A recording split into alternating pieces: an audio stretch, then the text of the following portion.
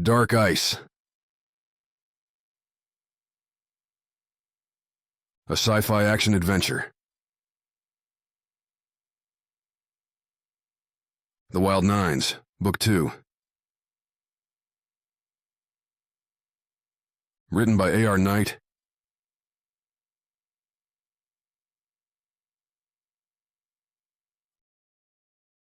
Prologue. The face appeared on the screen, and Alyssa kept herself from flinching. Webs of scars played across the visage. Patches of skin colored the false white of cooked meat. That could have been her, or worse. Alyssa forced a smile. "It is good to see you happy," the man said. "I feared you'd forgotten how." "We survived through Hope Bucker. I don't think many would follow me if I showed nothing but sorrow." Not that sorrow was hard to find. Their ships were near each other, Bakker's frigate and Alyssa's luxury liner, swirling in a dead spot in space, where the only distinguishing feature was that there was no distinguishing feature. A far cry from Mars's red hills and domed cities. From those crowded halls where arms raised in defiance against the corporations and their wage slavery.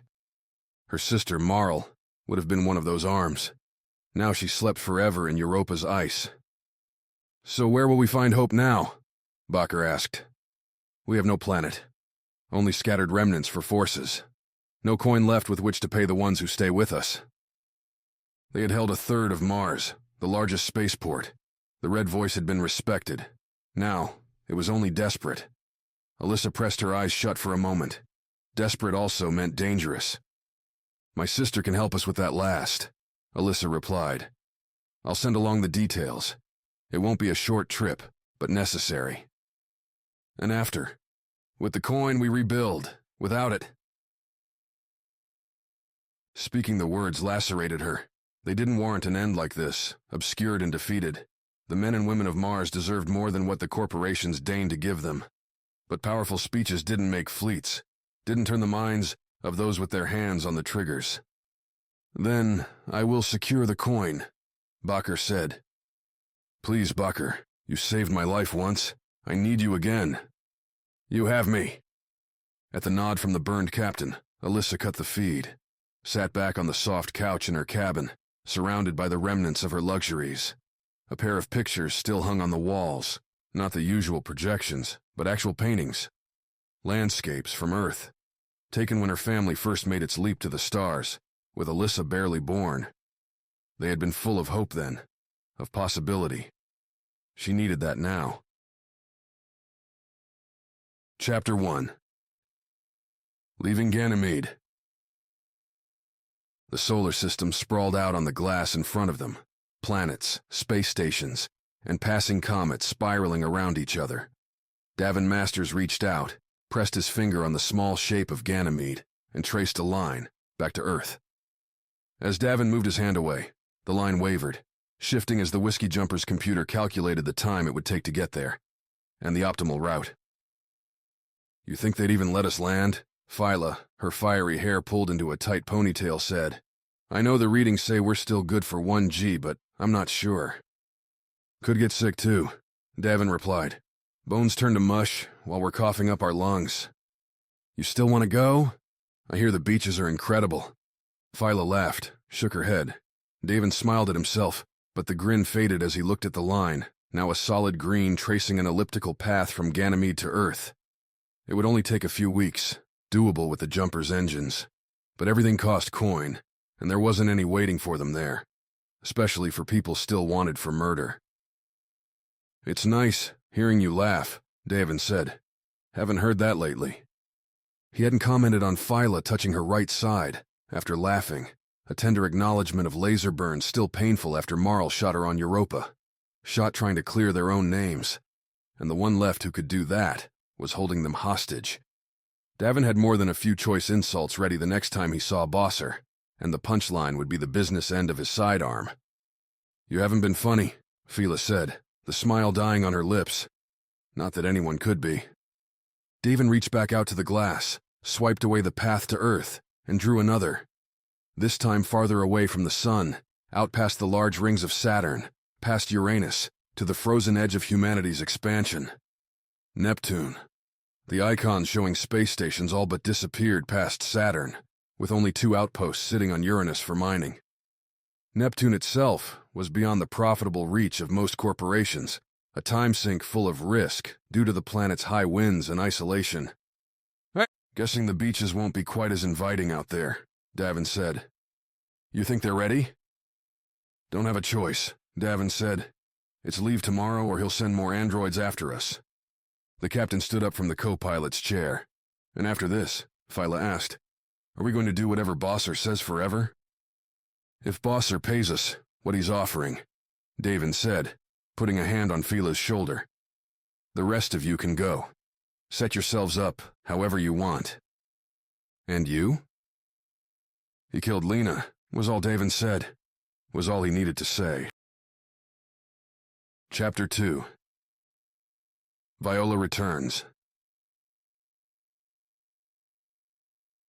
You realize you nearly die every time you leave, right?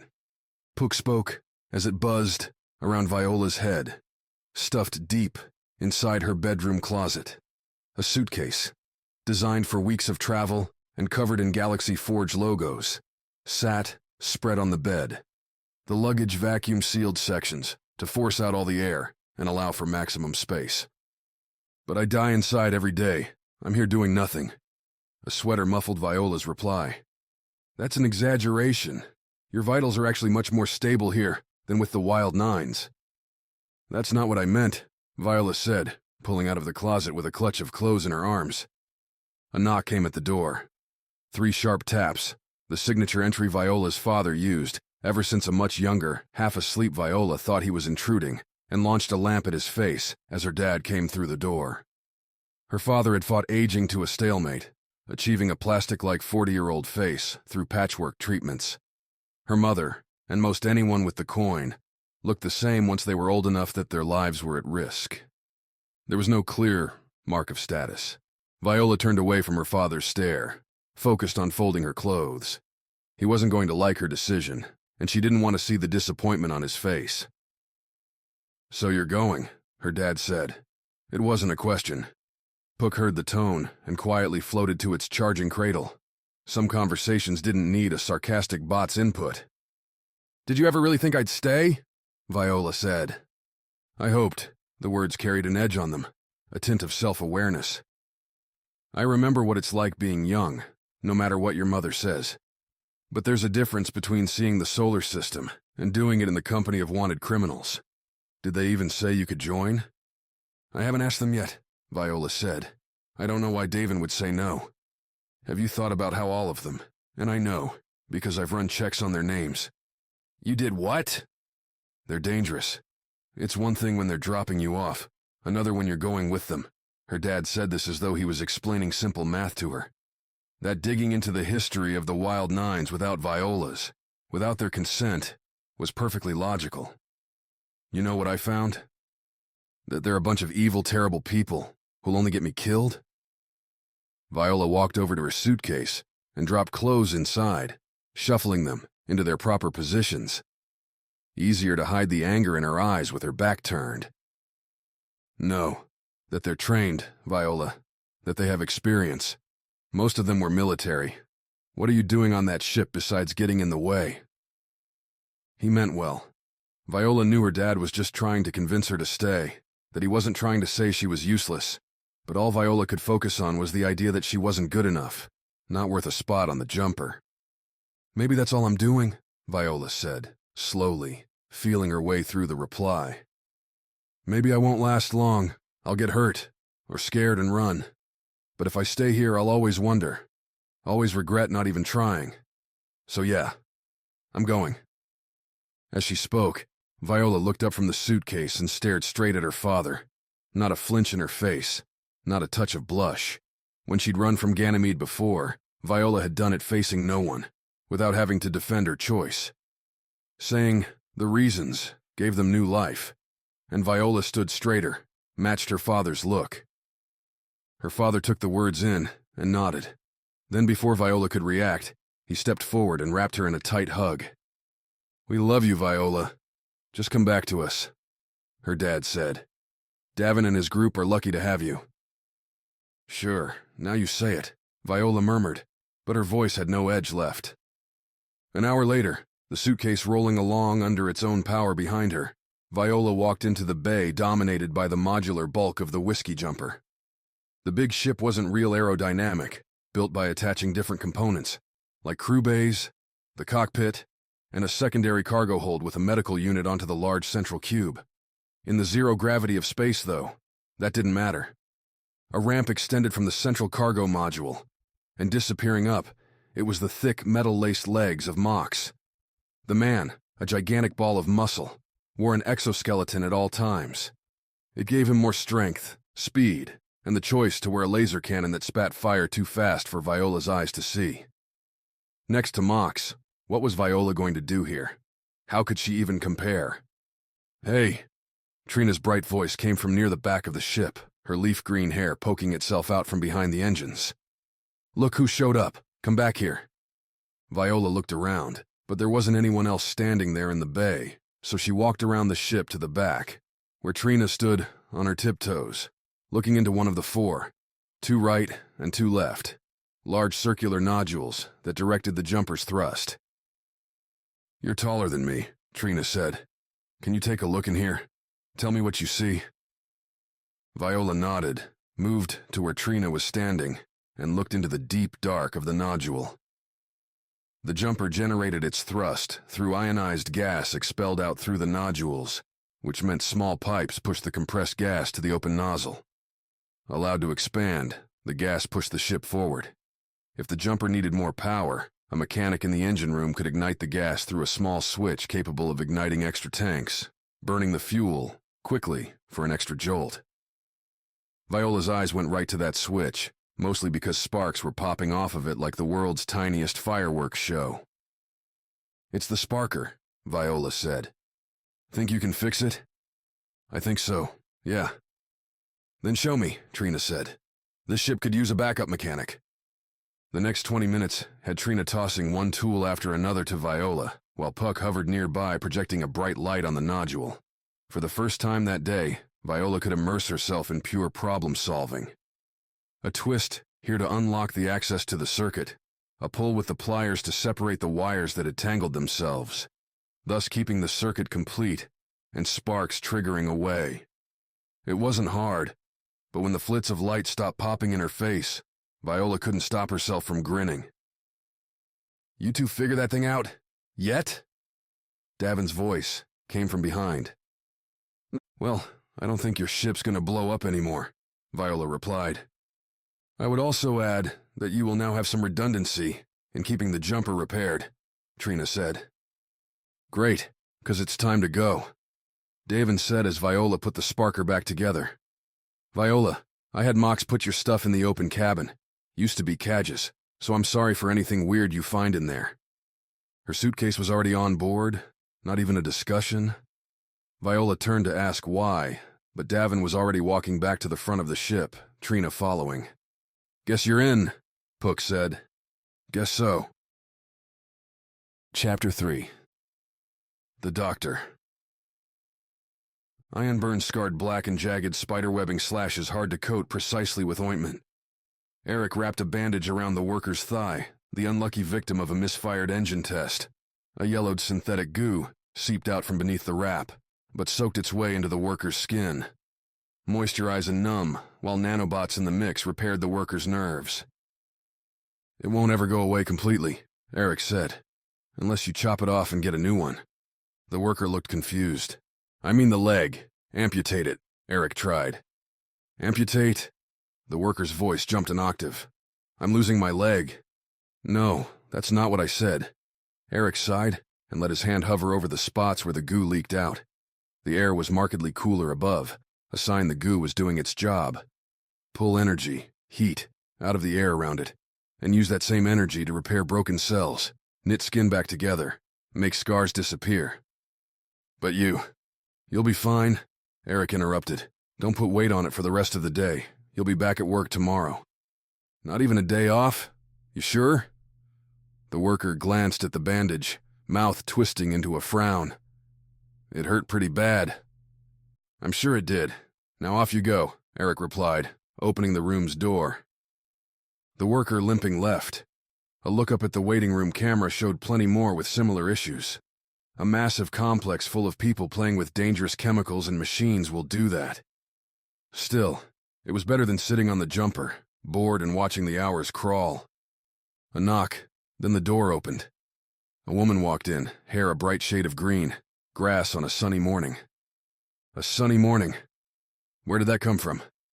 It had been decades since he'd seen one of those, a real dawn over a real meadow. Too long. Eric? Trina asked. Eric said, still holding on to that perfect morning. What are you doing? Saving the sick and the wounded. Eric blinked himself back to the present. Yourself? Telling you to get back to the ship. Davin says you're not answering the comm. I don't keep it in the room with me. It's distracting. From what? My assessment pegs those patients out there as minor, not a test of skill for you.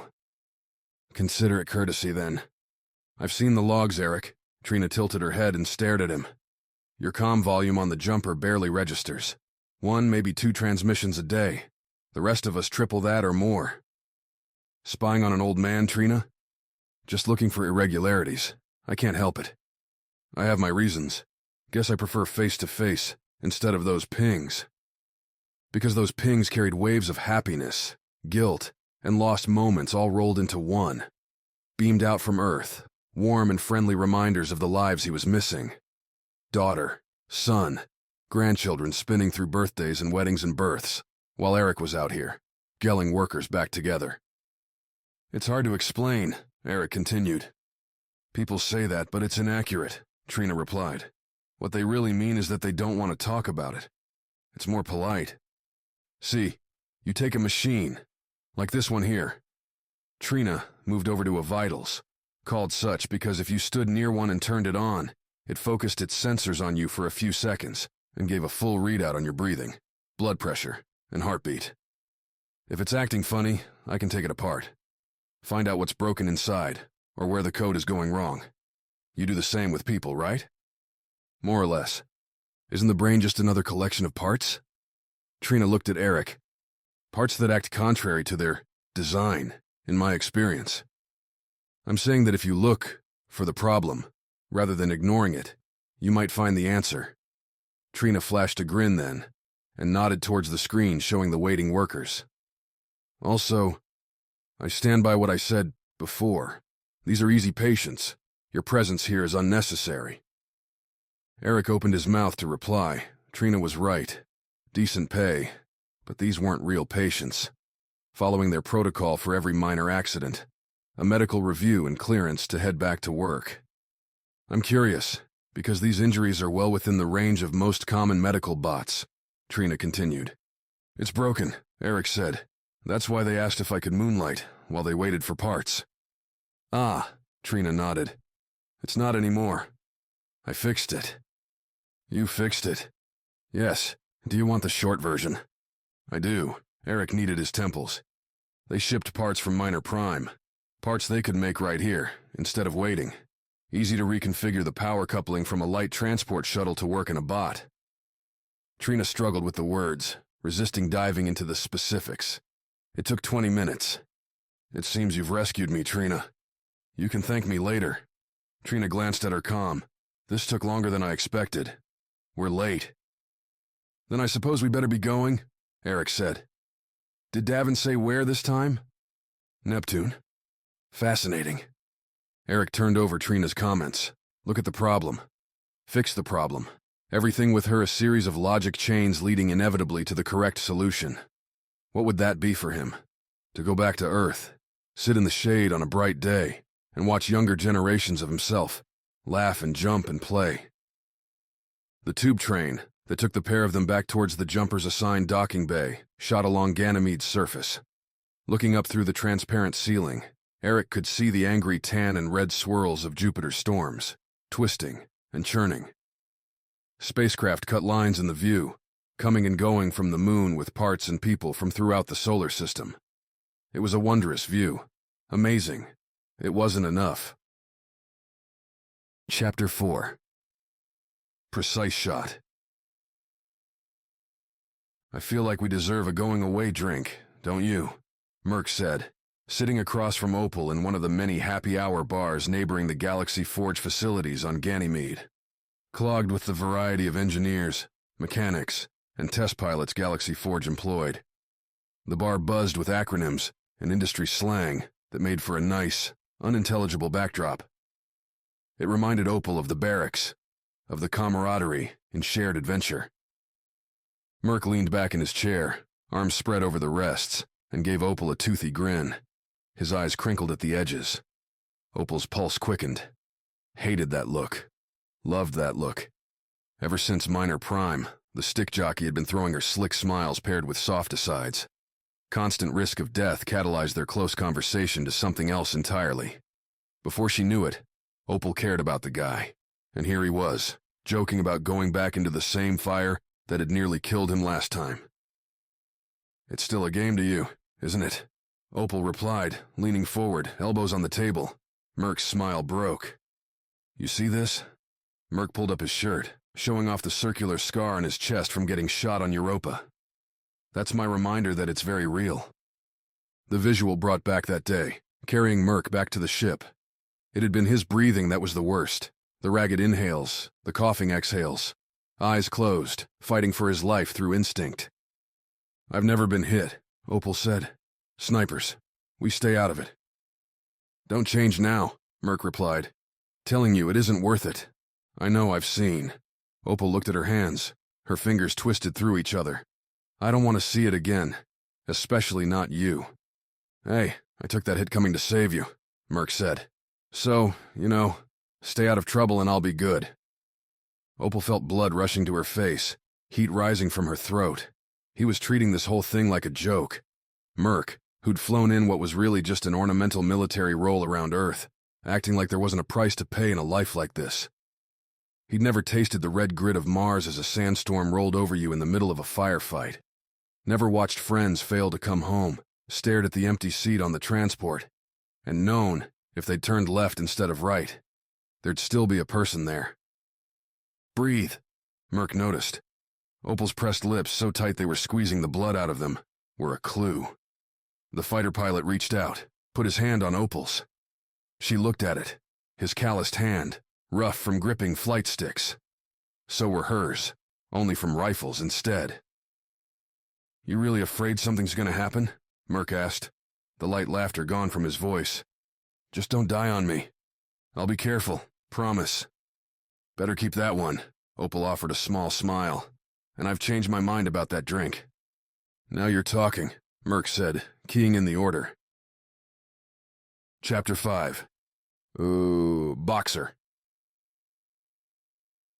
The ring changed as the crowd moved, their pumping fists and shouting faces forming the walls around Mox and the 3 off-duty security guards who'd decided to take him on tonight. The Jupiter's bastard had cured Mox's boredom by accepting the Metal Man into the bar's routine, sloppy fights. Most nights, Mox could count on a crew of Galaxy Forge workers looking for something that wasn't in their corporate policy manual. A bit of betting, a bit of blood, and a lot of visceral excitement. The bar was a lit firework, bright points of color scattered between vast shadows. Except for the ring, where the DJ kept a floating bot covered in lights hovering over the action while swapping frenetic mixes. The first guard, 1, came at Mox straight up, leaning forward and stepping into a big right hook that even the drunks in the audience could see coming. Mox sidestepped to his right, dodging the punch and letting its momentum carry 1. In between the second guard, 2, which left 3 on Mox's side. Hey, Mox said, catching 3's feeble left-handed jab with his own, then whipping the man to the ground where he collapsed. The crowd cheered, a few boos mingled in. The bastard's bookies shouted new odds. Mox waited for, felt the kick hit the back of his knee. The first guard yelped, and Mox turned around to find the man limping backward. They always forgot about the exoskeleton. Shin on hard ridged metal wasn't a good move. 2 moved up, dropping into a stance Mox didn't recognize. Legs bent, arms at right angles. What are you doing? Mox asked. You're about to find out, 2 said. 2 moved forward and down simultaneously. When those right angles turned into a series of horizontal jabs, pinging Mox's stomach, kidneys, ribs. Strong hits, too. Mox backpedaled away, raising his arms to block any follow-up. The crowd cheered again. No idea who they were rooting for now. Two didn't press the attack, but settled into a determined frown. Perhaps this one, unlike the others, knew what he was doing. Not that it would change anything. Mox pumped his legs, jumping into the air. The DJ swerved the light bot away as Mox arced 2 meters high and came slamming back, fist first, at 2. The man rolled. Mox's fist met air, but the suit compensated for 2's move. Stopped Mox's momentum, faster than any person should have been able to.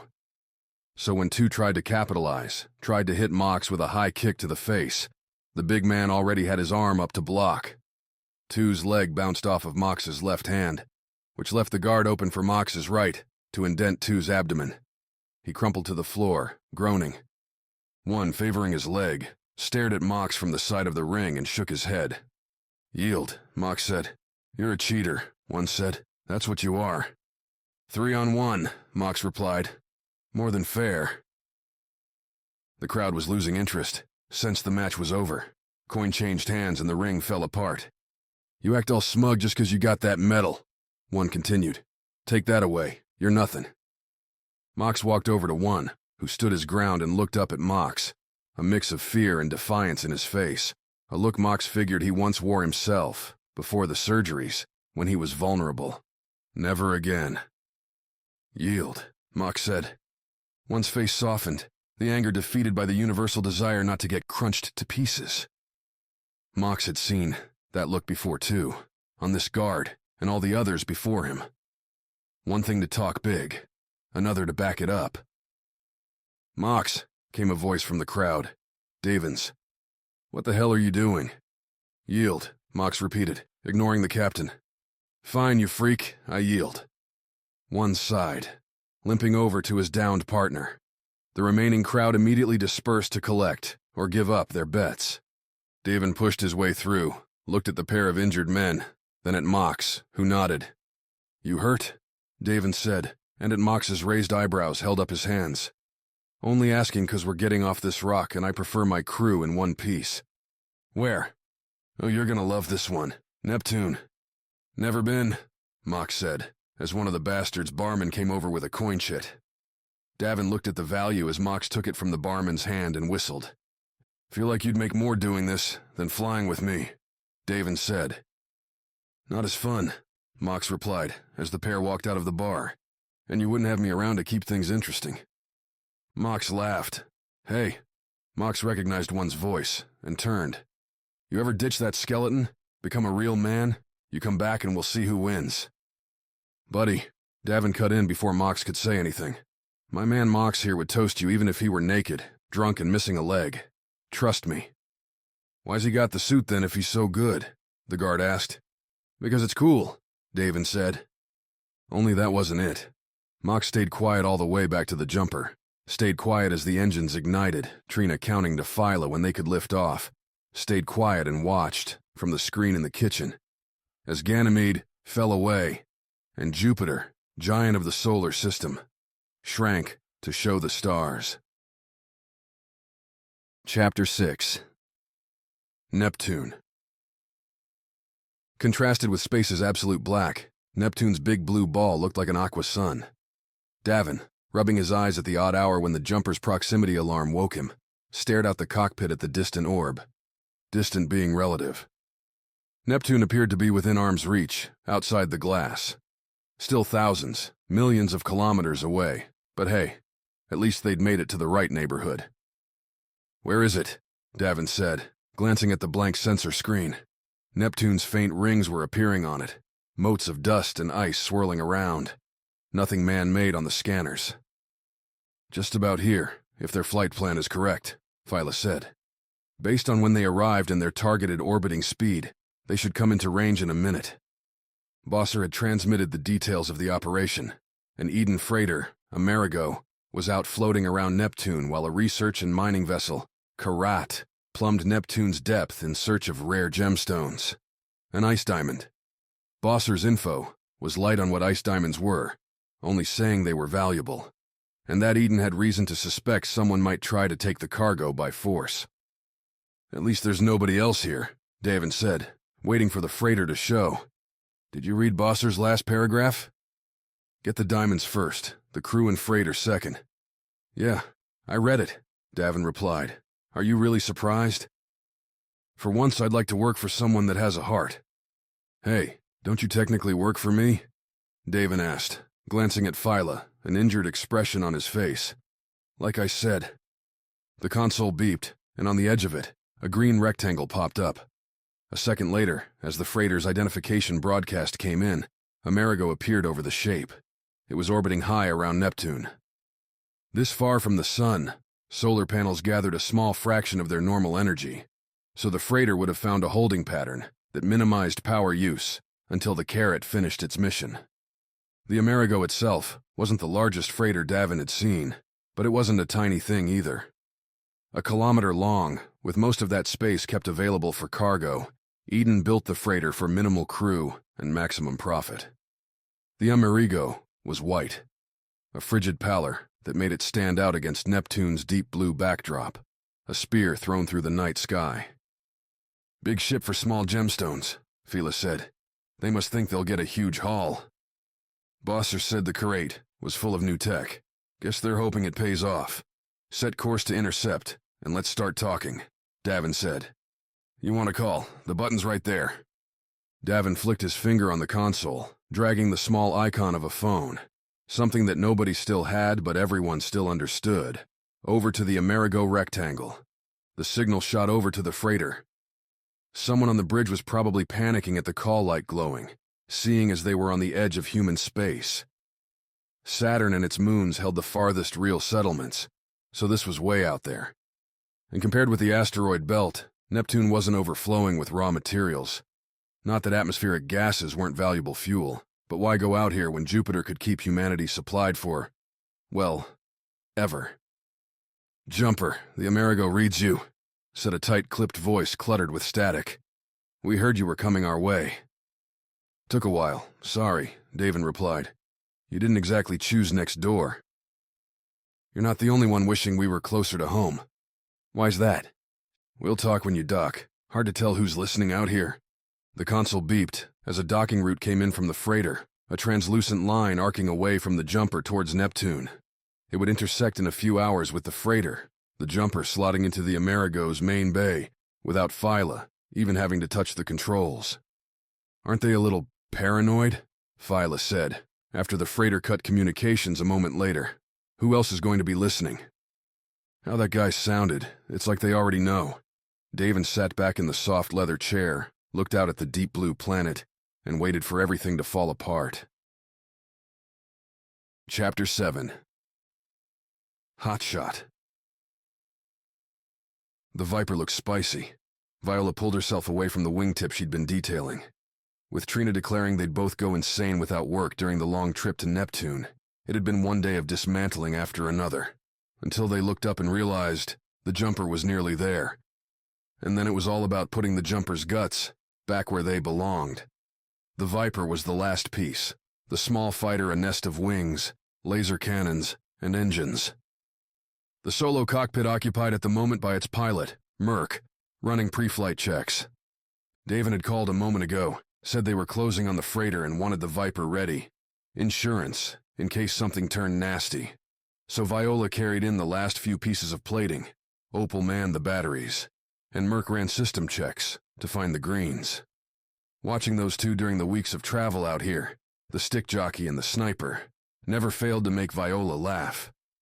Merc ran his mouth, spilling one ridiculous story after another over meals of powdered goo, while Opal sat there shaking her head, ready to jump in with the real events. Viola stayed quiet at those dinners, stayed quiet most of the time. What was she going to contribute to the stories, the relived memories of firefights and frantic flights, an anecdote about a frustrating project, an unfair professor, or one of the endless visits to another corner of her father's factories? Docking procedures initiated. Viola's voice came over the jumper's intercom. "Hope you're ready to make some new friends." "Come on," Opal said to Viola. "You'll tell us if there's anything wrong with the fighter. We have to make sure our new friends aren't the opposite." "What?" Viola asked, as she followed Opal back through to the crew quarters. "You used a rifle back on Europa, right?" Opal was saying. "Technically, yes," Viola replied. "I don't think I hit anything, though." "Doesn't matter. Just look dangerous." Opal ducked into her room, popped open the large floor-to-ceiling 2-meter locker that hugged the far wall, and handed a stocky weapon to Viola. It had a bulbous top that ran to a nozzle, with long handles at the back and front. A trigger right near her rear finger. "Picked that one up while we were on Ganymede," Opal said. "Your dad's company makes some weird weapons." "They don't make weapons," Viola said, "because Galaxy Forge was a mining company, a materials provider. No way were they in the military business." "Sure they don't," Opal said, soaking the words with so much sarcasm that Viola flinched. "This one was originally for mining work, to clean off crumbly rock. But you shorten the barrel like this, make the mixing chambers compressed, so the reaction is quicker. You've got something deadly that'll go right through energy shields." Viola heard what Opal was saying. Galaxy Forge adapted its technology to whatever profitable ends it could. Viola should have felt angry, frustrated that the noble company her family ran had a stained side. Instead, she gripped the weapon. Reality had been breaking so many of her convictions. One more barely tasted bitter. "Whatever you do, don't point that thing at me," Puck said, as Viola, back in her room, put on a less dirty set of clothes. Something that wasn't so covered in the Viper's oils and grime. "I could use a target practice eye."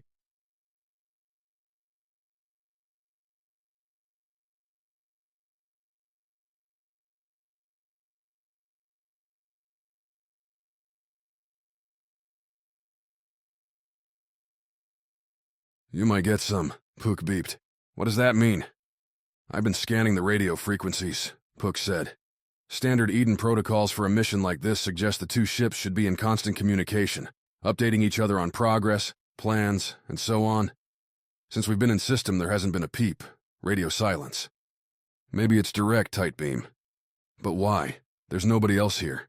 Sending a direct communication means hitting the ship directly. Much easier to blast it out on a standard channel. It's what they're for." "You and your logic," Viola said, but the bot had a point. "Keep listening and let me know if you hear anything." "You got it, Viola." In the jumper's main hold, Viola and Opal joined Davin and Mox around the ramp. Trina and Eric were manning the jumper's twin turrets in case the whole thing turned out to be an ambush. Merc in the Viper, ready to flip itself around and blow a path through the Amerigo from the inside out. When the jumper settled into the freighter's docking bay, part of Viola almost hoped for an angry greeting, just so she could see what would happen. Davin glanced at her then, as though he could hear her thoughts, and Viola felt herself blush. "Just let me do the talking," Davin said to her. "Yep," Viola said, lowering her eyes. Damn it. Here she was trying to keep cool, be a professional, and she goes with yep. The ramp lowered quickly, a pop as the plating disengaged, and then a steady hiss as gas propelled the ramp downward. Davin was the first one on it, holding his hand for everyone else to stay back. "Your captain has a death wish, doesn't he?" Puck said, hovering behind Viola. "You've got Mox standing right there. Guy could take a dozen shots without getting hurt, and you don't let him go first?" "Shut it," Viola muttered. Then Davin was waving them forward. Viola took third, Opal shifting, with her long and thin sniper, to aim past them. She needn't have bothered.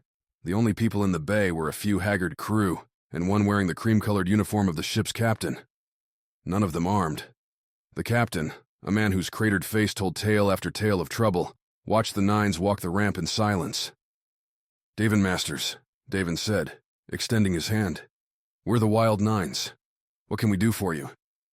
"Captain Gage Marcosi," the older man said, grasping Davin's offered palm, "and you can get my ship back." Chapter 8. Picking the Crew.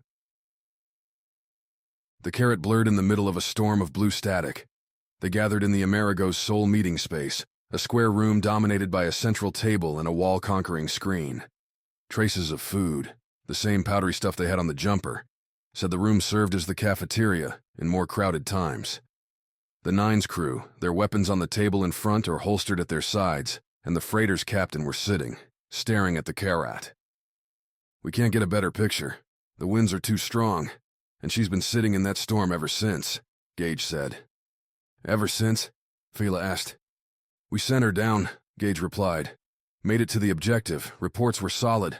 Ice diamonds were getting captured, until she got quiet. Then that storm moved in and the Karat released its tether. The last few days, it's just been blowing along with the wind. Sounds like a rough ride, Merc said. How come it hasn't broken up? Opal asked. Design, the captain said. The Karat's a miracle. It can take those 1,000-kilometer-an-hour winds and let them glide right around it. Partly why Eden's going through all the trouble with you.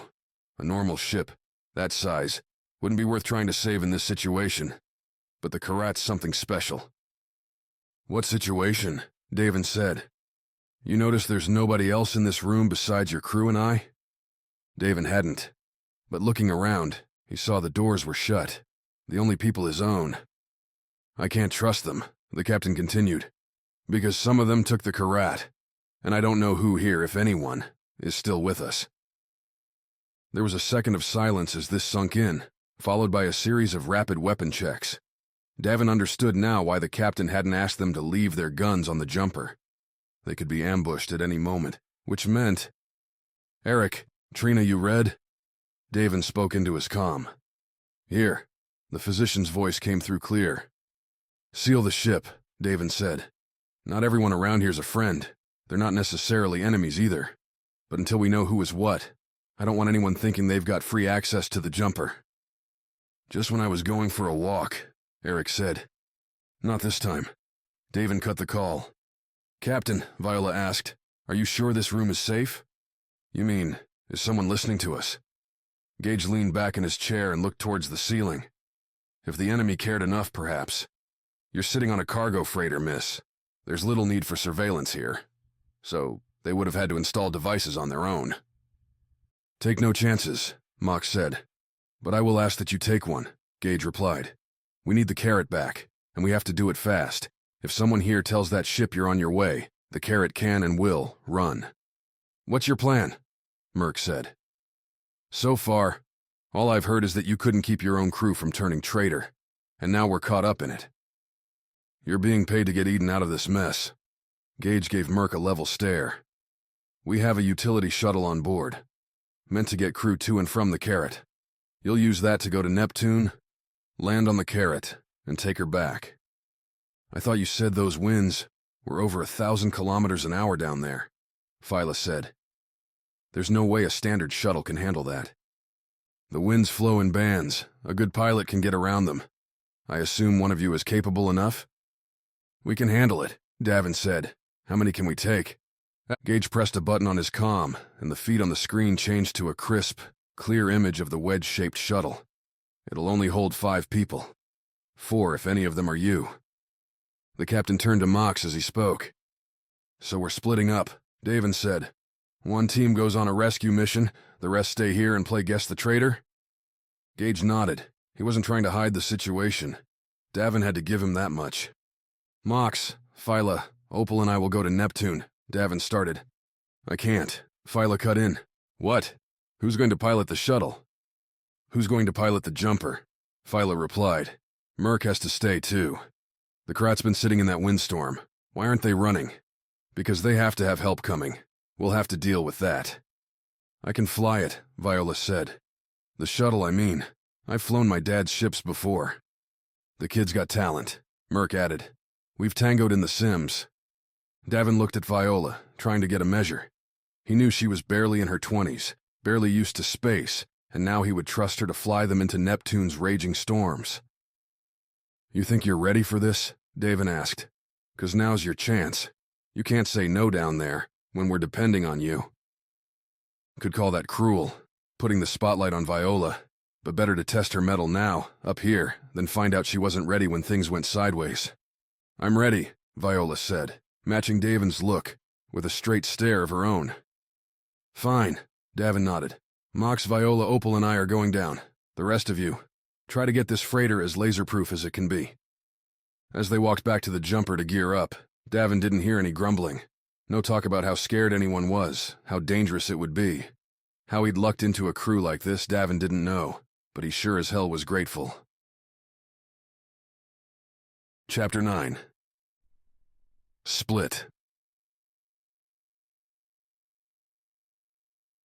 Back on the jumper, Davin threw on his gear, a pair of holstered sidearms, ready to spit stunning or deadly lasers as the situation demanded, a beat-up, thick gray jacket to take the sting out of return fire, pants with loops and pockets to hold the variety of tools and first aid Davin carried whenever he went on a ground mission. And Melody, a fireball shotgun, designed to launch orbs of heat to immolate targets. All the weapons on the jumper relied on energy, plasma, fire, the things that could be absorbed by the ship's walls without blowing a hole through to space on a missed shot. Too many stories of idiots with bullets blasting their way to vacuum. "Looking loaded," Viola said as Davin's door opened. "Ever knock?" Davin said to Viola, who came in and leaned against the wall watching him. "With you, never," Viola said. "You think this is a good idea? You talking about my outfit or the mission?" "Either, really," but Viola wasn't smiling. "No, I don't want to split the team, but I don't see a way around it. Last time we were in this spot, about to invade Europa, I tried to talk you out of running," Viola said. "But that was for us, to clear our names. This is just a job." "A good paying one," Davin said, "which we could use. I'm just saying that if you pull us apart and everything goes to hell, then I won't be able to help you." "You're saying I'm the one that'll need help?" "Yes." Davin noticed they stood together in the center of the small quarters, which, wow, did this room ever feel tiny, as though the both of them took up the entire space. Everywhere he looked, Viola was there. He could hear her breathing and his heart pulsed. Davin blinked. "Pull yourself together, man." "Look, it won't be long. We'll be back and heading home before you know it," Davin said. "Where's home to you?" Viola said, and when Davin didn't answer right away, continued. "Because to me it's here on this ship, with Mox and Trina and Merc, Opal, Eric, Viola, and you." "Then don't let anything happen to it while I'm gone." Viola reached out, grabbed Davin's forearm. "I'm not kidding," Viola said. "I don't want to lose this for some stupid coin." "Me either," Davin replied, his tongue feeling heavy in his mouth, like forming words in water. Viola's hand on his arm a light touch, with tenderness lacking from all the times they'd hauled each other out of harm's way. Davin glanced at that hand, tight from weeks in the dry confines of space, but strong. "Keep her safe. Keep them safe." Viola took a breath, nodded, and pulled her hand away. With her touch fading, Davin felt the atmosphere changing, the pressure receding, and suddenly he was looking at Viola's half-cocked smile. "I already told Mox he better get you all back alive," Viola said. "And he promised." "Well, now I feel better. Don't make it hard for him to keep it," Viola said, turning and walking out the door. Davin watched the space where she stood, then shook his head. The last thing he needed right now, before he sped into the depths of the blue planet, was emotion cluttering his mind. Turning to the bed, he picked up Melody, threw the strap over his shoulder, and left. The door hit his room with a hiss and click. Davin wondered if he'd ever see it again. Chapter 10. Descent. The shuttle was an oval with wings that could fold out from the top. Viola stopped, bumped by Davin walking behind. She recognized the shuttle's model, an older Galaxy Forge variant. Knocked out of production when liquid fuels were phased out. Explosive tendencies, not being ideal for space travel. Flying this would be a walk back through time, to when she was a kid, watching bright pillars of flame roar across the sky as ships blasted off of Ganymede. Now, there weren't loud explosions. No plumes of smoke and flame. Just the silent, massive thrust of electricity. It sat in a secondary bay, so cluttered with supplies, tubes going to and from fuel tanks, and crates with labels like food. Last, indicating when it should be eaten, that Viola watched her feet for fear of tripping. Gage, claiming to passing crew, he was seeing the nines off in person, led the group through the mess to the shuttle. As they stepped in front of it, the captain tapped a code into a small panel on the side of the shuttle, and a door opened next to it, shooting up and allowing a set of stairs to flop to the bay floor. "I'm guessing Eden's budget Doesn't go to their shuttles, Davin said. I've kept her intentionally. She's reliable. Well made, Gage replied. Time the winds and you'll do fine. Easy for you to say up here? Opal chimed in. The sniper had been throwing hard stares at everyone after Davin called the split. Viola kept expecting Opal to talk it out, to argue, but she never did. Viola knew Opal had been military. Maybe she was used to orders she didn't like. As Davin said before, this is only a contract. You don't have to go, but if you don't, any loyal crew members down there will die. And when they come for the Amerigo, we will likely die as well, Gage said. Not helping, Mox grumbled. It's not our fault you can't trust your crew, Davin added. But we're going. Viola, get in there and see if you can fly this thing. With Pook buzzing behind her, Viola climbed up the stairs and into the cramped shuttle. The inside was spare, a functional blandness, every corner marked with a sign showing its purpose and the nearest possible exit, of which there were 4. 2 of those, however, involved popping off sections of the front and rear, ruining the craft. The third was a small portal out of the roof that was likewise unusable while the shuttle's wings were extended. Arrayed around the interior, hanging behind 4 fixed chairs and a table that could be a bed for medical procedures, were slim suits for spacewalks or zero-G escapes. Cozy, Pook buzzed. Makes the jumper look like luxury, Viola replied. To the right was the cockpit. The left held a small passage to the engines for maintenance. There were 2 seats, padded in black and sturdy, filling the cockpit. The screen was a far fling from the jumper's consoles and projection-based cockpit glass. The shuttle had a single monitor in a 3-section terminal, otherwise covered in a forest of analog switches and dials. Viola hadn't ever seen a setup this outdated.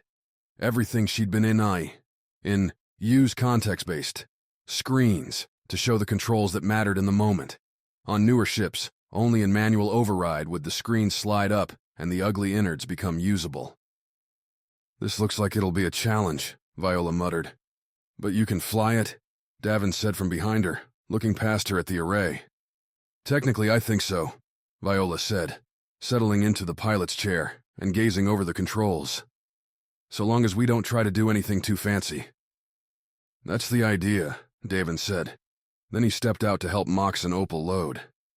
Feel like that's never how it goes with this group, Puck said. Maybe this one time we'll catch a break, Viola replied. Another 10 minutes of frantic learning passed, while the other 9s fueled the shuttle, loaded their gear, and opened the bay door. A few of the Amerigo's crew made an appearance, moving through the bay and shifting cargo out of the way. Wouldn't be a good thing if the shuttle's engines ignited something on the way out. Viola dialed up the flight computer and zeroed in on the Karat. The Amerigo's more powerful sensors fed data into the shuttle's computer, so it wasn't hard to see where the Karat was and where it would be. Assuming the Karat didn't try to run, they should be able to find an intercept course that would... But those winds... Neptune wasn't resting easy right now. If the Amerigo's weather data was correct, several huge storms were swirling around the Karat, winds in the hundreds and hundreds of kilometers per hour. Take this flimsy shuttle into any of them, and it would spin around and fly apart. Viola looked closer at the directions of the storms. They formed a lopsided triangle, with the Karat stuck on the inner edge of the leading storm. Only that leading one was moving fast, and the storm behind it was drifting. There was a window forming. The console projected the opening would last a few hours, enough time to dock, take back the Karat, and blast out of there. We have a shot, Viola announced over the shuttle's comm, but we have to leave now. Then let's go, Davin replied, squeezing into the cockpit's second chair. Opal and Mox are ready, and I'd rather not give any lingering traitors a chance to mess with our trip. Okay, hold on, Viola said, punching the ignition sequence. The shuttle jerked as its small landing jets shot to life, lifting the oval craft a meter up. Viola gripped the flight stick, not a sturdy dual-handed grip, but a single shaft, like the ones in fighters. A gentle push to the left, and the shuttle turned in the bay, spinning around until the open doors and the blue vastness of Neptune sat in front. With her left hand, Viola pushed up on the sliding bar that controlled the throttle. The main engines crackled to life, but at such low power that Viola hoped any remaining crew weren't torched. The shuttle eased its way forward, past the junk, under the bay doors, and then out, free of the freighter and floating through space. Immediately, as they left the freighter's artificial gravity, Viola's stomach performed flip-flops. The shuttle maintained the smallest amount of stabilization, enough to keep Viola from floating away if she had to walk around, but so light it still felt like she could flutter away with the slightest breeze. The monitor beeped at her, stating that Viola had to correct her course, or she'd miss the intercept. "Stay focused, kid," Davin said. "I know it's pretty, but we can appreciate the view on the way home." "Sorry," Viola replied. "No apologies. Let's just get it done." Viola set herself. Davin was right. This wasn't a simulator. Wasn't the landing on Europa, when the autopilot and the android, Fournine, handled most of the flying. Viola eased back on the stick, and the shuttle settled itself into an entry vector that wouldn't skip it off the atmosphere or turn the craft into an exploding fireball. She activated the shields. Time to intercept with the Karat. 30 minutes. "We're about to go blind," Viola said, as the cockpit's heat shield slid over the glass. For the next few minutes, the shuttle followed the programmed path to the Karat, while the re-entry friction burned outside. "Been a while since I've been in the oven," Davin said, keeping his eyes on the meters showing external temp, wind resistance, and more signs that could spell destruction for their craft. "Don't land the jumper in real atmosphere much." "I've never done it," Viola admitted. "Europa and Ganymede had such light atmospheres, they barely made an impact. They were like falling through air. Neptune would be more like diving into the ocean." "Now you know how exciting it is," Davin said. "You two all right back there?" "Mox is regretting ever getting in this hellbox, and so am I," Opal yelled back. "Hey, give our pilot some encouragement," Davin replied. "You're great, Viola, but the heat shielding could use work. We're melting back here." Viola glanced at the readouts and noticed the temp inside the shuttle had risen to over 38 degrees Celsius, but was tapering off. She hadn't even felt the sweat forming on her forehead, the little beads dribbling down the sides of her neck. Too zoned in. The central console beeped, showing external temps were lowering as their airspeed reduced and they hit the colder sections of Neptune's atmosphere. Viola retracted the heat shielding and felt the shuttle's temp drop. It went from relief to refreshing, to making that sweat so cold. Viola shivered as the shuttle warmed itself back up, stabilizing at a cool middle. Out in front, Viola had her first real look at Neptune, or really the endless blue-gray fog encompassing the planet. She felt a drag in her legs, and Viola's heart sped up. Her lungs breathed faster. "Neptune's about like Earth in gravity," Puck said. "That's why your vitals are swinging. You should be okay, but it's going to be tiring for a while." "Just means you have to work out more," Davin said. "You're one to talk, Captain," Puck said, buzzing over to him and focusing its camera on Davin's face. "Her heart rate's lower than yours. I'm just excited at the thought of smashing you into 1,000 pieces." Viola nudged the flight stick to shallow. Out the descent. The wind resistance was bringing their speed to a point where they should be able to glide their way to the Karat. The more fuel saved, the less likely they'd have to rely on the Karat to get them out of here. "I can tell when I'm not wanted," Puck said, floating through the door towards Opal and Mox. "Does your bot hold a grudge?" Davin asked. "Puck? Nah, at least I didn't program it to seek revenge," Viola said. "But I suppose that—" "Hey, focus! What's that dark smear up there?" Davin pointed straight ahead, where a big puffy smudge was growing to fill the distance and dominate the cockpit's view. Flashes popped inside, lightning. Still distant, Viola felt the flight stick pull towards the storm. The wind was getting faster, swirling around the weather and trying to drag the shuttle with it. "It's the first of the 3 storms," Viola said. "If we can loop around this one, we should hit the Karat before passing by the next 2. Probably want to start looping, then." "Right." Viola glanced at the console, but the computer wasn't taking the storm into account, plunging them straight through on their rendezvous route with the Karat. Suppose it was wishful thinking to hope the shuttle had any real weather guidance plugged in. "I'm gonna have to go," manual to get around it, Viola said. Let me know what you need, Davin replied. That confidence helped. Viola located the autopilot and flicked off the route option. The computer would still try to keep the shuttle stabilized, but wouldn't force it along their path anymore. Viola kept an eye on their airspeed while moving the stick to the right, slanting the shuttle away from the storm. The force of Neptune's speeding air pressed hard against the shuttle, causing airspeed to plummet and Davin to issue a stream of curses. Viola swung the flight stick back the other way, and the shuttle caught the wind on its wings, like a bird, and floated. Only they were back heading straight into the storm. To go against the wind, we'll have to burn all the fuel, Viola said. But if we go with it, we'll hit the storm. How about if we swing around it, Davin said. Aim for the left edge, ride the current, use the momentum to swing to the Karat. Viola looked at the approaching mass, like a raging nightclub in the air, the strobe effect a series of million-degree lightning bolts, zapping between clouds of gas. What Davin wanted would have been tricky in space, with only the physics to calculate. Here, with swirling winds changing speed and direction from one second to the next, working around the edge would be as likely to send them to the middle of the storm as it would be to get them around. But the alternative was to take the long way, burn up fuel fighting Neptune, and potentially leaving them plummeting to the gaseous depths as their tanks wound up empty. If you have a god to pray to, now's the time, Viola said, angling the ship to start Davin's swing. Chapter 11. Newcomers.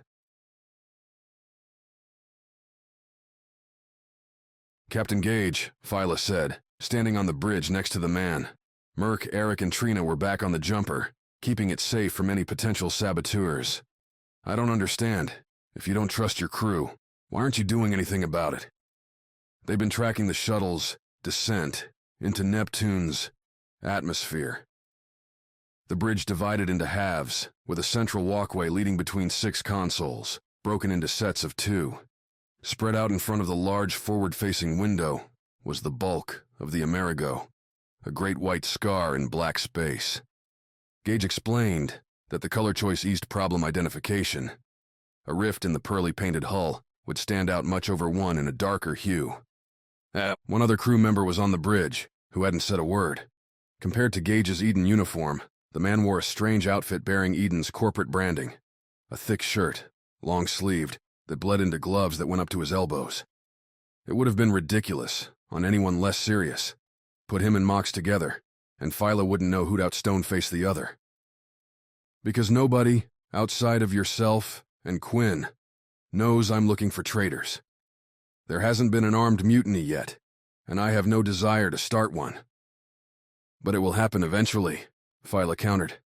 Anyone planning on turning this ship will do so for the money in our cargo, Gage said, following the shuttle's blip on the command console. If your man Davin does his job and gets the Karat back, and they see we're no longer defenseless, the plot might end there. So they would stay hidden. You would never know. But we would be alive. Viola took the statement and chewed on it.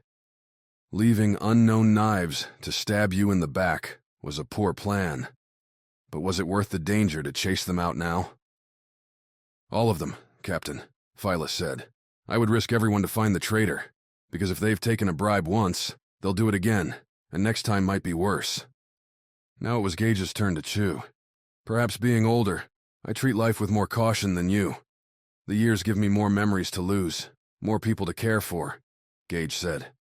Though I see your point, there are 8 crew members left on board the ship. The minimum to keep it running while the Karat took the rest. If you want to test their loyalties, take Quinn with you and go. And you. The console next to Gage beeped, a middle tone that attracted attention, but softer than a danger alert. Do you see that? Gage pointed to a small white arrow in the top right corner of the console.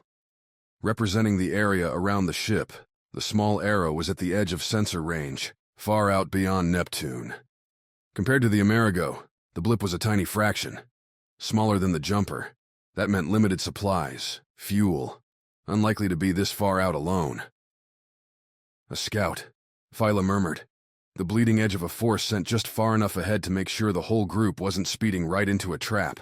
Once it communicated an all clear, it wouldn't be long before the rest arrived.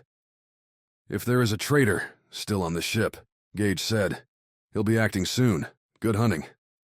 Viola nodded and walked towards the bridge exit. As she approached, Quinn stepped over in front of her. His face was a granite mask, gray eyes looking at her without inflection, as though she was a blank wall, or nothing at all. The bodyguard didn't appear to carry a weapon, but those gauntlets were thick, with plenty of padding, room to hide something. "Where to first?" Viola asked him. "They'll be scattered." Quinn's voice had the scratchy rasp of someone who didn't talk much.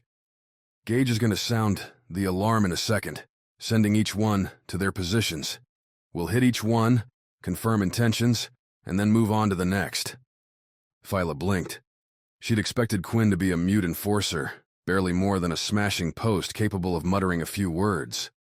A second later, as Quinn moved towards the exit, an alarm sounded on the bridge, and presumably through the freighter. "You sound like you've done this before," Viola said. "Everybody has their price," Quinn replied as they moved. "My job is to make the cost too high." "Is that the line you give to everyone you meet?" Quinn's mouth twitched. A rebellious upturn, quickly crushed back into the straight line mask. So Quinn had a personality. "If we were meeting under better circumstances, you might even get to see me laugh." Quinn looked back at Gage, who was watching them, and nodded. "Now, though, we have other things to do." "Forces have arrived in the system." Gage's voice came over hidden speakers. "I have every reason to believe they are hostile. Please head to your designated stations and report in when you've arrived." Quinn walked out of the bridge, and Viola followed, leaving Captain Gage alone with the consoles, the noise from their alarms filling Viola's ears until the bridge door shut them into silence. Chapter 12. Go time. The alarm rang throughout the jumper's bay, a crash of the worst cymbals known to man. Merc jumped a meter, nearly smashing his head on the cockpit's ceiling. He was playing spy, watching the cameras around the jumper's exterior to keep an eye out for any of the freighter's crew that got a little too close. As the last pilot on the ship, he had to be in the cockpit anyway. Eric and Trina couldn't fly this thing. "Merc, prep the Viper." Viola's voice came over the comm. "You're coming back?" Merc replied. "Can't. Have to see about a traitor." "Then who's flying the jumper?" "Up to you to make sure we don't have to." "You realize I've got one fighter, right?" Merc said. "Now I'm good. I'm real good. But without any support out there. If you don't, they'll hit us before we're ready. And then we all die. Or you could come to the jumper, and we get out of here." Even as Merc said the words, he knew they were pointless. If they left the Amerigo, then Davin and the others would have nowhere to come back to. They'd be easy pickings returning from Neptune's atmosphere. It was this, or nothing. "Merc, I'll do what I can," the pilot said, getting out of the seat and heading through the jumper towards the Viper's bay. Along the way, Merc calmed Trina to come ready the fighter, told Eric to hit the cockpit, and swung by his room to grab his flight suit. The suit was a crimson red, the same shade as the decal for Merc's former squad. The fabric tightened by design as Merc put it on, becoming a second skin, meant to help keep warmth in and reduce the possibilities of an accidental snag in the event of an ejection or spacewalk. The attached mask had already saved Merc's life in the space above Europa, capable of slipping on and establishing a vacuum seal in a second if Merc hit the emergency pad below the wrist of either hand. It could buy him a few minutes of life out there. Not that Merc ever wanted to experience that again. Reconciling yourself with death once was enough. Thanks. Trina had the Viper warming up by the time Merc hit the bay, the batteries charged and ready to go. The mechanic was watching the system readouts on her comm as Merc went past her and climbed the short ladder into the Viper's cockpit. "What do we have?" Merc calmed Eric. "Let's see," the physician answered. "Looks like you have one long-range scout vessel, a larger ship that looks very familiar, and a pair of escort fighters." "Very familiar. If I'm reading this right, it appears to be the same frigate that caught us outside of Europa." "What's it doing here?" Merc said, settling into the seat. Would you like me to ask it? Yeah, if you wouldn't mind, Merc said as the Viper's systems came back showing greens. How long do I have? Depends. You sit here and wait for them to shoot. Looks like you have an hour. You want to go out and tango? Well, you might catch them facing the wrong way. Any ship speeding to another planet needed to slow itself down as it came near orbit. Sensors wouldn't be able to pick up a target till the ship was close, relatively speaking, which meant these raiding bastards would have to take a few minutes to reorient and settle into an attack pattern. With a good burst from the engines, Merc could get the Viper close before they finished. He'd buy a few precious seconds of surprise. Merc tapped a button on the Viper's sole console, a piece of screen as large as his spread palm. The Viper's 3 lift jets, one in the nose and a pair back by the engines, bumped the fighter off of the jumper's floor. Merc moved the flight stick to the right, and the fighter rotated, tilting with the motion. The freighter used a lot of power to generate 1G, the same as Earth's gravity. The fighter turned with resistance. Not quite the whipping wildness of weightless flight. Trina opened the jumper's door for him, and Merc boosted the fighter out into the larger freighter bay. While the jumper could hold a magnetic shield up for small windows to launch and land the fighter, the freighter only bothered to close its bay doors in emergencies. As a result, when Merc turned the Viper towards space, the black was haloed by the Amerigo's walls like a square eclipse. Another tap of the console, and the batteries shifted their thrust to the main engines, pushing the Viper forward. About to dive into combat against overwhelming forces, Opal, meanwhile, was crashing through thick atmosphere in a rickety old shuttle. Who had the worst luck? Focus on the now, buddy, Merc whispered to himself. That's what she'd be telling you anyway. He glanced at the scanner, even though Merc knew Opal and their shuttle wouldn't be on it. Too hidden by Neptune's roiling atmosphere. What was arrayed on the screen, though, in small and large triangles, were the targets. The Viper lurched, leaving the Amerigo's gravity, as though ropes tying it down were cast off. Merc took the cue and punched the throttle, angling the Viper away from the freighter and towards what looked, to his naked eyes, like an empty patch of black. Neptune spread out behind Merc, invisible except in his mind. The sun glowed on Merc's right, a sickly yellow dot so far away. Looks awful lonely out here, Merc said. Earth was always surrounded by so many lights, so many things going on. You getting homesick on me? Eric replied. Because I have a remedy for that. For real. You want it? You'll have to make it back. Will do, Merc said. The scanner showed the triangles picking up on his presence. 2 fighters, the scout and the big boy. Merc tightened his fingers around the flight stick, exhaled a deep breath. The odds could be worse. A slide of a dial sent some of the engine power to the Viper's armor plating, allowing it to channel and dissipate heat. It'd suck up enough lasers until it had nowhere to send the heat to. Then the Viper would melt away, just like anything else. Lasers were cheap, and cheap to defend against. Merc had to hope that's all these guys were packing. If they showed up with solid slugs, then the Viper would be so much confetti. The darkness in front shimmered, as though there was an error in the picture. The bigger ship blocking starlight. Merc's scanner had the fighters a few minutes out. The 2 small ships coming up first, the scout craft and its frigate partner taking longer to line up their attack. 2 on 1 at the start. Much better. The Viper's cockpit window popped a pair of light blue squares into view against the backdrop, outlining the fighters. Merc, keeping his right hand on the flight stick, tapped another button on the console that shaded both squares, a rose red. Classed as enemies. The Viper fitted a gold outline on the closer one, small numbers showing current speed popping up beneath the enemy ship. Merc still couldn't get a visual, had no idea what these fools were packing. But waiting for them to fire a shot was a poor choice. A flick of the stick had the Viper nosing towards the closer fighter. Merc wasn't in range yet, but here's the secret that most flight computers didn't catch. Lasers didn't just wink out after a certain distance. They'd lose potency, sure, but would splash bright flashes across the cockpit window, and in sufficient number, could still cause problems. The enemy fighter was still zipping forward, which meant it would run right into those lasers before it got to Merc. His finger pressed on the trigger and sent a series of beams launching straight off into the dark, right at the center of the red square. A second later, that square took a hard dive, turning away from Merc, and then it was visible, the square outlining a small disc-shaped craft, the Omni, that glinted in the sunlight. Designed only for 0G, Omnis were all guns and thrusters, meant to stop, turn, and swing in any direction the pilot wanted. The other red blip had changed its angle, coming at Merc from the right.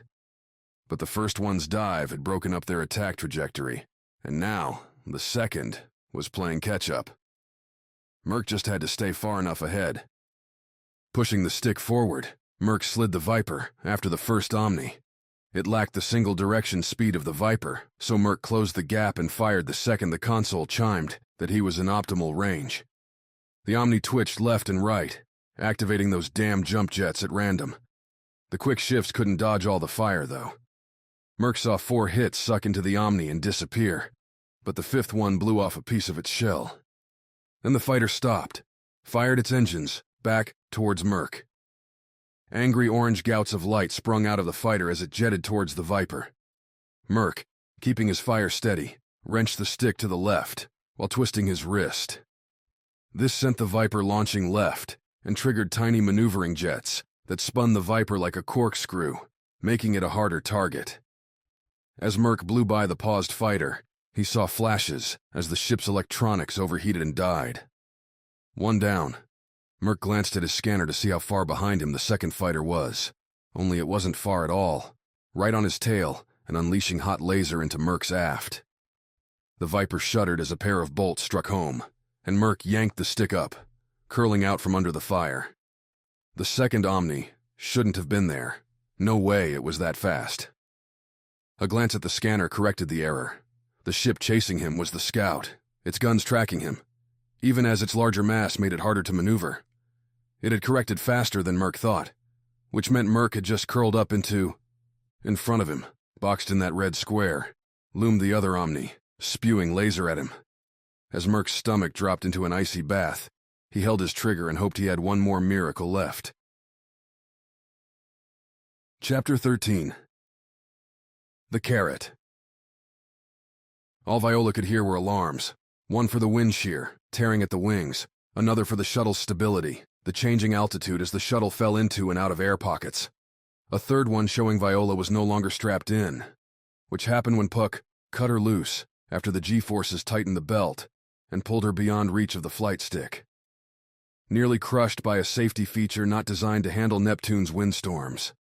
But they were moving, sliding around the edge of the whirling mass of deep blue and black, lightning crackling to the right of the shuttle. To the left, a serene, hazy teal captured the sinking sunlight of the day. The dichotomy would have been entrancing, except, the alarms. Viola kept the flight stick hard to the right, keeping the shuttle tilted so that the pushing winds propelled it along the border of the storm. Every couple of moments, another air pocket caused Viola's stomach to lurch up to her throat. Davin was yelling something, had been yelling things, but Viola couldn't hear a word. Responding to the chaos, her brain shut things out one by one.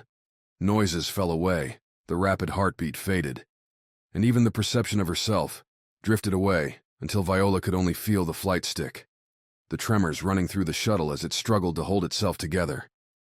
She felt where the shuttle was being shoved, followed the wind gusts, and fought others, all to stay targeted on the Karat. They neared the back of the storm. Viola could see the rounding of the violence, a ridged line between heaven and hell. In the far distance beyond, another pair of storms played on the horizon. Between them was the goal. Viola angled for it, catching one more burst of wind that shoved the shuttle towards open space. And then they were in free fall, Viola flying up out of her seat, only a death grip on the flight stick keeping her from hitting the ceiling. Viola could tell she was screaming, but couldn't hear it. Davin, still in place with his straps, grabbed her wrist and tried to pull her down. The numbers on their altitude sped towards 0, the alarm blaring louder. Viola tried to tug up on the stick, but there wasn't any air the shuttle could push against. A violent lurch, the shuttle picked out of the sky by an invisible hand. Viola saw the world spin around and turn to dark as the shuttle was flung into the storm. Through the outer edge and into a temporary moment of calm, lightning flashing around the shuttle, the center of the storm. Viola fell back into her seat. Take a breath. Take a breath. You all right? Davin's voice rose above the silence. It's going to hurt later, Viola replied. We have to get out of here before the storm cooks us. You've got my permission, if that's what you're waiting for. Viola wasn't, but that was because she wasn't sure what to do. Fly right back out into that tornado? That air pocket? Try cutting through the storm and risk the lightning? This wasn't anything she'd done before. Nothing she'd trained for. Viola moved the stick to the right, aiming deeper into the storm. As if sensing her path, a sheet of lightning turned everything in front of them into white. That looks less than good, Davin said. Statistically, I've got nothing, Puck said. Nobody's gathered information on Neptune lightning properties. Quiet, Viola snapped. The flight plan put the struggling shuttle only a few straight-shot seconds from the outer band of the storm, where the winds picked up again for one final assault. Any fuel gains from using the wind to swing around were eliminated by the cut-through they were doing, where Viola had to pump more energy to the engines to fight the pull of the storm's internal flux. If they hit no other catastrophes, the shuttle might make it to the Karat with enough fuel to start its engines again. But not much else. Their only way back to space was the Karat. Lightning flashed outside again. A twanging crack came a moment later from right of the shuttle. Metal snapping. Viola recognized the sound from the many stress tests she'd run on small components built during school experiments, and looked away from the storm to the console. It showed a diagram of the shuttle, with the right wing shaded a deep yellow and pulsing. Then she felt the drag, the listing, as the shuttle tilted right. Lost the right wing, Davin said. We'll have to, Increase power to the engines to stabilize, I know, Viola said, boosting their speed. We're about to get tossed around. Then we have to hot-foot it to the Karat. Were we taking the slow route before? I'm saying we might not make it. The speed kicked the shuttle forward. Viola waited for the opposite spin, or something to yank the shuttle away, but it stayed straight. The entire wing might not be gone then. A chance still to make it through. The winds picked up again, roaring around the shuttle, rocking them. This time, though, Viola was expecting the pushes, the grabs and the falls of Neptune's weather. They bounced, they tumbled, and they did a number of half-rolls that had Viola scared the shuttle would drop straight into a nosedive. After what felt like hours, but, according to the computer, was less than a minute they were out.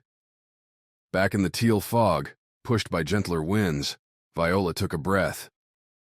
Nice job, kid, Davin said. Looks like the Karat's straight ahead. Davin was right.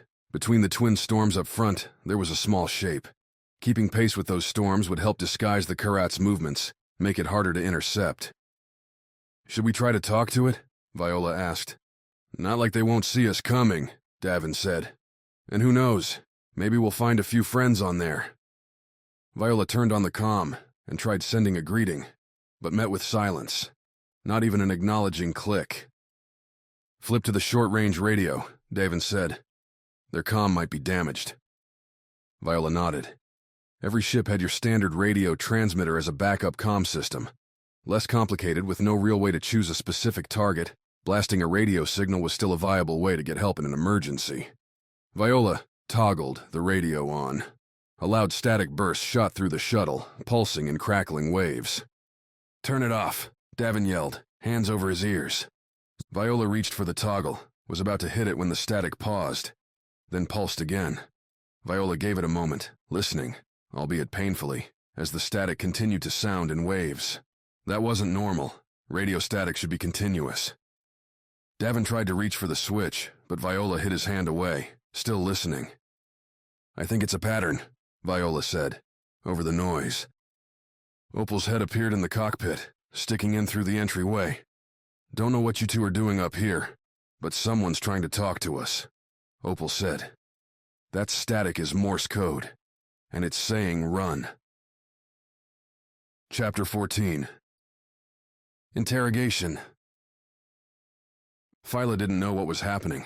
She couldn't see what was going on with Merc, and half the time wasn't able to get info from Eric because Quinn had her talking with one of the Amerigo crew members. They'd already met, 3 of them, and within a few questions to each one, Quinn shook his head and pulled her away. Apparently the man could read people, tell if they were hiding something or if they were even nervous, which made Phyla feel entirely ornamental. "Why do you even need me?" Phyla said as they walked along a corridor. "You seem like you got this." "If you're setting a trap, best not let your prey see you doing it," Quinn replied. "Setting a trap? Okay, buddy." They went around a corner and entered the freighter's main engine room. A pair of dirty-looking scrubs were keeping tabs on the freighter's power systems and the ship's speed, which right now was a slow crawl, meant to keep the freighter more or less above the Karat. "Hi, I'm Phyla," the jumper's pilot announced. "Things all good back here?" "Hey, Quinn," the taller of the two said. He was sporting a thick corporate work suit that was both overprotective and impractical. A massive belt hung around his waist, sporting more tools than Phyla had ever seen Trina carry. It also held the man's waist-length hair, tied into a tight tail. Phyla would have considered that a risk for her own mechanic, but maybe Eden didn't give a damn. "What's she doing back here?" "Taking a tour, Van," Quinn said. "You hear we have enemies in system?" "You mean, did we hear the alarms?" Van said. "'Cause they were so deafening we couldn't hear much else." The short one, whose hair was hidden under a stained, deep green hat, leaned back against the wall. The way he stared at Phyla had her doing a double take.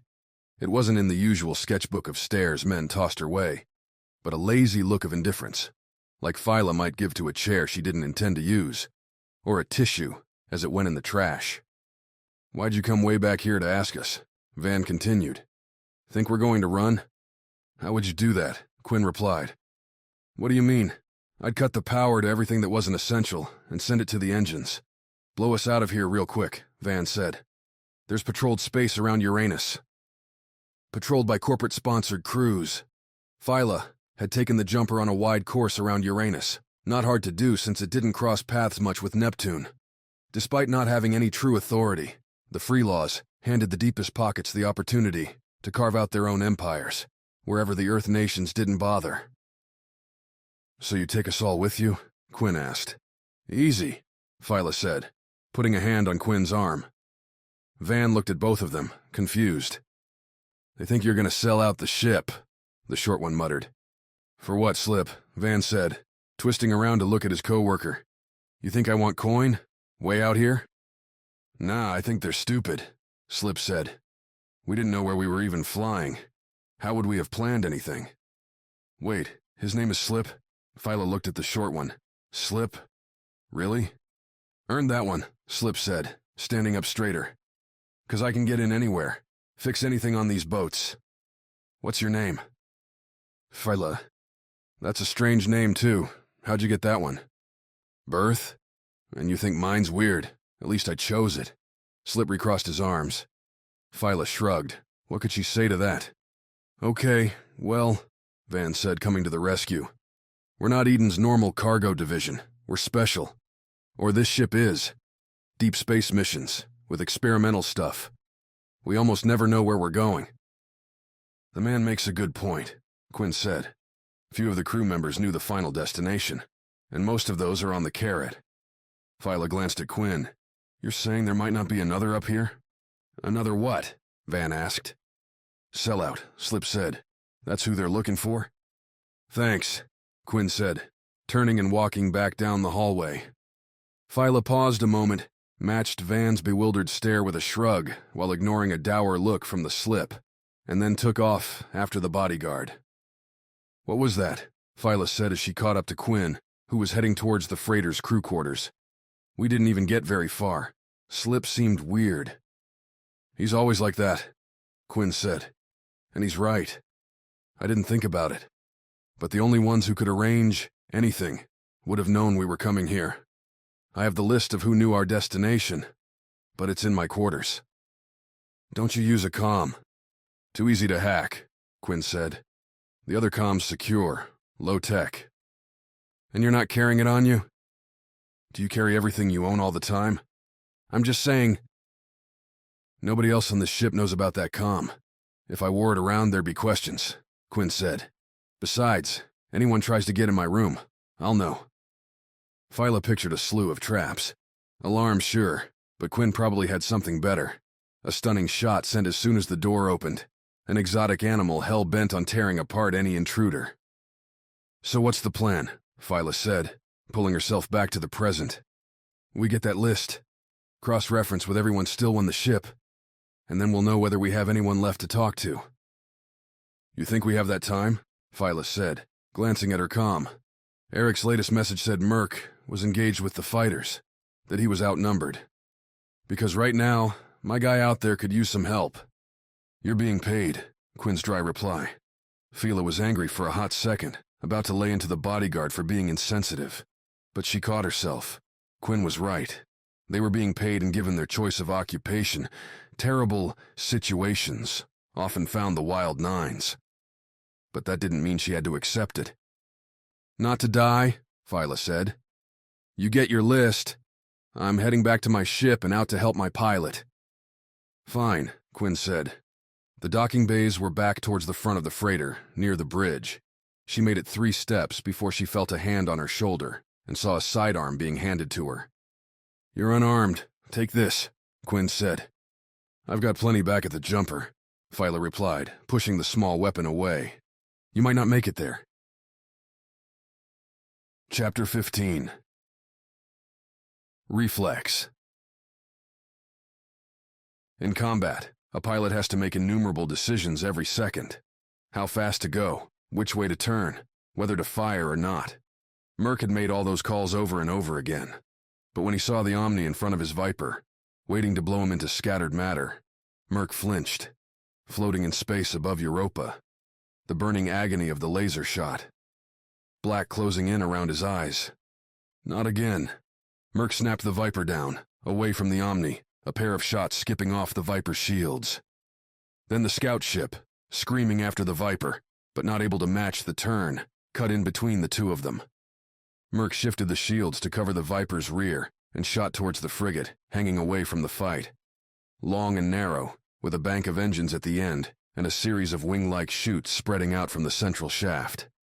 Turrets sprinkled along the ship, bumps crisscrossing the surface. Hope they weren't ready for a fighter to go screaming past, or they'd fill the sky with so much fire the Viper would just vanish. Merc pushed all the energy from the lasers to the engines, kicking up his velocity. "Doing what I can for you, baby," Merc muttered. Then he started to juke, twitching the Viper at random as the frigate opened up. The attack was sporadic. They didn't want to risk hitting their own ship still tailing the Viper. The scout ship and fighter had the same issue. Shoot and miss, and they'd pound the frigate. But one of them would hit Merc eventually. The Viper approached the bow of the big ship, slipped over the top. The ridged neck of the craft spread out below him, boxes and bumps for sensors, shields and communications, riddling the smooth gray plating. In front of Merc, that big bank of engines loomed like a metal mountain. Across its surface, a dozen large guns rotated, drawing beads on the Viper. Last time, near Europa, this frigate hadn't been armed. Used harpoon turrets. Merc glanced at the console, at the readout of weapons on the ship. Almost every gun was different, a model yanked from another ship, or a scrap pile, and jury-rigged to fit on this one. Explained why they were missing so much. When the weapons all fired at different times, turned at different speeds, made it hard to line up a shot, and they were too slow. Merc pulled back on the stick, sending the Viper up and over the engines. "Cut engines, rear jets," Merc said. The Viper's main engines paused, while the fighter's maneuvering jets kicked in, wrenching the back of the ship around, while its momentum carried it over the edge of the engine back. Merc looked out at the long block of engines along the bottom of the cockpit's window. The Viper's belly exposed, an easy kill for a second. "Go, shields bottom," Merc said, and the fighter lurched as the engines came back to life, its motion still carrying it out from the frigate, stuck still in space. The scout ship took advantage, loosing a barrage of lasers. They smashed into the Viper's shields, the console flashing red as the last of the energy gave out. Merc ignored the wailing alarms as a pair of bolts dug into the craft's armor. Then, the frigate's engines cut off the scout ship's firing line. Glancing at the console, the outline of the Viper still showed all green. no critical damage. Behind him, the scanner showed the scout ship overshooting Merx's angle, forcing it into a long loop past the frigate. Merx swooped to the underside of the frigate, then skated the Viper alongside the hull, kept the Viper close so those guns wouldn't be able to turn fast enough to get off a shot. The shields, given a hot second without getting hit, were coming back, fuzzing into life. The only question was, there.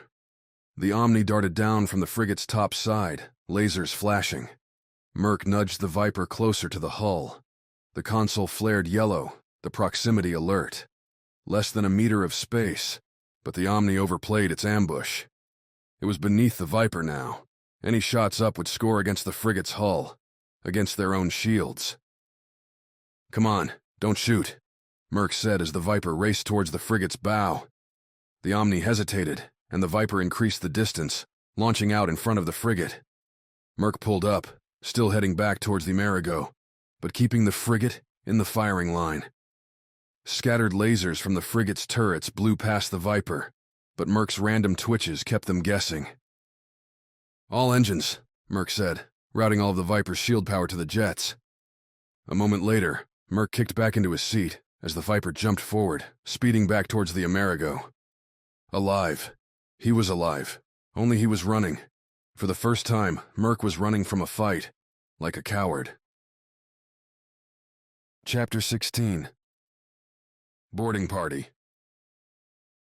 "We can't run," Davin said. "Literally can't." "But we can answer," Viola said. "If they're using static bursts to transmit, maybe they can pick something up." Viola watched Davin reach over to the console and tap his way through a few menus until the schematics of the Karat sat in front of them. The ship's ovoid shape made clear its purpose as a mining vessel. A large hold along the bottom for storing goods, with layers of lab and crew space overhead. The bridge sat towards the pointed front, far away from the bottom rear loading doors.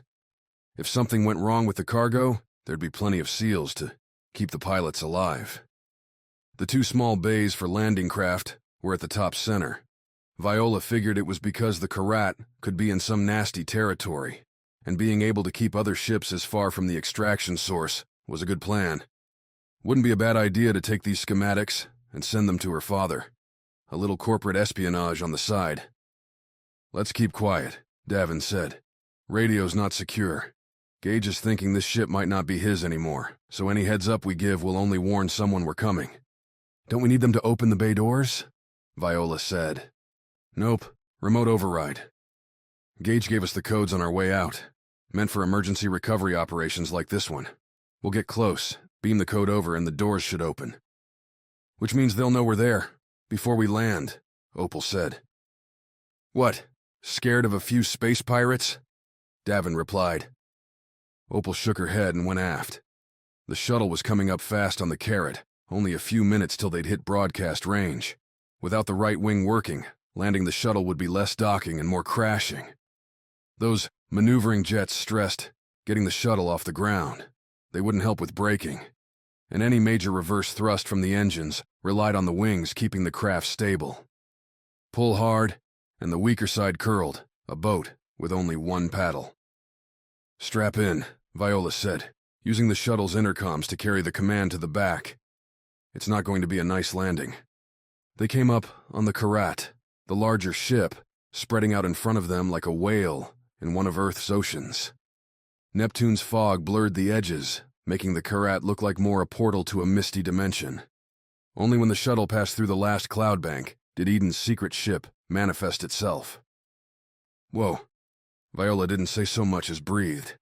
The Karat was an emerald at dusk, bands of green hues looping around one another. There were no protrusions, none of the bulky modules that made up most ships as their owners mixed and matched functionality. Whatever engines keeping the Karat aloft were hidden somewhere in the aft, covered by the body. "It makes no sense," Davin said. "It's a mining vessel. What is it even made of?" Viola was about to rattle off a few more questions before catching herself. The only people that could answer were on that ship, and if Captain Gage was right, they'd be trying to kill her soon enough. "Now I understand," Davin said. "You do? Why bother trying to hijack a mining vessel? Neptune's huge, Just get your own ship and grab some gems. But if the Karat is the real reward... Viola angled the ship towards the twin bays, or at least where they should be. The Karat's top was a smooth dome that flowed into the rest of the ship. No visible space to dock, at least not yet. Ready with the code? Viola asked. Aren't we moving a little fast for a landing? Our momentum's the only thing keeping us straight. We break. This shuttle's going to go all over the place. I'd like to know where I'm aiming before that happens. You crash us into the side of this beautiful ship. You're paying for it. So nice. Viola wondered what it would cost to fix a scratch on the Karat, probably more than every coin she'd earned in her entire life. Davin flipped the console to the shuttle's short-range comm and plugged in the code. When he tapped the send button, the shuttle would blast the code in all directions. Anything that was listening would get the message. Anyone, too. But the code was only numbers, meaningless, unless the Karat hijackers knew it as well. Here we go, Davin said, tapping the send button. Cracks appeared in the top of the Karat, a top they were drawing way too close to. A platform rose out of the top of the ship, 20 meters wide. Beneath the hull was an open space tall enough for the shuttle to fit into, followed by a more standard, gray metal floor. Viola could see through the bay and out the other end. Dual-side docking. Very cool. At least they didn't paint the inside the same color, Davin said. It's not a spaceship without gray hallways. The shuttle didn't have air brakes. The intent was to use atmospheric drag and the main engines to slow thrust, then switch to the maneuvering jets when you were close enough to land. Problem was, with Neptune's winds blowing along behind them, there wasn't any way the shuttle would slow enough to dock with just the jets alone. And when Viola switched the main thrust into reverse, the shuttle shook as if some giant creature had taken hold of it as a toy. Viola kept one eye on their airspeed, while the other paid attention to their angle of descent. The platform was coming up quick. They'd be hitting it, or passing it in 10 seconds. Right now, it'd be a crash. Davin yammered about breaking this or turning that. Puck stated useless facts like how the shuttle wasn't designed for a landing in these winds. Viola tuned them both out and focused. 9. Viola dialed up the power to the engines, and the shuttle turned right, the corkscrew from the damaged wing. 8. A swipe of the console flipped the diagram to the landing controls. 7. The platform was way to the left. Viola tapped the button for the maneuvering jets on the right side, switching the flight stick to her left hand. 6.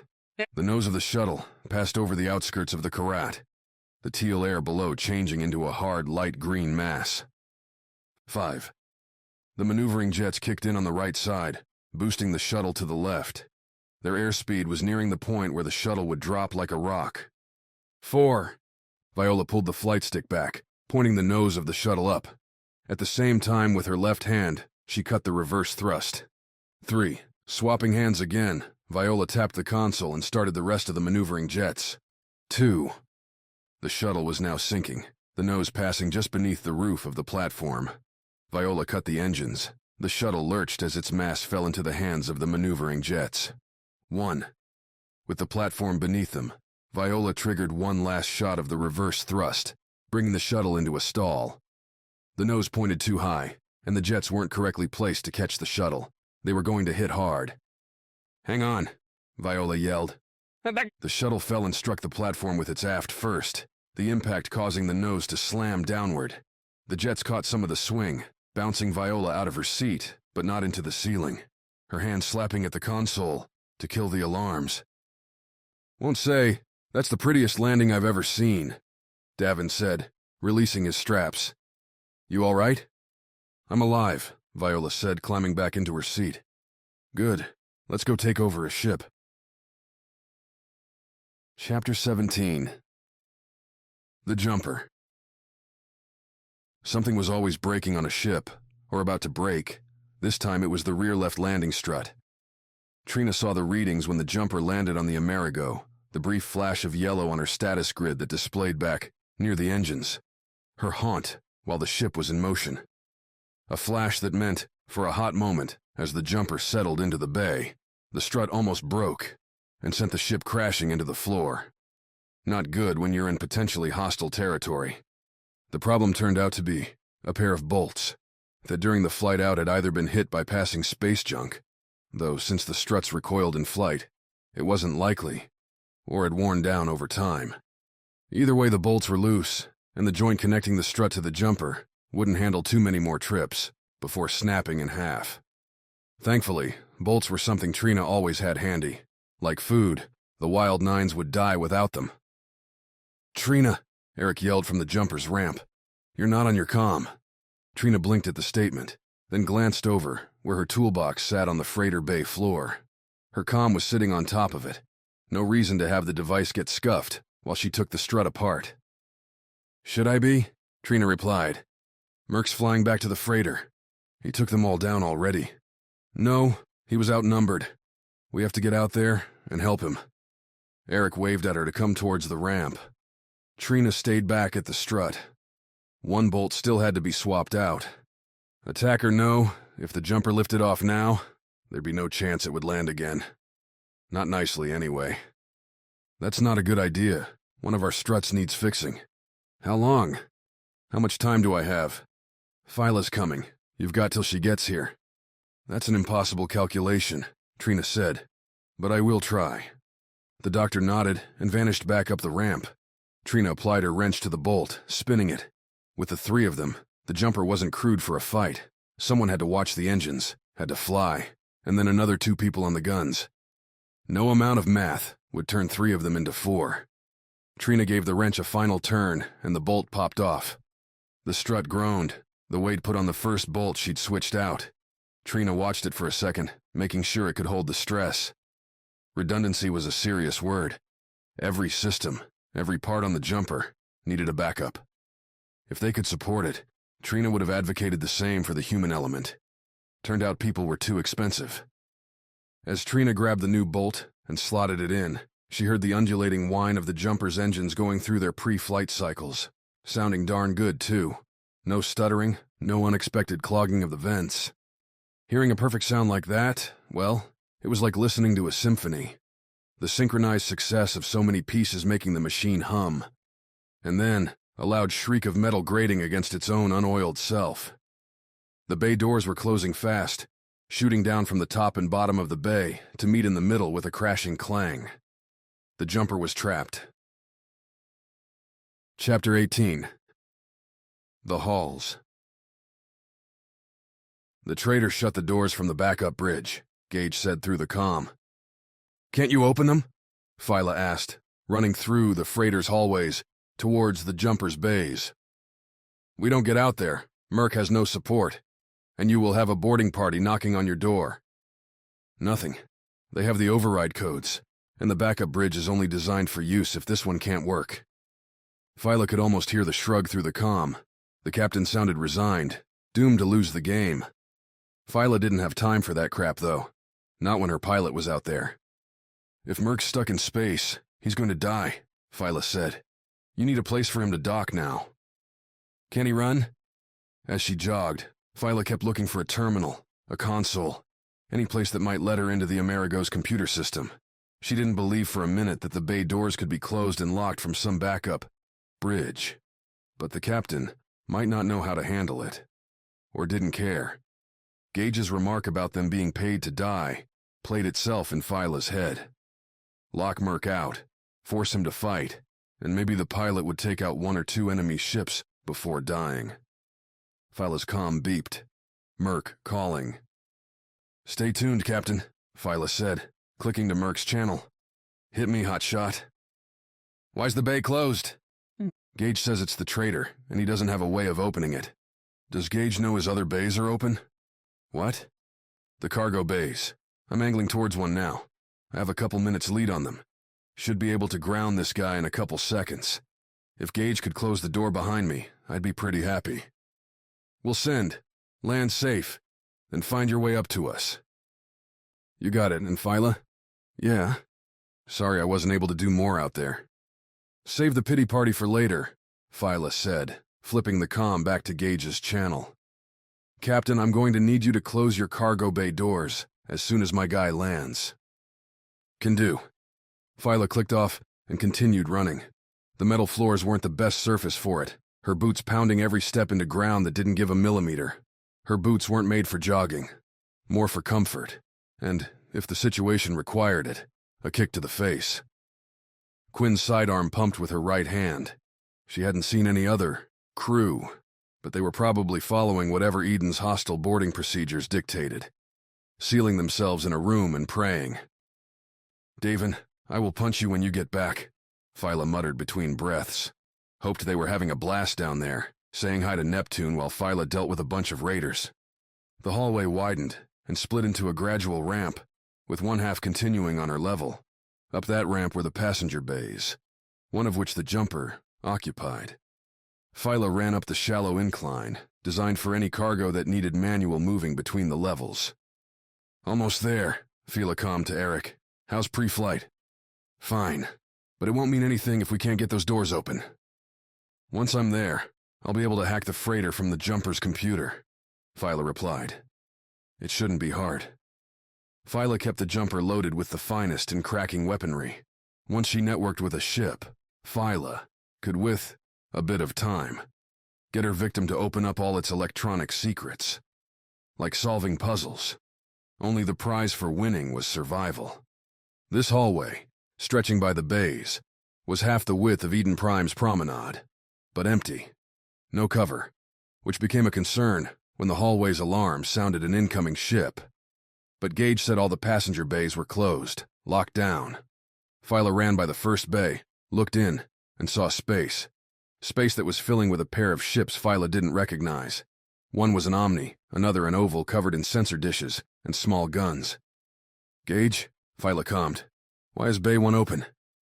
"I've been telling you we have someone on the inside," Gage said. "They must have just opened them. For the raiders." "Them?" "All the bays, except for the one your ship is in. They're showing open." The jumper was in the last of 5 bays, the closest one to the bridge, but the farthest from Viola. A long run. If she was caught out here, there'd be no chance. Nowhere to hide. "Eric," Viola calmed, backing down the ramp. "Seal the ship, arm the turrets. Anyone comes in that bay, you blast them to hell." "What? Where are you?" "They've cut me off. I'm going to try to get to the bridge and get your bay open. When it does, I'm going to need you to get the jumper out of there." "But I'm not a pilot." "Today you are," Viola clicked off, as a whooshing noise came from farther along the hallway, up the ramp. The first boarders were out. Viola cursed, turned, and ran back the way she'd come. Chapter 19. Digging. The secure comm was only as large as the palm of Quinn's hand. It wouldn't wrap around the wrist, was kept out of sight. A circle made up of a screen. It awoke when Quinn pressed his thumb to the face. Blue hues outlined his thumb, before collapsing into a black and white grid. Every black square, a data file. The grid had room for 9, but Eden only filled 4 of them for this mission. Every job had these locked comms attached to them now. So paranoid about losing secrets, losing ships, losing anything. Those black squares held Eden's information on every crew member, on both ships, their purposes, and potential threats. Quinn tapped the first one, the data file on key personnel. The ones who knew the full extent of the mission, the Karat's purpose in extracting the ice diamonds. Photos of Captain Gage, one of the Karat's captain, Quinn, and a few others. Quinn swiped over to the next file. One dedicated to threats, espionage from other corporations.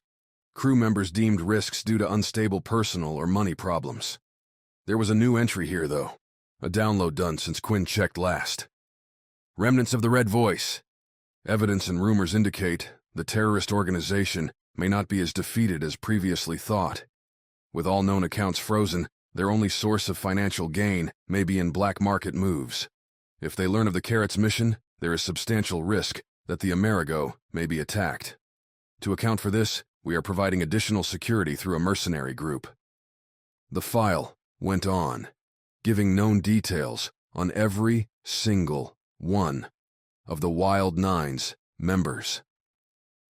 Last known job protecting the growing Eden Prime settlement, dismissed after charges of murder, charges that had been suspended.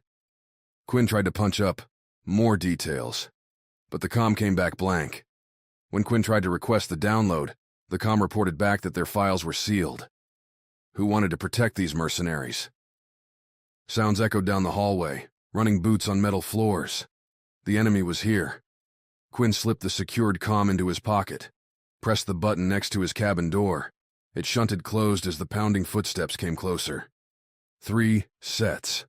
The footfalls coming through as vibrations more than noise. The first set landed outside his door. Quinn pressed the exit button, the door shooting open as the second set stamped by. The third, belonging to a scrawny mutt with a wild look in his eyes, tripped as the man saw Quinn and his gun standing there. The stumbling momentum carried the man past Quinn's door, and Quinn reached out, grabbed the man in a headlock, and pulled him tight to Quinn's body. With his left hand, Quinn grabbed the sidearm out of the man's holster, and the 2 leading enemies, turning too slowly, shot both of them. Orange bolts. Killers? Quinn said to the scrabbling man, gurgling as he struggled to breathe in Quinn's grip. His eyes locked with Quinn's, narrowed. Funny, coming from you, the man said. All you've ever done is kill us. Quinn put the man on the ground, watched as the last breath escaped from his lips. That line. Killed us. No normal pirate or random criminal would bother saying that. It would be pointless. Quinn inspected their uniforms, the bodies lying around him. Each one wore a patchwork quilt of fabrics and even parts of boxes, furniture, other things sewn together. Quinn had seen the reports, the change when the Red Voice had done this, when they'd taken parts of their lives and wore it to generate empathy, from the billions that watched their struggle on the satellite feeds throughout the solar system. What it meant was that they weren't being boarded by simple pirates, but that they were in real trouble.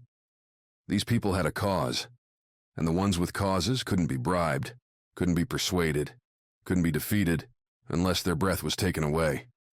And the best place to do that was the bridge, a bottleneck with defenses. Quinn turned to head that way when the sounds of lasers scoring off metal echoed along the hallway. More of them. Might as well clear some of these bastards out on the way. Chapter 20. Hijackers. Mox on the left, Davin on the right of the shuttle's exit door. Opal had her long rifle out, spread across the seats that a few minutes ago they'd been sitting in as Viola bounced the shuttle to its landing. As for the pilot, she was back in the short connection between the shuttle's aft and cockpit. The best spot to keep her out of fire, though Viola held a weapon of her own. Davin checked Melody, the energy-spewing shotgun left as a gift from the jumper's previous captain. Davin looked around, caught quick nods from Mox and Opal, then opened the door. Opal fired. The near-silent expulsion of bright yellow laser light from her rifle streaked out, even as the shuttle's door was receding into the top. Davin peeked around the edge in time to see one of several people fall back behind a doorway leading out of the docking bay. In that flash, Davin recognized the Eden uniform, but also the trailing end of a gun barrel.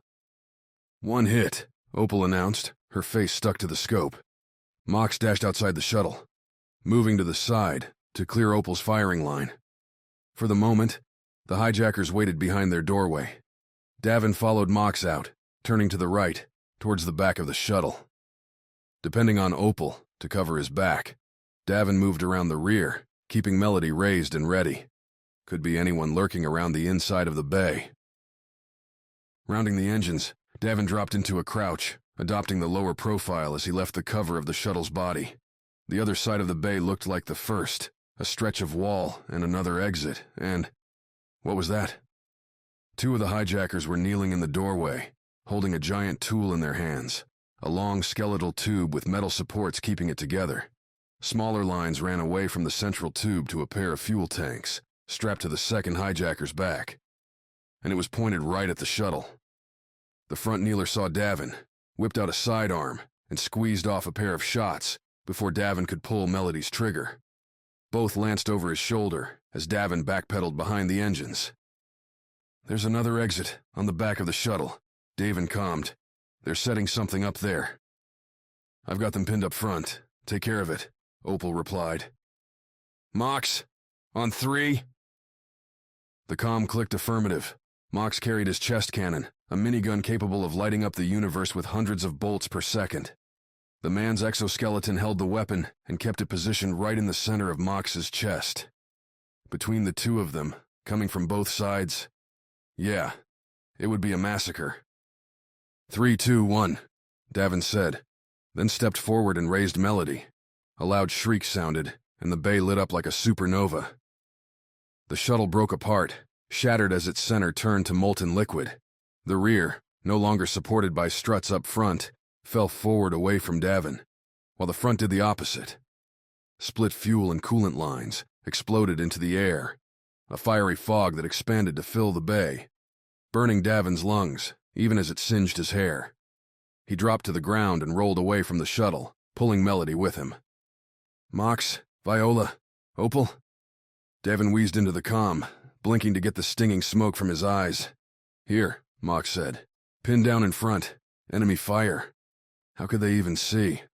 Davin looked towards the front of the shuttle and saw flashes through the mist. A sucking roar filled the bay, the Karat's own support system spooling up, vents sucking away the gas. In a few seconds, it would be gone, leaving his team out in the open. Team? Viola and Opal were silent. Who knew if they were even alive? Davin pushed himself up to his feet, holding his breath, and ran towards the flashing lasers. In a few steps he'd made it to the doorway. The giant weapon was lying on the ground, the two hijackers positioned at the front of the doorway, flinging death towards Mox. Not even looking Davin's way. Melody came up. Melody fired. 6 green balls of fiery doom spat out of Melody's honeycomb barrel towards the two hijackers. There wasn't any sound, so the first notice the enemies had that they were being attacked was when the fire struck their backs. The superheated balls burst their sea-green Eden uniforms into flame. Both of them tried to roll, collapsed to the ground to smother the heat. Davin didn't sit and watch, but closed in and kicked the sidearms away from their writhing forms, trying not to look at them. Melody's flames wrapped themselves around the pair, eating away anything remotely flammable. Clothes, accessories, hair, and on. Melody was terrible, and this called for terrible weapons. A glance at the doorway showed it to be empty, a short hallway that forked, likely to rooms meant for holding cargo. If Gage was right, 10 people went to Neptune on the Karat. That meant 8 left. Melody had the ammo. Back end looks clear, Davin calmed. Front end is scattered, Mox replied. Retreated. Count? I have 2. 1 Opal's. They ran when the cannon opened. Which, understandable. Mox's cannon liquefied morale as well as it did armor. The mist cleared, giving Davin his first real look at the remains of the shuttle. They weren't going home in that thing. Ignoring the gash, where the laser had split the shuttle in half, ignited fuel torched the rest of it, leaving wires dangling, bent and twisted, and the engines themselves broken into shards, scattered across the bay floor. If they were leaving Neptune, it was the Karat, or nothing. Davin ran his eyes around the wreck, looking for any sign of Opal, of Viola, when a whirring noise buzzed his ear. Davin whirled, swinging Melody around at chest height, and saw Puck hovering in front of his face. They're in the front, Puck said. My comm system is damaged, so I cannot transmit. Show me. Davin followed Puck towards the shuttle's wreckage, towards the collapsed front half, with the nose pointing up towards space. The little bot veered to the gash, then slipped inside it. Davin, moving gingerly, stepped over scattered metal plating, sparking wires burning out the last of the shuttle's energy, and charred bits of things he didn't recognize.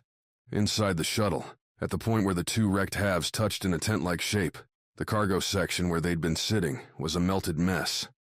The seats were no longer visible. Pook waited for Davin just inside, then moved towards the front. Between the cockpit and the back was the shuttle's only lavatory, a tiny slit of a space for anyone that needed a moment on one of the shuttle's intended short jaunts. The door was open, and Puck slipped through. Davin followed, turning to look inside, and saw Opal, with Viola's arms wrapped around her, lying on the floor of the bathroom. Opal looked unconscious, stretches of her uniform black and scarred from the laser, but whole. Hey, kid, Davin said, slinging Melody over his shoulder. How hurt are you? Viola turned up to look at Davin, and he saw stains of tears through the charred grime on her face. Little lines through the dirt, and more forming every minute, like racers speeding down the girl's face. Her mouth opened, but only a chopped sob came out. Their vitals aren't critical. Opal inhaled too much gas after the fire, knocked her out, Pook said. I noticed the mining laser before it fired. Opal dove into Viola, and they fell in here. The mining laser? The thing that split the shuttle. You were standing next to it a moment ago? Pook replied. I know, Davin said. It made sense. Why wouldn't they have a mining laser on a mining ship? And why not roast invaders alive with it? Viola may need a minute, Puck said, as the girl closed her eyes and shoved her face into Opal's hair. We don't have that time. We're outnumbered, and they know exactly where we are, Davin said, clicking his comm. Mox, Opal will need a hand. Swap then? Davin affirmed, then turned to Viola. Listen, kid, I know this stuff is rough. You don't know how to handle it, but you're going to have to deal with that later. Right now, we need you awake, alert, and not falling apart. Viola blinked, looked at Davin and took a shuddering breath, nodded. Davin swapped with Mox. The metal man barely fit in the shuttle even when it wasn't a wreck. Now it was a joke. Mox had to tear his way to the lavatory. Davin didn't have time to watch that, though. With Melody once more in his hands, Davin walked to front exit from the docking bay, where Opal's victim lay still on the ground, and peered around the corner. At the end of the hall sat a large set of elevator doors, made for handling crew and freight, gleaming silver and new. Through those doors was the rest of the Karat, and 7 more traitors wanting to put a laser between Davin's eyes. Chapter 21. The Lost Pilot. Merc landed the Viper in the cavernous ancillary bay, meant more for cargo containers than normal ships. Only the maintenance lights were on, leaving the hundreds-meter bay covered in shadows, waiting for the Karat and its ice diamonds. The Amerigo had an identical bay opposite this one, taking up most of the non-crew portion of the freighter. All that space made for easy landings, though. The Viper's cockpit popped up, and Merc scrambled out, using handholds on the side of the fighter to get himself to the floor. A ladder would have been the preferred route. Could never tell how stiff those muscles would be after sitting in the cramped Viper. But Merc planted himself on the ground, without falling. He tuned his comm to the Wild Nine's general frequency, but heard no noise, which meant his teammates weren't talking, or more likely, they were keeping things directed, not wanting to give away anything to listeners. Merc twisted the frequency to Phyla's signal. Phyla, I'm on the ground in the ancillary bay. What's going on? A few seconds passed in silence. Merc glanced around the bay. The cavernous space punctuated its worn vastness with dimpled lights every few meters, white dots casting Merc and his fighter in a day-bright glow. For all its size, there was only one exit, outlined in bright red paint. Looked to lead back towards the freighter's bridge. He walked that way. Merc, Phyla's voice came over rushed, like she was speaking and running at the same time. Head towards the main bridge, but stay away from the jumper and the docking bays. They're taken. How do I get there? Figure it out, can't talk.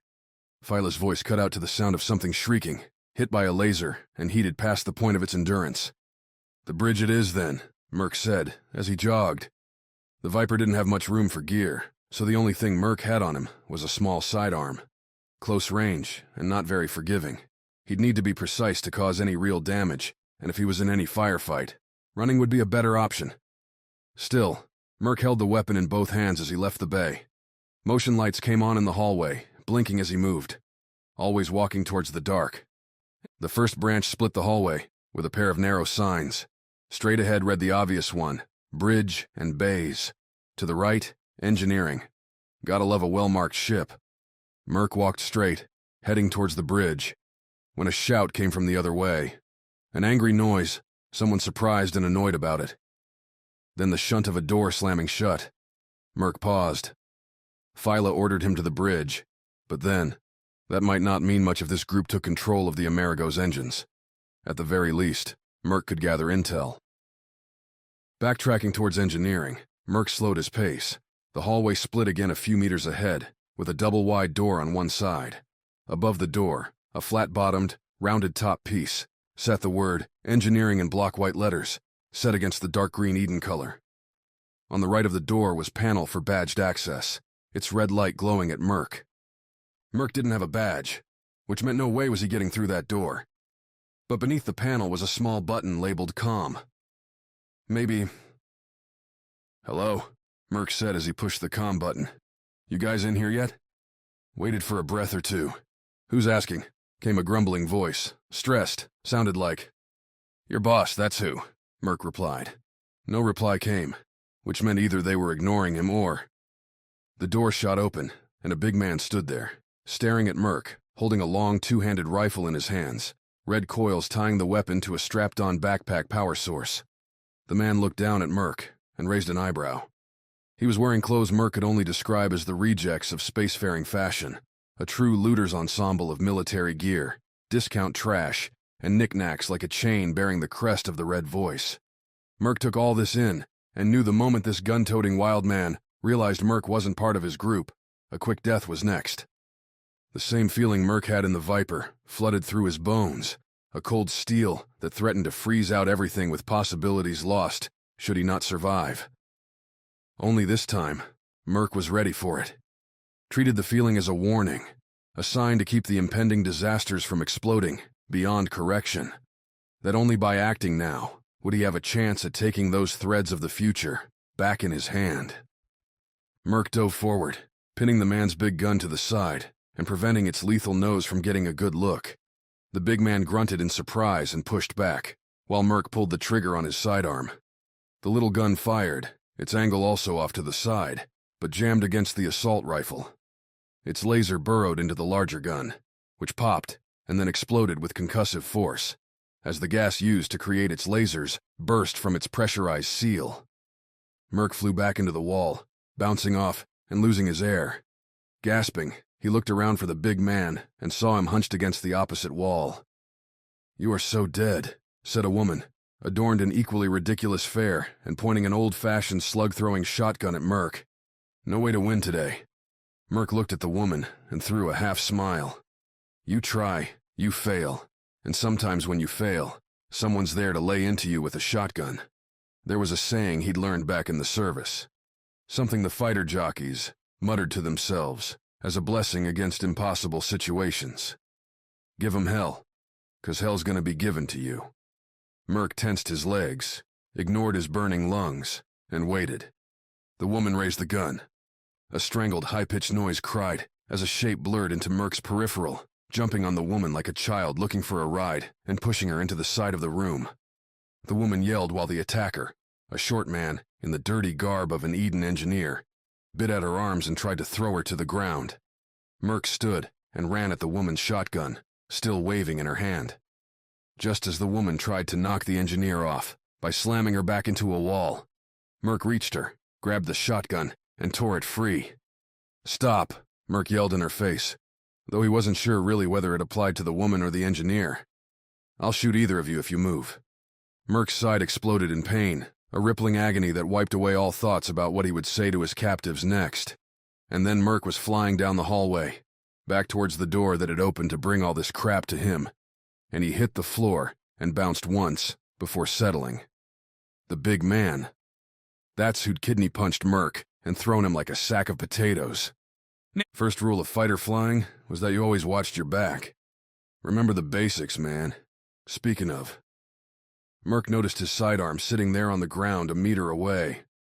A quick glance back towards the room showed the big man taking the engineer off the woman's back and slamming him into the ground. Fighter flying rule number 2, always cover your wingman. Merc scrambled for the sidearm, feeling any second like he might vomit up all over the place. Gripping the handle, Merc rolled onto his side, aimed, and fired. The laser was true and hit the big man in the center of his back, right where the laser would do all sorts of nasty things to a man's nerves. Big and Scary collapsed in a heap while the woman traced the shot back to Merc and stared, then raised her hands. "Nice shot," the woman said. "I'll do the same to you if you move," Merc said, lying there. "The little guy alive?" The woman, keeping her hands up, looked at the engineer. "Punk's still with us." A groan came from over that way, and the smell of charred flesh and clothes hit Merc's nostrils. Problem with actually being in atmosphere when shooting someone with a laser is you had to deal with the scents afterward. Hair, clothes, chemicals subjected Merc's nose to sickening waves of smell. And that was the kicker his stomach was looking for. "Gross," said the woman watching. "Don't," Merc said, between heaves. "Move." "You want me to put you out of your misery? 'Cause you look pretty terrible right now." "Hostages aren't supposed to be so cocky." Merc wiped his sleeve across his face. "Why not? When Bakker gets here, he's going to turn you into a pile of ash. Same with this guy," the woman said, sounding bored. "So if you're going to shoot me, do it now, 'cause you don't have much time left among the living." Chapter 22. Mechanical Offensive. The first thing Trina told Eric was to blast the doors, the ones leading into the bay. Eric opened the jumper's turret and aimed it at the doors, or rather around them, and fired a few test shots. They flew into the control panels and demolished them in a shower of sparks. That at least would prevent the attackers from getting quick entry into the bay, and give Trina time to do what she needed to do. "Eric, I'm going down to set up a defense. Keep me covered," said Trina. "Got it." Trina ran down the jumper's ramp as soon as it opened. There wasn't going to be much time. Trina had to make it as hard as possible for the attackers to get to their ship. One nice thing about being in a giant freighter was that there's plenty of stuff to use.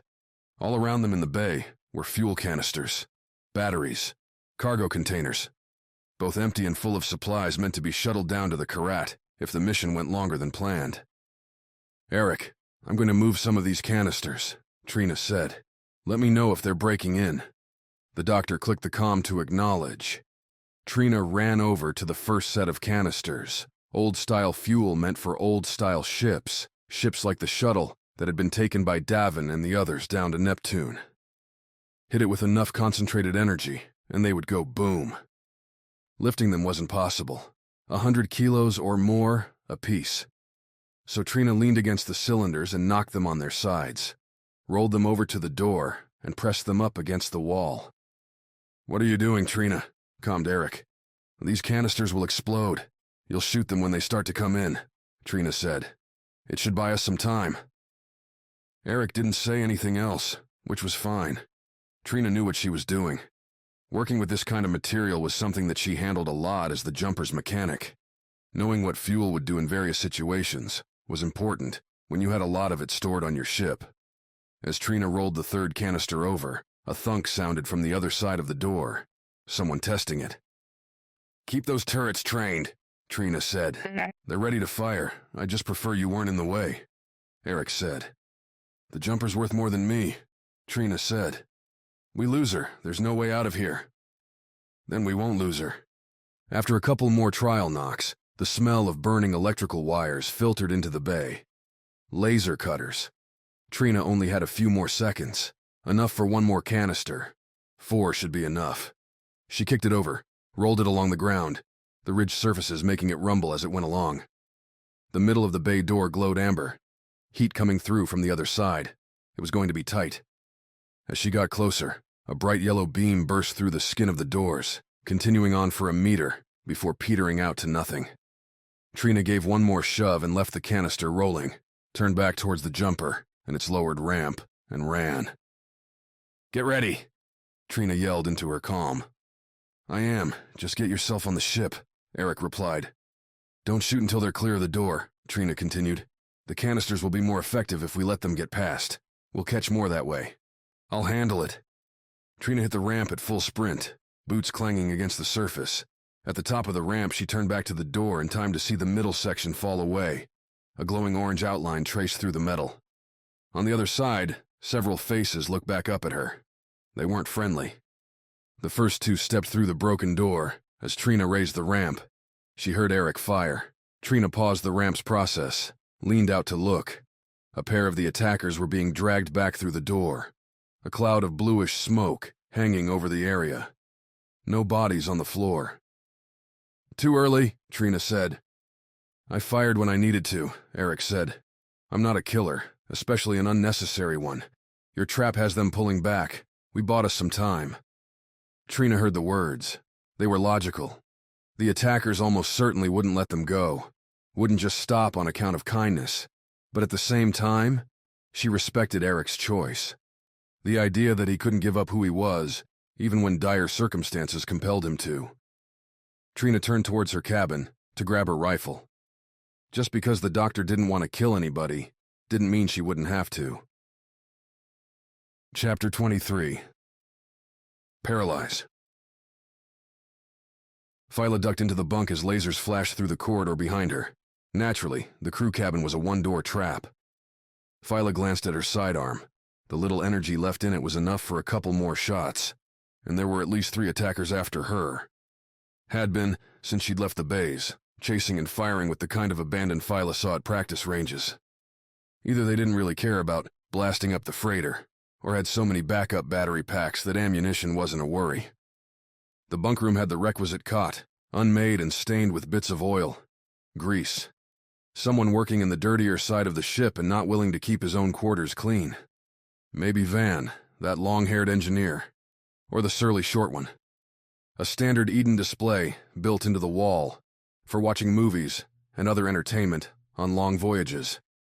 And one side dedicated to the locker, a combination sealed box where the guy stored his things.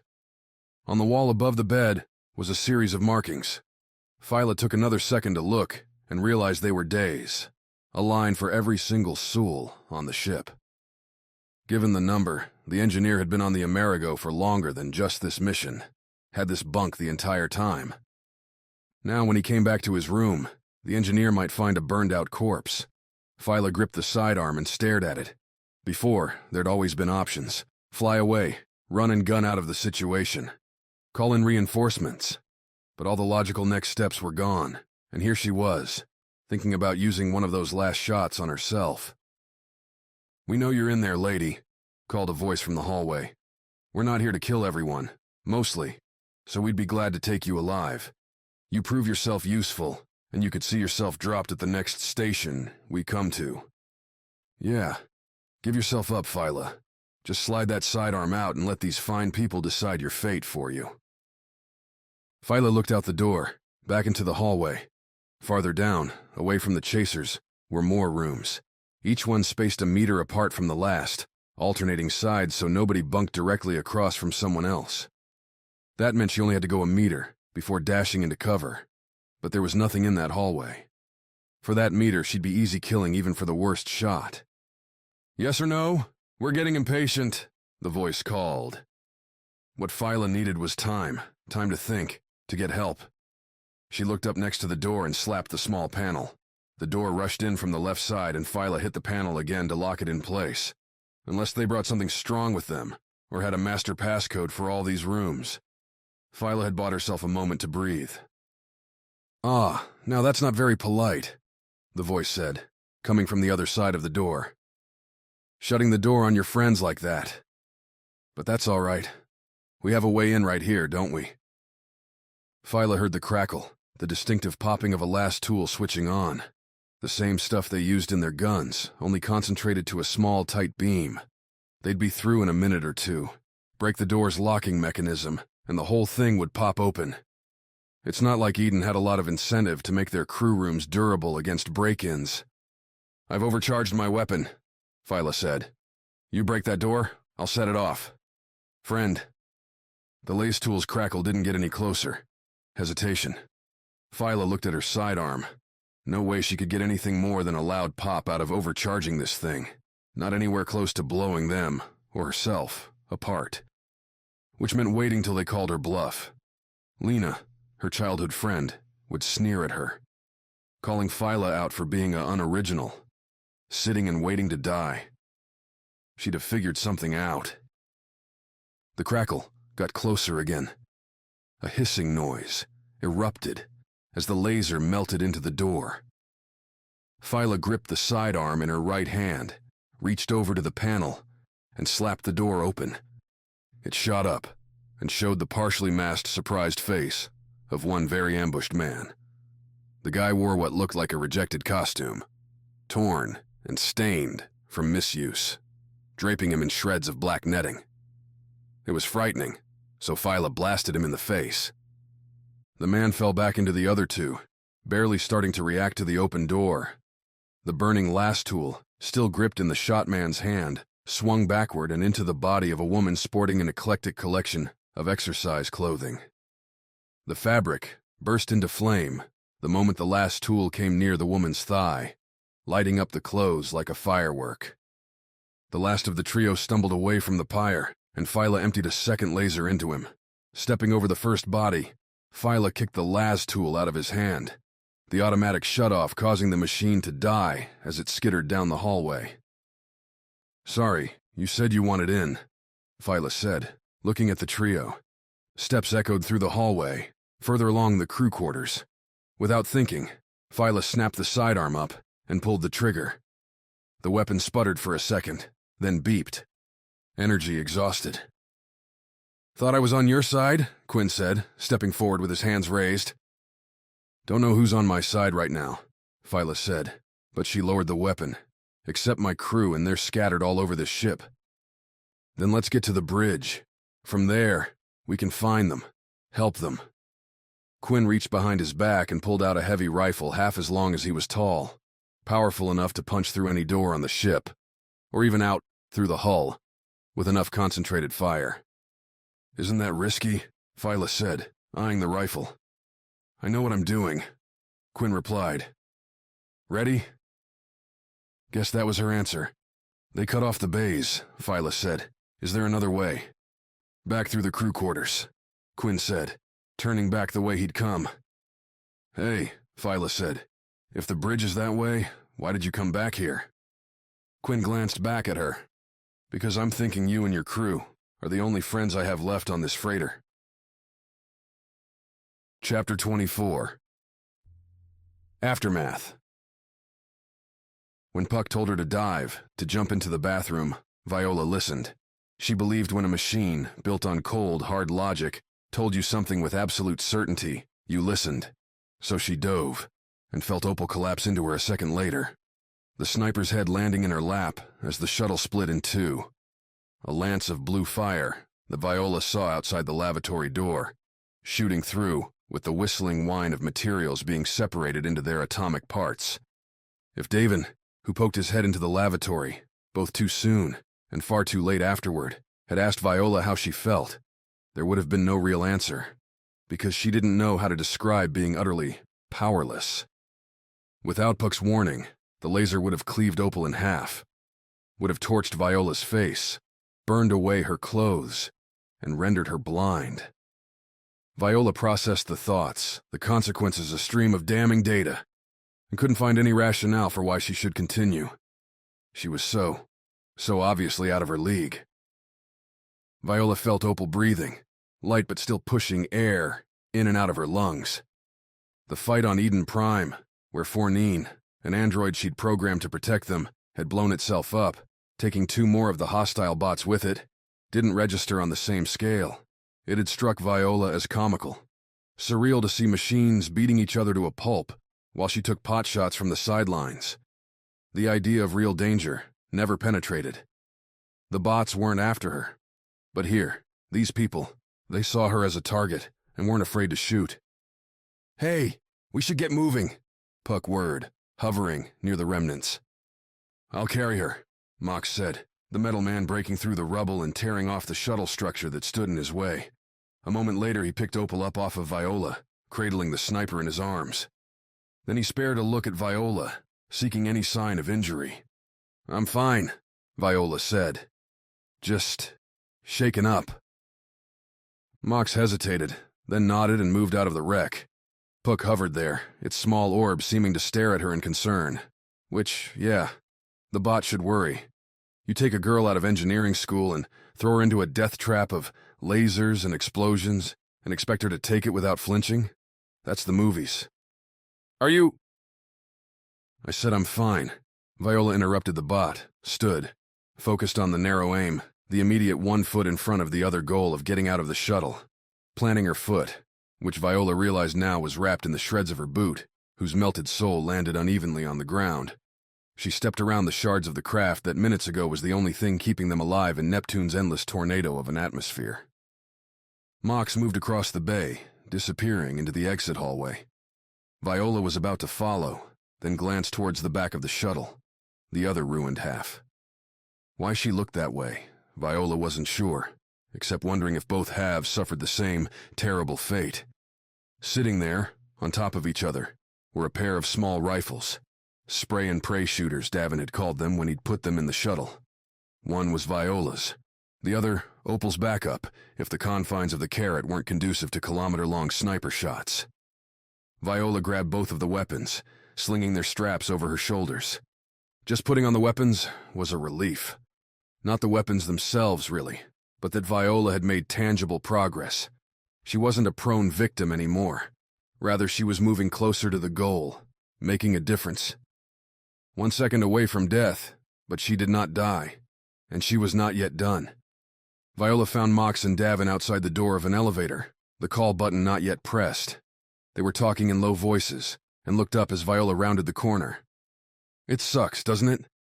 Davin said first. Viola nodded. "My first real fight wasn't that bad.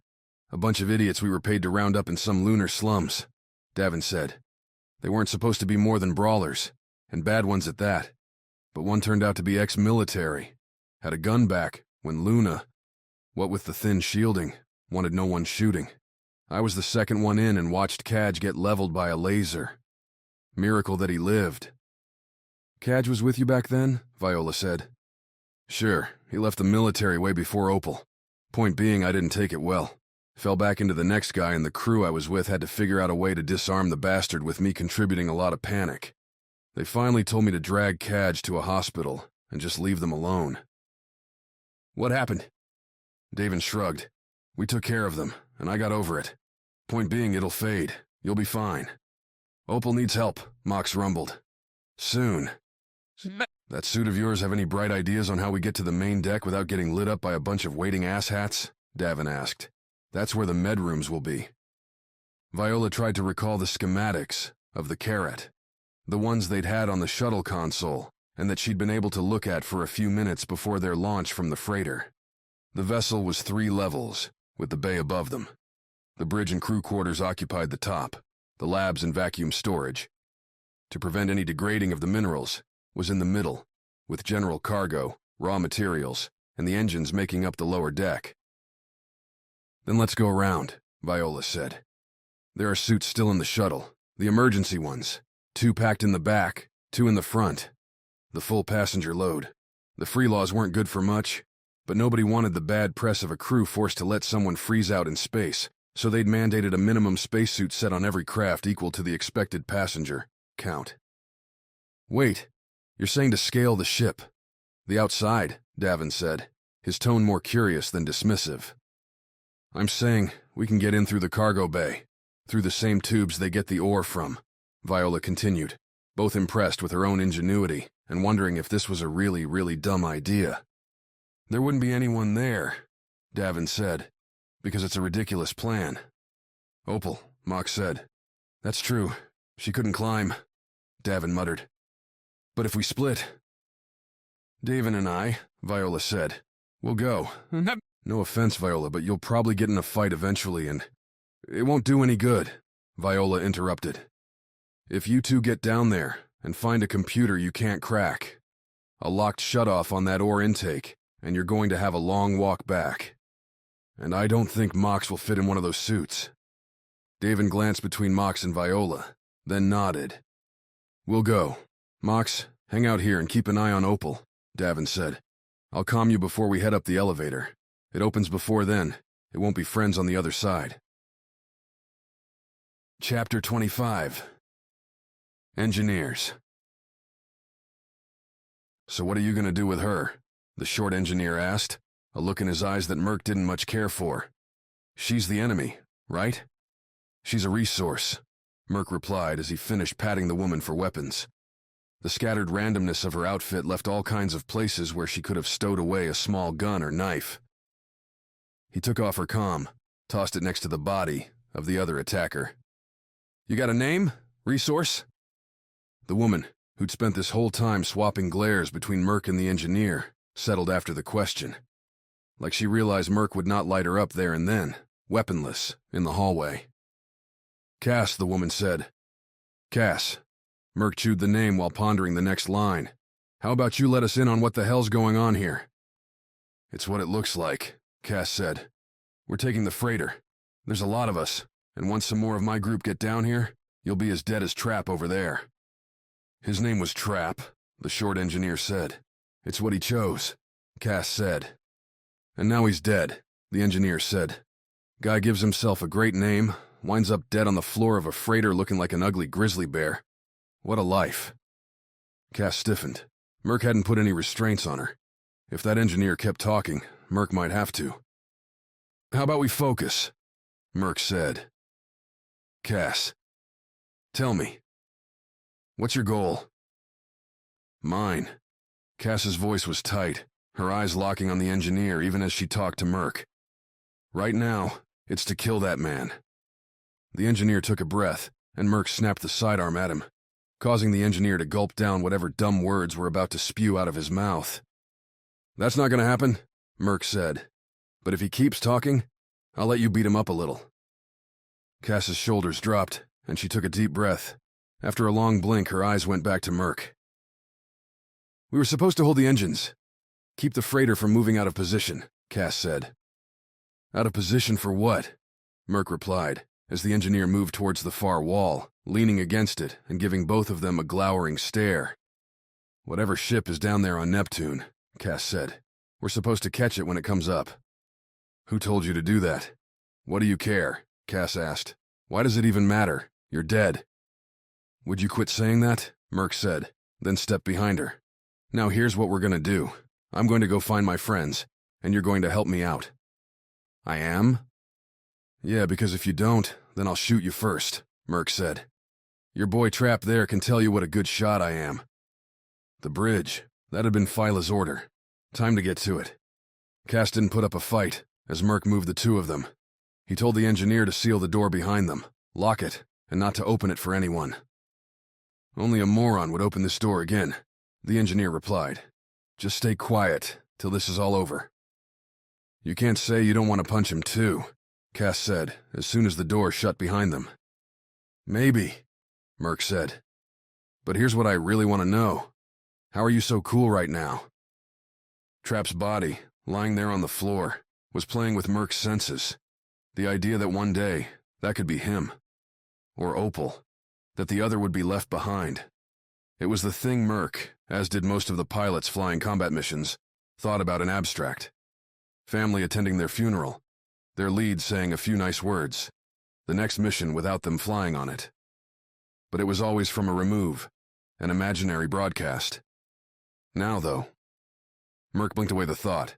Focus, man, or you will end up like that guy. You ever lose much in your life? Cass asked. Enough, Merc replied. I've seen so many friends burn out around me that one more barely registers. Sounds like you need a new line of work. This isn't work, it's a cause. Hijacking freighters is a cause. Cass stopped, turned to Merc, held out her right arm, wrapped in a loose gray sleeve. This cloth right here? It came from a store, a place I used to go every week as a girl to see what was new. What Eden and the others sent to our town on the edge of civilization. Cass pulled the arm back, pointed to her shoes, which were stained, patched, and beaten, but still held together. These were her friends. She didn't need them after the first day of the war. She raised her hand and they shot her for it. Red voice, Merc said, not believing the words coming out of his mouth. You're all supposed to be dead. Or surrendered. One man closer, thanks to you. Wasn't my fault you attacked this ship, Merc said. Keep moving. They reached the intersection where Merc had been before hearing the shouts. Cass walking in front with Merc behind, sidearm pressed to her back. Red voice. They'd started the Martian wars, fought against the free laws, and lost. Which is what happens when you pitch a bunch of Mars townspeople against a corporate army backed by Earth's governments. You don't look like Eden, Cass said, after a few minutes walking. Hired help.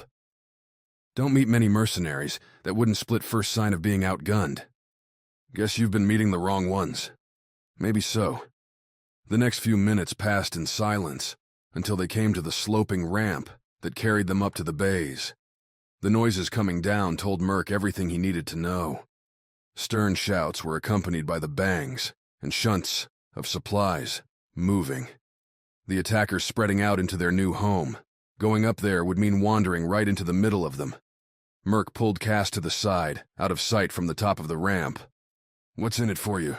Merc said, keeping his sidearm pressed into her side. "Taking the freighter?"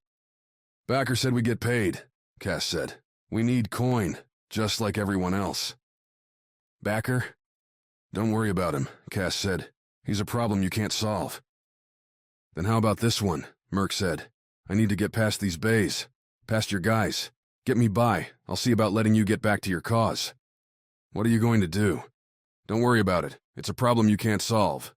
Cass laughed. "Now run," Merc said. "Run up the ramp or I'll shoot you." Cass looked back at Merc, her eyebrow raised, and Merc leveled the sidearm at her face, finger on the trigger. And Merc felt he was ready to do it. He would pull that trigger and send Cass to whatever world waited for her on the other side, without hesitation. "Go," Merc said, and Cass went. She slipped on the ramp, but recovered, stomping up. Merc belted up behind her, trying to keep the sidearm ready. The red voice started as a peaceful protest, finished as a bloody fight, with whole towns ground into the red dust of Mars. Opal told him the stories, the merciless attacks on Eden convoys where they'd find after only the smoking bodies of the innocent. There was no reason to think he'd get anything nicer. So Merc followed Cass up the ramp and shot at anything that moved. Chapter 26. Traitors. Gage stood alone on the bridge. Alarms blared around him, the freighter telling of various disasters being committed in its halls by the boarding crew. Gage could have turned them off, could have sat in silence, but his hand hovered above the button, unable to press it. This was his fault, and the alarms were his punishment. He could handle it. His wrist buzzed. Gage glanced at it, noticed it was a face he'd been waiting, wanting, fearing to see. Eventually, one had to reckon with his choices. "Thank you for letting us on board your vessel, Captain Gage," said the man on the other side. Through the small screen on the comm, Gage stared at the wrapped visage. Rags. Only the man's eyes, poked out, blood red and angry.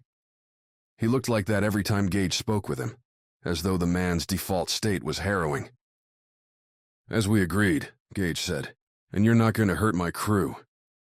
"So long as they don't harm us," the man replied. "However, there appear to be some on the ship that were not expected, some that are proving difficult. Eden saw fit to protect their investment. Then I hope none of your crew members get caught in the crossfire." "I can help with that," Gage said. "The ones you want will try to make it here, to the bridge. We'll have a squad coming to greet them. And if that's not enough, then I can deal with them myself." Gage swallowed. He hadn't ever seen the wrapped man handle things personally, but why ask for a nightmare when you didn't have to? Part of Gage wanted those mercenaries, wanted Quinn to succeed, to drive off the attackers and retake the freighter. To arrest Gage and hold him responsible. It was only right. But the small voice was drowned out by the rest of him, the part that knew. If this went as planned, Gage would have nothing to fear, nothing to want, ever again. "They won't be able to get in the doors," Gage said. "I'll direct them towards the escape shuttles if your crew fails." "Then I will make my way there," the man replied. "Gage, I trust you understand how much is riding on this." "For me, yes," Gage said. "For you, I don't care." "A good answer." The wrapped man cut the call. Gage stared at the blank screen for a second. He'd never sent anyone to their death before. But then, today was a day of firsts, a day of lasts. Chapter 27. The Bridge. The wide gate leading to the bridge was shut, and standing in front of it was a group of 5 invaders. Like the ones that had chased her earlier, Viola saw these were all wearing their own takes on randomized fashion. Mismatched footwear, shirts sewn with different fabrics in each arm. Viola wasn't sure of the tactic there, but if they were going for strange, then they earned it. "If we hit them quick, we can have them down before they get a shot off," Quinn said. "They're standing so close that our misses will hit one of the others." "They're trying to blow the door," Viola replied. "That means they might have explosives. We set one off and—" "It's what they're going to do anyway." "Maybe, Even on a ship the size of the freighter, Phyla wasn't real happy setting off any kind of bomb, by accident or otherwise. All the electronics running between the walls and floors. What happened if the fireball knocked out the bridge's ability to control the engines, or triggered a lockdown that sealed them in the hallway? "Not like we have a choice," Phyla said, fighting her aversions. "I'll go left, you right." Quinn nodded. Phyla hefted the weapon she'd stolen from one of the torched attackers back in the crew quarters. Stepping around the corner, Phyla pulled the trigger and blue bolts flew out at the attackers. Stunning shots, designed to overwhelm the nerves of whomever they hit and crumple them to the ground for hours. They were lower energy than killing blasts, and when ammo was a premium resource, Phyla was ready to settle for incapacitation. Quinn's blast joined hers a hot second later, the dual streams catching the attacking crew unaware. They barely had a chance to turn, to raise a hand, before they were struck and piled on the ground like a bunch of passed-out revelers. Phyla and Quinn ran up to them, checking each one with a slap to the face, a kick to the side to make sure they weren't faking. Satisfied, Phyla turned to the panel next to the door and pressed the comm button. "Gage, it's Phyla and Quinn. Open up." Seconds passed while the two of them waited. Quinn aimed down the hallway where the attackers would have come from, waiting for the next round. "I can't do that, Phyla," Gage replied. "You going to tell me why?" Phyla said, throwing a questioning look back at Quinn, who shook his head. "Opening these doors risks the bridge," Gage said. "You two might be hostages." "You have cameras looking out here," Phyla said. That was a hunch, but even the Jumper, a much smaller ship, had cameras throughout. It made sense when any breach or problem anywhere could cause all kinds of hell in space. "You think all these people are taking a nap?" A noise echoed up the hallway, or rather, noises. Phyla picked out the various footfalls of a squad, a bigger group than before. Reinforcements called when the first 5 found the door sealed. She was running out of time. "Sorry," Gage said, then cut the comm. "What's he doing?" Phyla asked Quinn. "Why wouldn't he let us through?"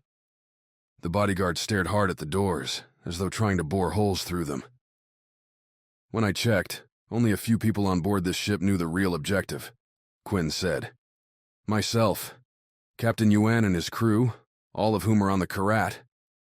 "And Gage," Phyla said. Before Quinn could respond, with the clamor of the approaching group getting louder, Phyla slapped the comm again. "The thing with sellouts, Gage, is that they always think their side's going to win," Phyla said. "You made the wrong play. And the problem with the righteous is that they assume their enemies had a choice," Gage replied, before clicking off again. Then Phyla was on the ground, Quinn tackling her as the first shot sizzled over her head. Bright orange, killing energy. Phyla rolled out from underneath Quinn and, propping her weapon on the prone body of a stunned attacker, triggered off a few retorts down the hallway. The enemies ducked back behind the corner, so her answering bolt splashed harmlessly against the wall. "We have no cover here," Quinn said. "If we run, we won't get back," Phyla said. "I don't think that matters anymore. The freighter is lost. Lost, as in taken over. Which meant they were way out in Neptune's orbit with only the Jumper, currently nestled in the midst of enemy territory, as their only ticket home." Quinn pulled Phyla up, holding his rifle in his left hand and continuing to trigger a barrage of bolts down the hallway. The attackers chose to fire blind, sticking their guns around the corner and squeezing the triggers, shots going wildly into the walls or overhead. Phyla shook off Quinn's tugging and backpedaled on her own until they were around the corner. "What now?" Phyla asked. "The bays are swarming with them. The Amerigo has several escape shuttles, small things, meant to keep you alive until help arrives," Quinn said.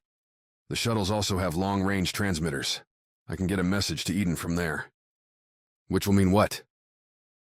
"They'll know who did this, and long after we're dead, Eden will avenge us." "That's comforting," Phyla said, as the two of them jogged down the hallway, taking turns back to the crew quarters. Yet again, Phyla was running away from a fight. She was getting really, really sick of it. Chapter 28. Outside. There were 2 men's, 2 women's spacesuits on the shuttle, locked away towards the back of the passenger compartment in a cabinet coated in emergency red. Snug fits, like more suits these days.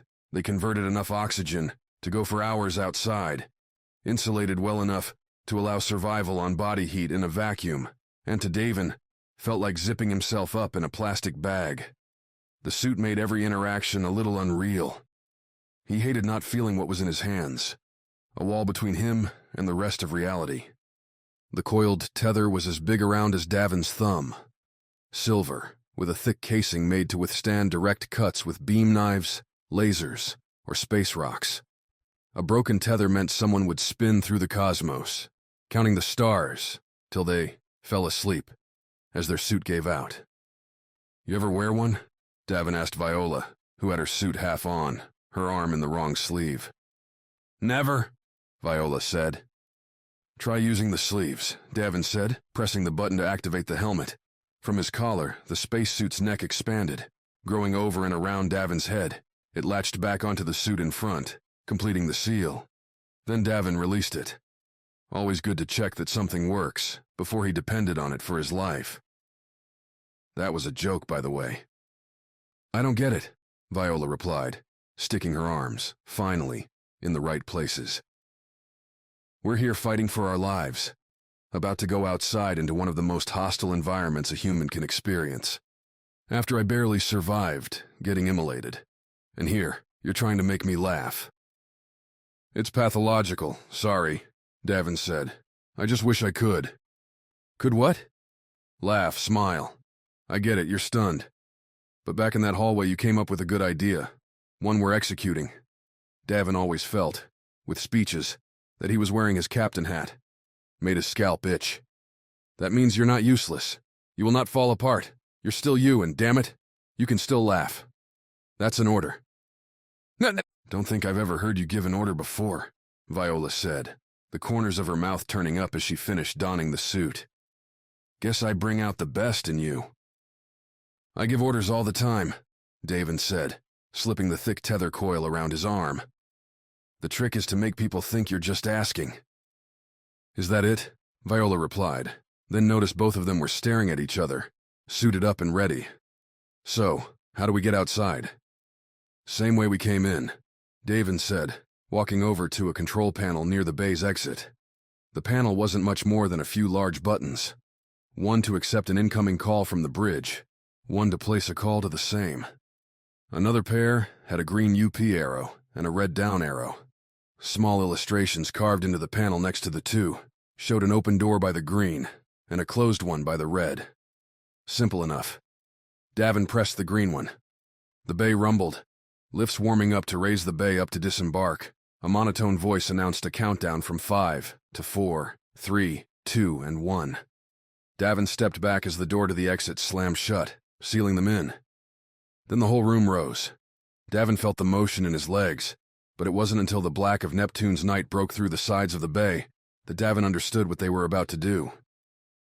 There's a beauty to space, where the dark is everywhere, but also nowhere. Stars shine for infinity.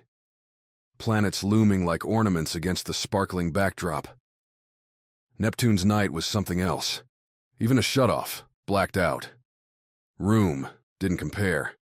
Clouds filtered out most of the starlight, moonlight. The gradient gray void stretched out to an infinite horizon. The Karat kept the atmosphere from running out through the same magnetic seals used on every bay and ship. Davin and Viola walked right up to the edge and looked. The schematics had the Karat being 30 meters high, with the bay jutting up another 5 meters when it was extended. Davin had to rely on those numbers because the Karat had no running lights on. It was a sea of nothing beneath them. With the bay's backlighting, it was like the two of them, and their wrecked shuttle were floating in nothing. "What's our tether length?" Davin asked. 20 meters. Pretty damn short," Viola said. "Almost like they weren't planning for long-distance spacewalks," Davin replied. "Still, if I recall correctly, that's about the height of the ship.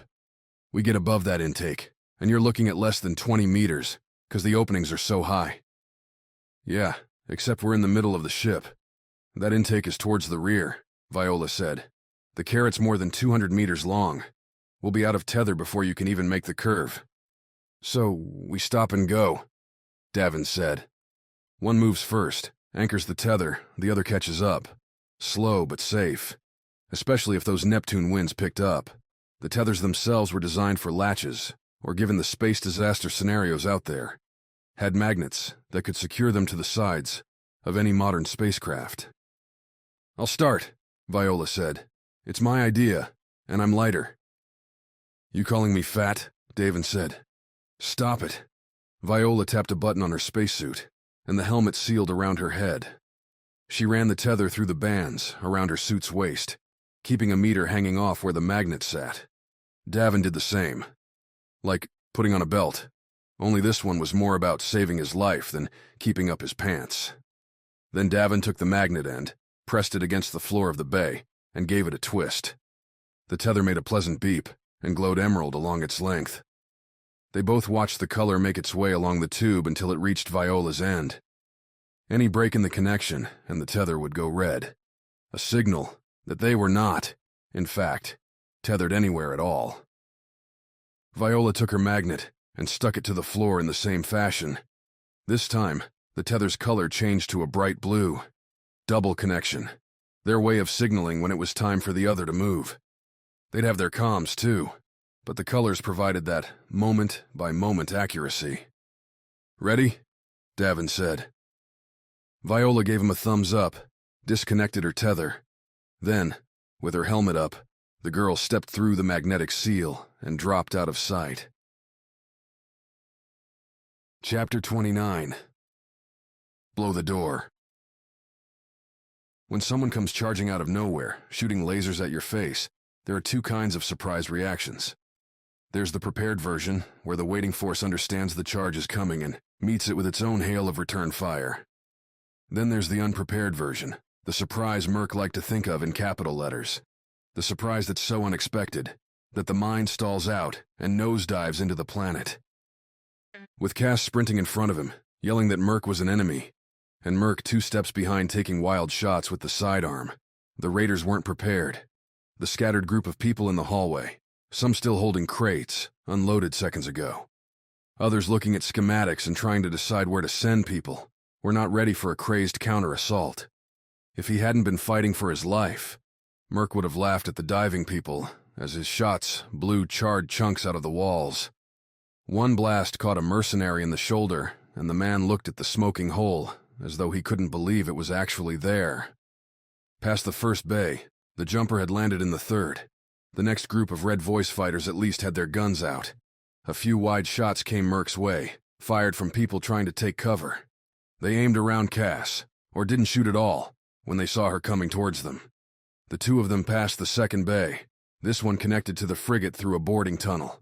More invaders were on their way through, too many to fight.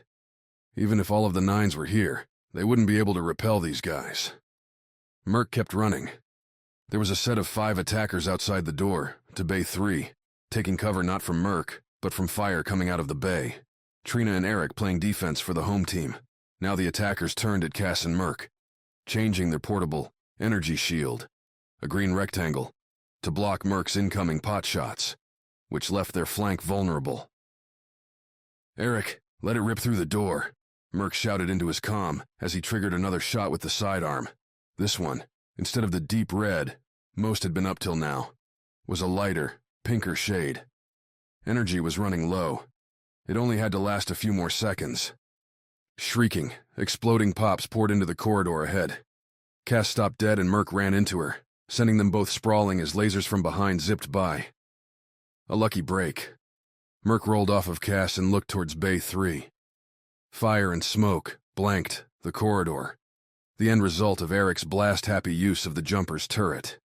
The path ahead was clear, but the steady stream of shots from back behind them made getting up suicidal. Clever, but not good enough, Cass muttered, pushing herself away from Merc. You can surrender now. We might not kill you right away. Tempting, but I'll pass, Merc said. He didn't have much time for a solution. To think, a month ago he'd been floating free in space above Europa, waiting for a slow, sleepy death to come for him. Now here he was about to get violently shredded by hot energy. Given the two, he'd... Wait. Space. That was it. Eric, I need you to blow the doors on the bay, kill the magnetic seal, then get ready to play catch. What are you doing? Cass said, eyes opening in alarm. Got one last trick, Merc said. His comm clicked, and the pilot dove forward, rolling towards the bay 3 door. He couldn't tell if Cass followed or not. Shots hit the surrounding ground, hard to hit a rolling figure in smoky haze. And then Merc's ears nearly exploded. A fizzling bang, and Merc felt like he was being pushed by the invisible hands of a huge mob, shoving him forward into Bay 3. Behind him, the freighter initiated its standard response to vacuum leaks and tried to seal off the section. The Bay 3 door was already blown apart, so it went to the next available spot and slammed down the secondary doors between Bay 3 and Bay 2, and the hallway continuing on towards the bridge. Merc registered the shutting doors out of the corner of his eye as he blew through towards the jumper. The blocky ship looked so lovely, though Merc wasn't sure if that was because it was the only thing standing between him and, in a minute, frozen death out in pure space, or because it was the one thing he'd seen in the last hour that wasn't trying to kill him. Cass was nowhere to be found. She must not have followed him forward. No time to dwell on that, though. Merc bounced off the floor and continued rolling towards the metal shield closed over the bay's main exit. In the middle of the door was a series of holes, punched through and glowing orange around the edges from the jumper's lasers. The air was being sucked through those holes with enough force to whip Merc across the ground like a tornado. And if he hit those holes, Merc knew the force would break his bones to pieces, or, if not that, other small objects would shoot into him like bullets. Too reckless, that's what Opal would say. Trying something this stupid. Merc continued sliding across the floor, pulled towards the door. The current towards the holes carried Merc beneath the jumper. Under the nose of the cockpit, and nearing the main body, the ramp was still up, and for good reason. Opening the thing would just cause everything in the jumper to get sucked out, which left one spot for him to get in, the jumper's airlock. As Merc blew by the ship, he reached out and wrapped his arms around the jumper's left rear landing strut. A thick steel leg connected every meter by joints, and paralleled by an electric-powered arm that would fold the strut in during liftoff. The thing had plenty of handholds. The problem was that as Merc held on, he could feel his muscles strain, his wrists crack as the sucking force tried to yank him out. Climbing to the airlock like this would be impossible. "Eric," Merc said into his comm, shoving his face into his left wrist. "Docking airlock." Even shouting those words left Merc gasping the fleeting air for breath. The freighter wouldn't be pumping any more oxygen into the bay, which meant that in a few minutes there wouldn't be anything breathable left in here. If there was going to be a rescue, it had to happen soon. "Trina's on her way." Eric's voice came through the comm. "Stay steady. I'm on the back left strut." "She'll get you." "See, Opal, sometimes the ideas work out. Cocky pilots aren't always wrong." Merc shut his eyes, focused on his grip, until he felt tugging from above. Merc glanced up, and in a spacesuit, tethered to the latch in the airlock, was Trina and her bright blue hair. "Hey, Hotshot, need a hand?" Merc tried to reply, but couldn't seem to pull in the air to do so. He settled for a nod. Spots, little black flecks, were dancing around his eyes. Same stuff that happens when he pulled high G's in atmosphere. Doing loops, tight rolls. Merc didn't even notice as Trina wrapped spare tether around him, then punched the button to retract them into the jumper's airlock. By the time the ship's outer door shut, the pilot was unconscious. Chapter 30. Last Man. Mox leaned Opal up against the wall to the right of the elevator door when the button dinged and turned red. The up arrow. Davin and Viola only 20 minutes gone. Not enough time.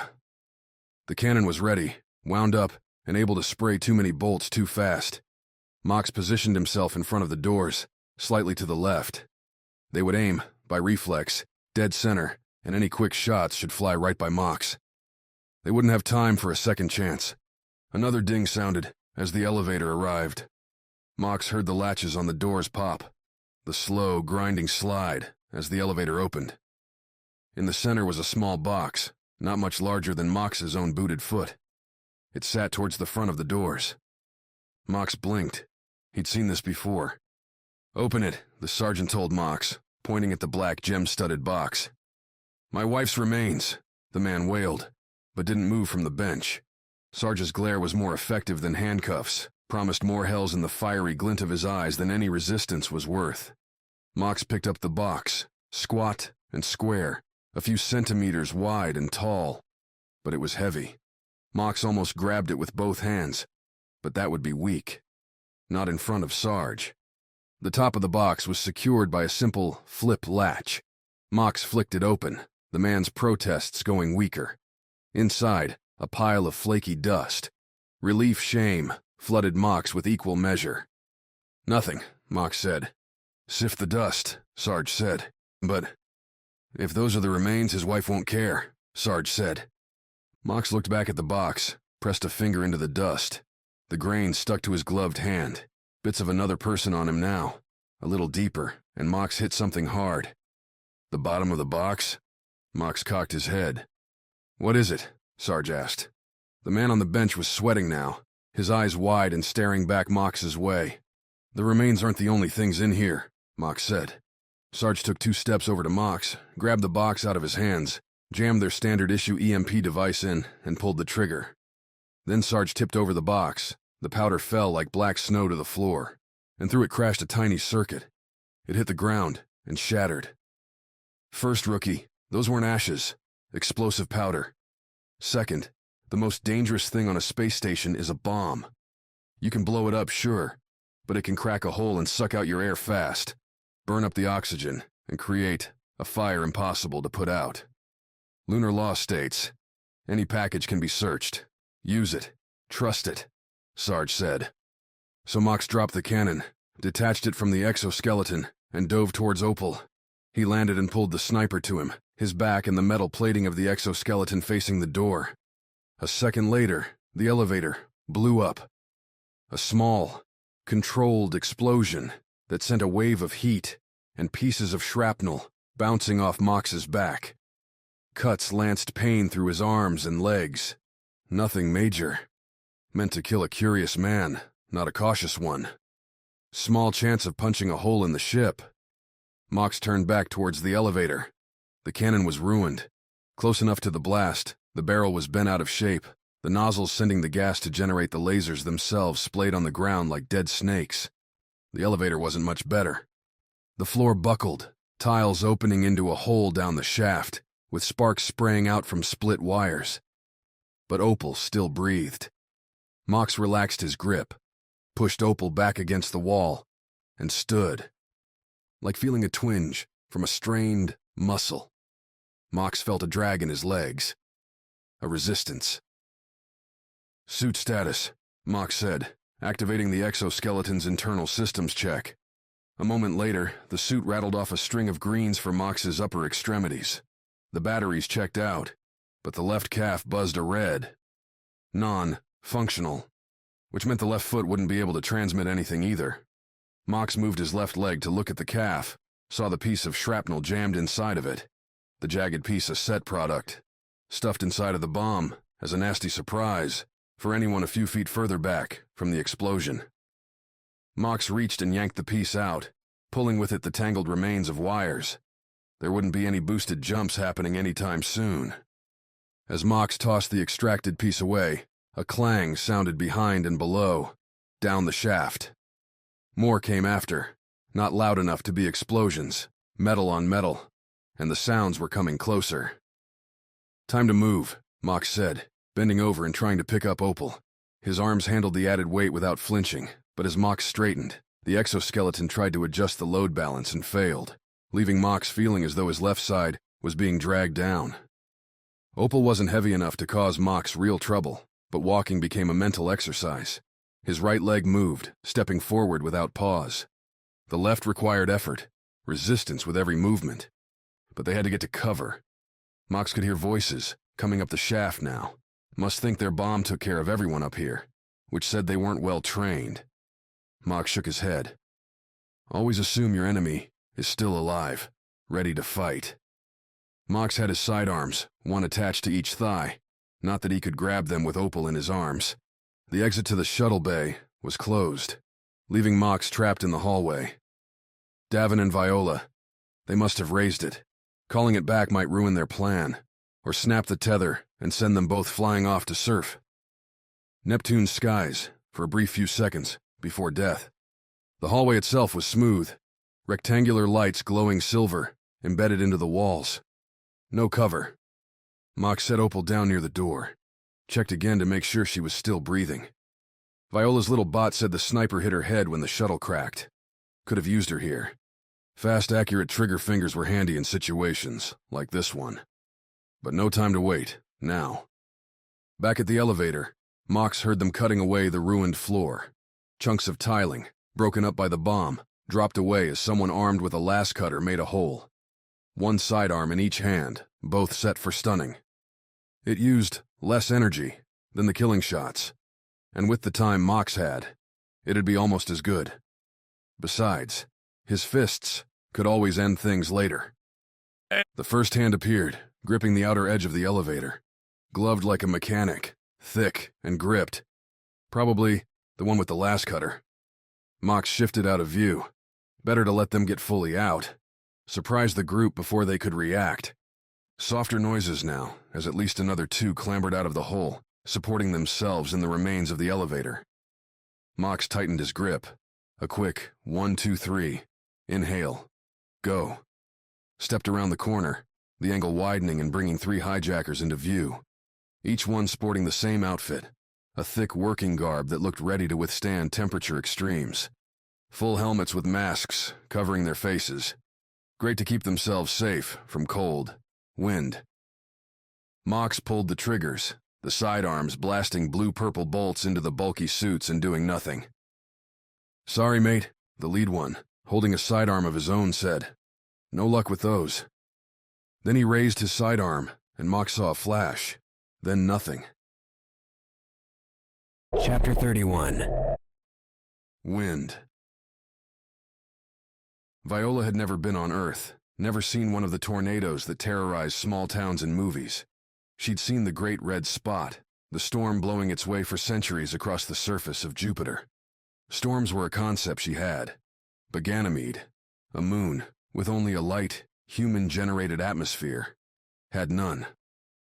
So when Viola dropped from the docking bay onto the Karat's exterior and felt the wind tug at her like an enraged vacuum, she stood for a minute and embraced nature's beating.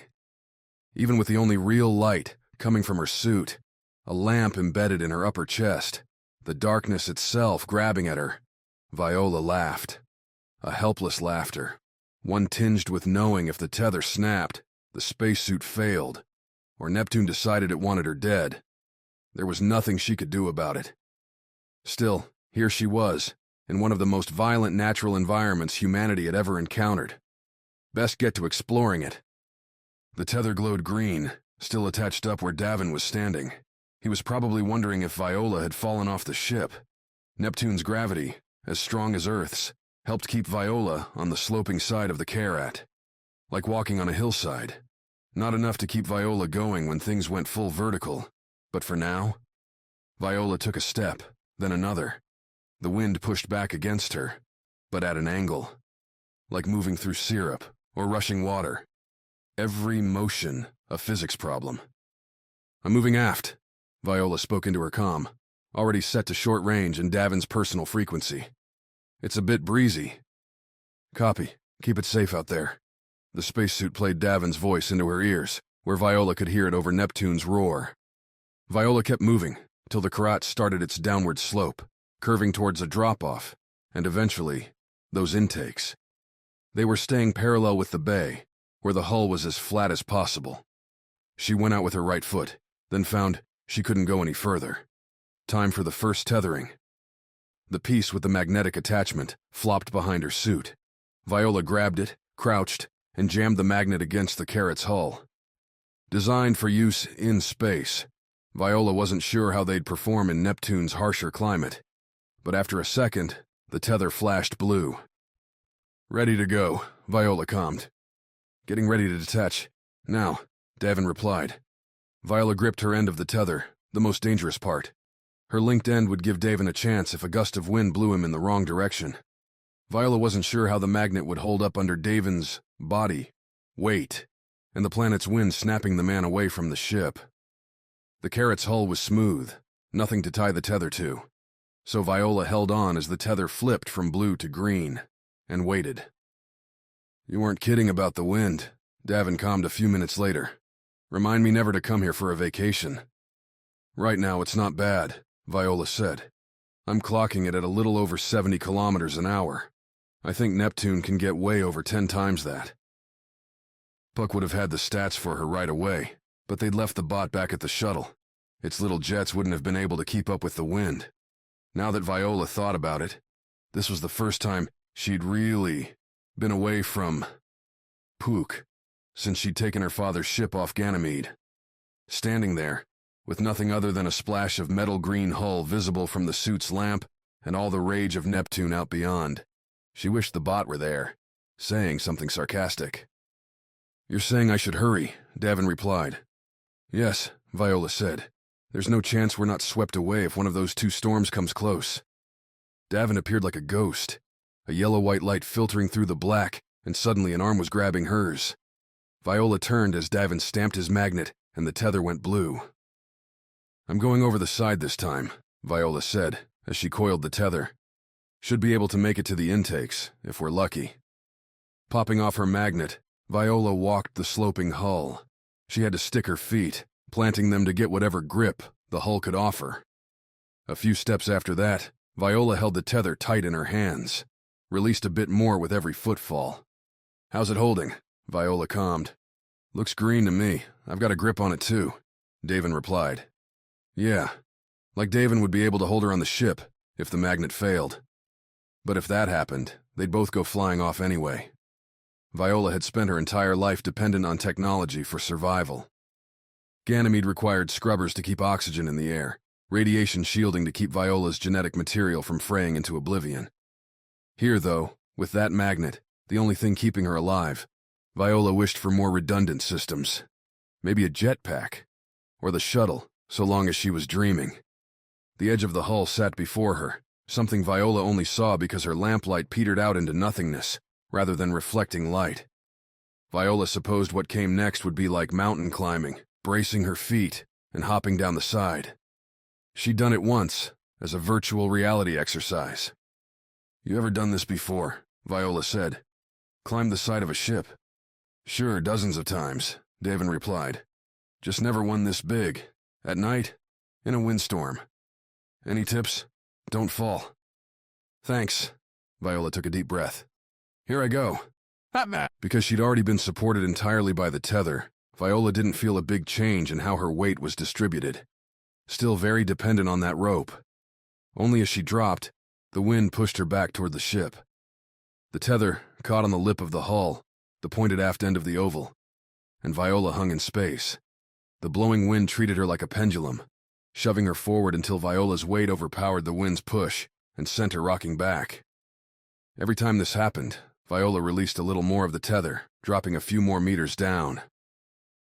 Feels like I'm in my own world, Viola calmed. It could have just been a thought, but Viola really needed the sound of a voice.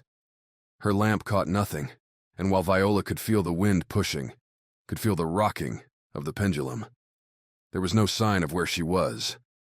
Vertigo snatched at her, causing her mind to spin and churn, unable to figure out where she was or how fast she was moving. Rock back. Inhale. Drop a few more meters as she swung forward. Exhale. Repeat. Until on a forward swing, Viola's lamp hit something that wasn't Neptune's air. It was black, but solid, coated with dust. Viola had a second to look at it before the pendulum effect brought her back. Only this time, instead of dropping, Viola held steady until the wind shoved her forward again and took a clearer look. I'm there. The intakes? Davin replied. Think so. I'm going to let loose on the next swing. Brief visions of action movies, the film stars, jumping from ship to ship, building to building, swinging through vast jungles. How many of them would have been able to pull this off? Let the remaining coil of the tether out at the apex of the swing and launch into the intake.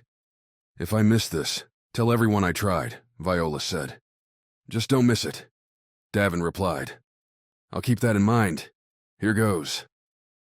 The wind shoved Viola forward again, one more long arc through the black. The lamp caught the edge of the intake as Viola swung up, and she let the coil loose. For the first time, Viola felt the brief weightlessness of free flight, the release from Neptune's clutches. The question was, where would she land? Chapter 32. Escape. Where were they going to escape to? Viola kept replaying that question and not finding a good answer. There wasn't a habitable space station for millions of kilometers, the closest one she knew of being a research outpost, near Uranus. The odds of other ships passing by this deep were almost nil, and that's assuming those ships wouldn't run at the first sign of a hostile force. "What's your plan?" Viola said. "A shuttle would be suicide." "As an escape, yes," Quinn replied, continuing to jog through the hallways. "As a back door into the main bays, perhaps not. You want to land on the other side of the freighter, and what, hijack one of their ships? I'm glad you're not as simple as most mercenaries." "Was that a compliment?" Viola said, between breaths, running behind the Eden agent. "Yes."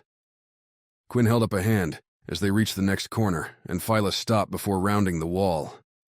"The shuttles are around the next side. It sounds like we're not the only ones with this idea." "Oh, I think we're probably the only ones with your idea," Viola muttered. Listening, she heard the beeps and shifts as someone prepped a shuttle for launch.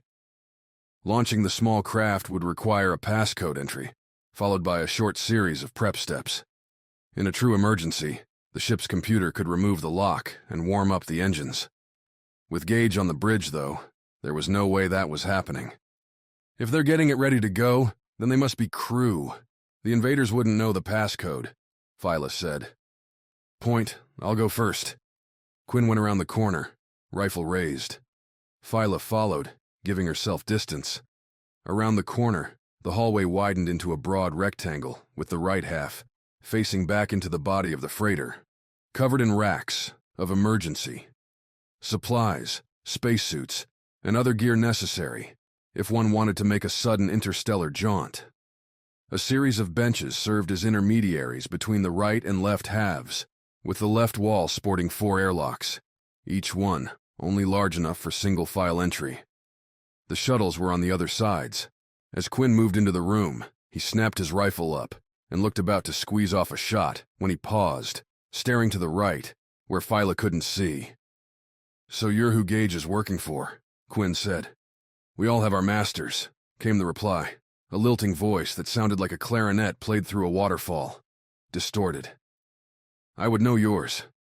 "Doesn't matter," Quinn said. "Think I can shoot you before your pals can get their arms up?" Viola didn't hear a reply, didn't see a gesture, but Quinn pulled the trigger. His gun sent out a series of shots, and Viola took the moment to swerve around the corner, ducking below Quinn's firing line and searching for a target. Arrayed against the back wall, supply lockers behind them, was a trio of enemies. Quinn shot at the center figure, a larger, thin man, the target's face covered in twisting, roping scars. The two flanking him wore the same mishmash of fabric, random accessories, looking more like piles of junk than real people. Quinn's shots hit the scarred one, but vanished as they homed in, dissipating as though sucked into a black hole. "Portable shield," Viola said, aiming at one of the other targets.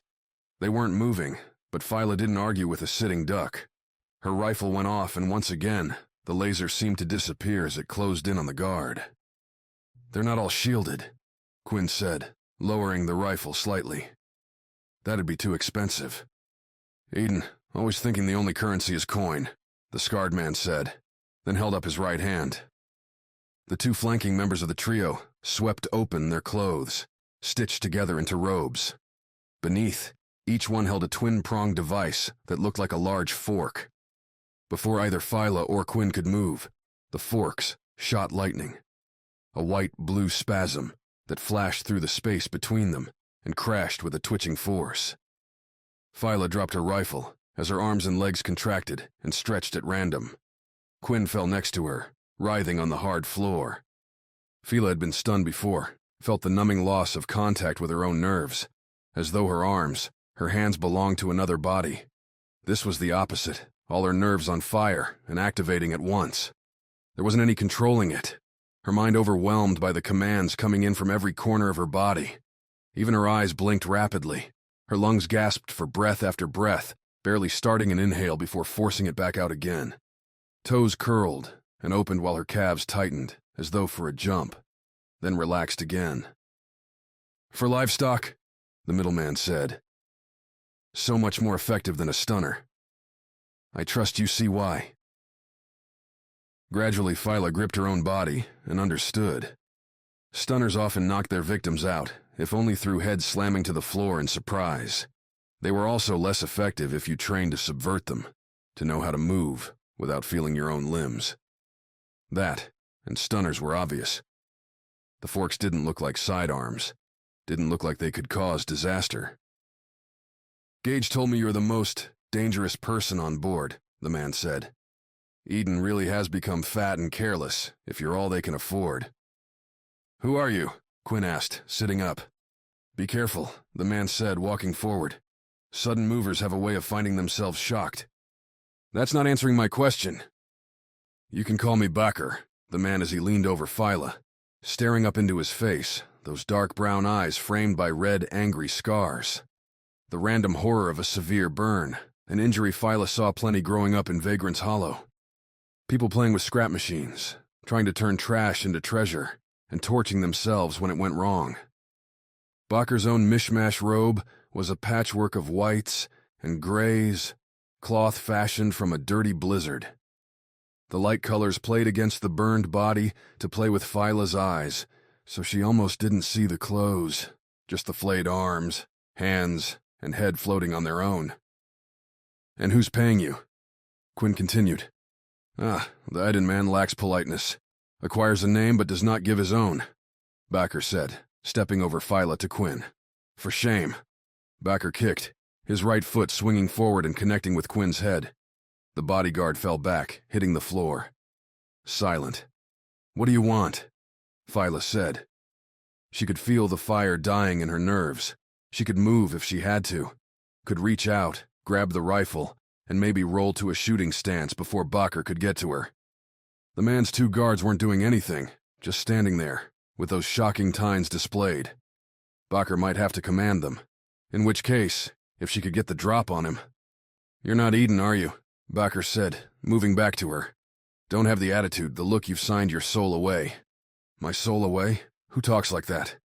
Keep his attention on the words, on anything other than her eyes, measuring the distance to her dropped rifle, her tensed muscles, getting ready for the roll.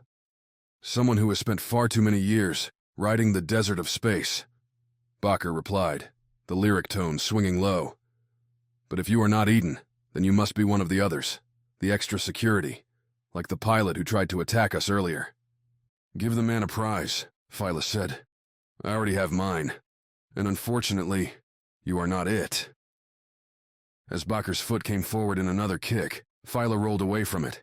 Her left hand reached out as she completed the roll, gripping the trigger end, twisting her shoulders, pulling it back across her body and pointing it right in Bakker's angry face.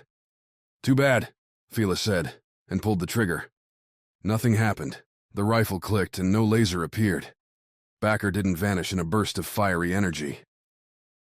"Yes, too bad indeed," Bakker replied. "Do you know your weapon requires a catalyst? A burst of electricity to actually form the laser?"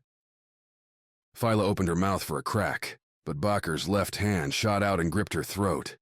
With far too much ease, Bakker straightened, pulling Viola up with him. "My friends here, their tools shock. Trip and trigger the nerves like so many piano keys in a concerto." Bakker dragged Viola across the floor, towards the escape shuttle doors. "Your guns are no different." In front of one of the shuttle pads, hands still, around Viola's throat, Bakker tapped a series of buttons on the keypad. The door beeped, spun, and then split in the middle to open the airlock to the escape shuttle. Viola tried to talk, but with Bakker's hand around her throat, she couldn't do much more than suck bits of air through her nose. Bakker swung his arm forward, then released, throwing Viola into the shuttle. She hit the cushioning with a soft thud, hand going to her neck, and rubbing away the impressions dug in by Bakker's bony fingers. Neptune is a harsh planet, Bakker said, his hand continuing to type on the keypad. Beyond opening the door, the keypads could also set coordinates, important for sending people less versed in astronavigation off of the freighter. I hope you find it welcoming. Why? Viola coughed. Why are you doing this? Bakker paused outside the shuttle door, blinked at her. A guard handed Bakker a fork and he pointed it towards Viola, pushed the trigger. Viola ducked, and the bolts flew over her, striking the shuttle's small control console, which fizzled and went dark. The same reason as you, Bakker said, to survive. Bakker slapped a button on the outside keypad in the airlock. The shuttle's interior lights came on, a clean white light, and a voice warned Viola to strap in. 2 seconds later, thrust pressed Viola into her seat, as the shuttle blasted off of the freighter and towards the cold dark of Neptune. Chapter 33. Hunted. Her body didn't wait till the pain vanished to wake her up. Opal blinked her eyes open to a blurry world and shut them again. Not ready yet. Only she didn't have a choice, did she? In scattered fragments, the shuttle's ambush, the mining laser, the call of Viola's bot Puck to jump. Disaster. Where? Opal breathed, eyes opening again and taking in the hallway, the shut door to the raised bay next to her. Someone had brought her here. Left her. And without a weapon. In between the paralyzing moments of headache, Opal shifted to a crouch and checked her pockets. The only thing she had left was the trusty beam knife strapped to her inner thigh. Still dangerous.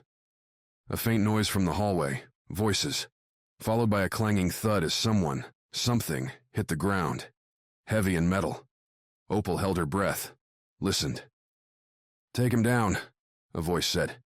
How do you expect me to do that? Carry him. See that suit? It'll protect him for a story. Just drop the bastard. Suit. Opal didn't recognize the voices, which meant these probably weren't friendlies. Davin and Mox wouldn't have left her alone anyway, and if they had Mox, then they'd probably come looking for her. Opal turned to the control panel and slapped the down arrow. No idea what it did, but anything was better than staying here. I'll say you told me to. He gets killed. The second voice continued. On the other side of the door, the Karat rumbled. Levers shifting a lot of weight and grinding past each other. It needed to move faster. Doesn't matter to me. But it might to Bakker. Bakker. Oh, that name. That name rang a bell. The sounds grew louder, hissing joining in as valves released pressure. The noise churned through the hallway, picking up echoes along the walls. Opal tried to forge her way past the noises, past the headaches. Bakker. The name brought with it swirling red sands, a list of targets. Someone's lowering the bay. The voice broke her concentration. It was closer now. Quick. Drop him then catch up to us. Focus, Opal. Time for memories later. Flattening herself against the door, Opal kept her eyes glued to the corner of the hallway. What she needed now was an excess of caution. You don't know what's around this corner, guys. Take it real slow.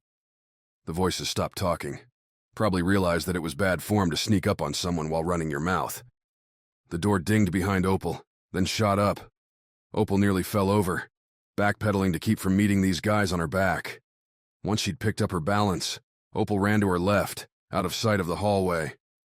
In front of her, the shuttle's wreckage sat in pieces. The bay. Hey, hey! Came a whirring noise. You're awake! Puck, Opal said, looking up and seeing the bot hovering above her. Quick, where's a weapon? You want Davin's shotgun? It's over here.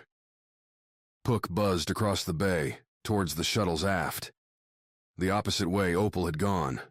She would not risk cutting in front of that hallway again. Instead, she made her way over to the shuttle's nose, still pointed up from the imbalance caused by the mining laser. At least there was a strut here to duck behind. Opal saw the hallway's edge, the opening to the bay. A second after she peered out from behind the strut, a body, then two, both wearing heavy welding suits, walked in. They were holding small sidearms, but holding them with both hands, each one looking a different direction. Whatever their outfits, they were armed heavy for mechanical work. The two of them weren't moving fast, taking their time in the middle of the hallway. If she'd had her rifle, they would have been easy targets. "Split," one welder said. His suit lacked the spots and tears marring the second's outfit, and his voice matched the one giving the orders. Without thinking, Opal dubbed him Alpha and the other Beta. The same style of designations, they gave targets on Mars. Alpha broke towards the aft of the shuttle, while Beta cut to the nose. In a few seconds, Beta would either see Opal or step on her. When that happened, Opal would have a hot second of surprise to get that beam knife into Beta's face. "Hey, what's that?" Beta said, pausing in his approach to look up in the air. "It's a bot." Opal tracked Beta's look and saw Puck hovering above the shuttle. "You want to know who's in here?" Puck buzzed, its voice turned up so it filled the bay. "Because I'll tell you, if you promise not to blow me up." "Hear that?" Alpha said to Beta. "We got ourselves a bot, with a self-preservation instinct. So talk, bot. We won't torch you." Their eyes were on Puck, so Opal slipped between the strut and the body of the shuttle. Visible for a moment, Opal pressed herself against the shuttle's body and took a breath. Puck was rambling above her, talking about Davin and Viola, and some crazy story about them jumping out of the bay with suits on. Opal inched closer to the split part of the shuttle, where aft and bow crumpled together. "But it sounded like someone just came in here," Alpha said. "The door opened a minute ago." "All me, I'm afraid," Puck said. "Brought the bay down to pick up my friend. The one with the exoskeleton?" "Second." Opal peeked through the hole between the shuttle's sides. Nobody there. Another quick step, and she was by the aft section. There, just past the engines, laying on the floor, was Davin's favorite shotgun. Why would the captain have left it here? It made little sense. Whatever the reason, Opal mouthed a silent thank you and picked up the weapon, slipping the beam knife into a slot on her belt. Puck must have been keeping a mechanized eye on Opal's progress, because as soon as she had the shotgun in her hands, the bot floated towards the door. "There was one other person," Puck said, "but she went with Mox, the metal man." "Then maybe she's back here," Alpha said. "Bot, if you're trying to mess with us, you'll be scrapped before you can fly yourself away." Puck protested, as Opal made her way back, across the shuttle's other side, too far away for Melody. Their sidearms had more range. They'd fillet her if she went into the open. It was either through the shuttle wreck or back around the nose. "I think this bot's playing us, boss," Beta said. "There's nobody back down that hallway. It's a dead end." "Last chance, bot," Alpha said. "Where are they?" "No time." Opal steps on through the wreckage of the shuttle. Too many broken bits of metal meant she couldn't run through, finger on the trigger blasting away. "Almost there, Puck. Keep stalling." "Okay, you got me," Puck said. "It's my programming, you know? Can't fight it. Have to protect my owners." Opal didn't see the shot, didn't hear the sidearm, but she saw Puck crash to the ground and roll, sparks popping off in all directions as its circuitry fried. "You just got your own bot, fried," Alpha yelled. "Now come on out and I promise we won't do the same to you." Opal leaned out of the shuttle, shotgun pointed towards the pair, and pulled the trigger. 6 green balls of flaming energy shot out towards Beta and Alpha, who took a step out of the way before the balls rammed their suits. Opal chased after her own shots, watching as the balls burst apart on Beta and Alpha. The flames crawled around the thick armor, but the shotgun's energy didn't appear to be burning through. That didn't mean it was worthless. Sticking her left foot, and then turning her right shoulder, Opal swung the shotgun like a bat. Beta, still wreathed in the green flames and flailing, didn't even try to dodge the strike. Probably didn't see it coming. The shotgun smashed into his head, the rubber-like helmet doing nothing to soften the blow. The man crumpled to the ground and Opal pivoted, readying the shotgun for another swing. Alpha, still burning, was ready for it. His left hand caught the shotgun as Opal pulled it back up and ripped it from her hands, throwing it across the bay floor. Alpha's right arm, holding the sidearm, came up towards Opal's chest. Opal let her legs slip out from under her, and as Alpha fired, dropped to the ground. The stunning blast flew over her head as Opal kicked her right foot up into Alpha's groin. He groaned, left hand moving to shield and stepped back, sidearm waving for another shot. Opal curled her abdomen and somersaulted forward, left hand grabbing the beam knife out of her belt as she rolled. Alpha, still backpedaling, pointed the sidearm at Opal as she finished the move. Opal lanced out with the beam knife, swinging towards the sidearm as Alpha pulled the trigger. The sidearm exploded, the focused energy released as the sliced front half fell. The force blew the beam knife out of her hand, launching it across the bay. Released stunning force, washed over Opal, and pushed her to the floor, numbing her left arm. Alpha stared as his ruined weapon, any facial expression hidden by that helmet, and then threw it away. "Know what's funny?" Alpha said to Opal, still on the ground. "We were supposed to keep the body count low on this mission. Deaths put blood on the product." "Then what the hell are you doing?" "You don't work for Eden, do you?" Alpha continued. Trying to back herself up, Opal's feet pushed against the smooth floor. Alpha followed, loomed over her. His hands low, arms ready to block a kick. The problem here was leverage, a chance to stand up. If Opal didn't find some soon, she was dead. "Does it look like I do?" Opal said. "It doesn't, which means nobody's going to care if I smash your face in," Alpha said. Opal felt the shuttle behind her, hard, against her back. Nowhere to run. Alpha drew his fist back, and Opal braced herself. Chapter 34. Cargo Hold. The tether's blue line buried itself into the black void, a few meters into the distance. It went forward, then the tether slanted, and disappeared as it went over the Karat's aft edge. "So the plan is, I descend the tether to you, then we detach and reel it in," Davin said for the third time.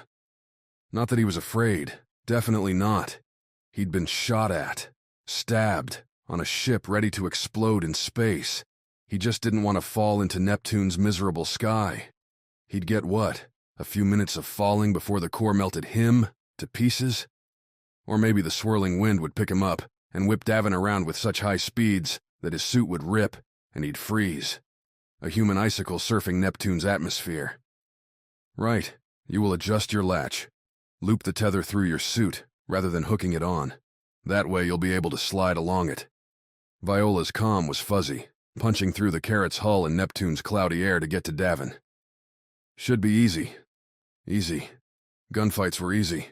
Talking down overconfident jerks over payment was easy.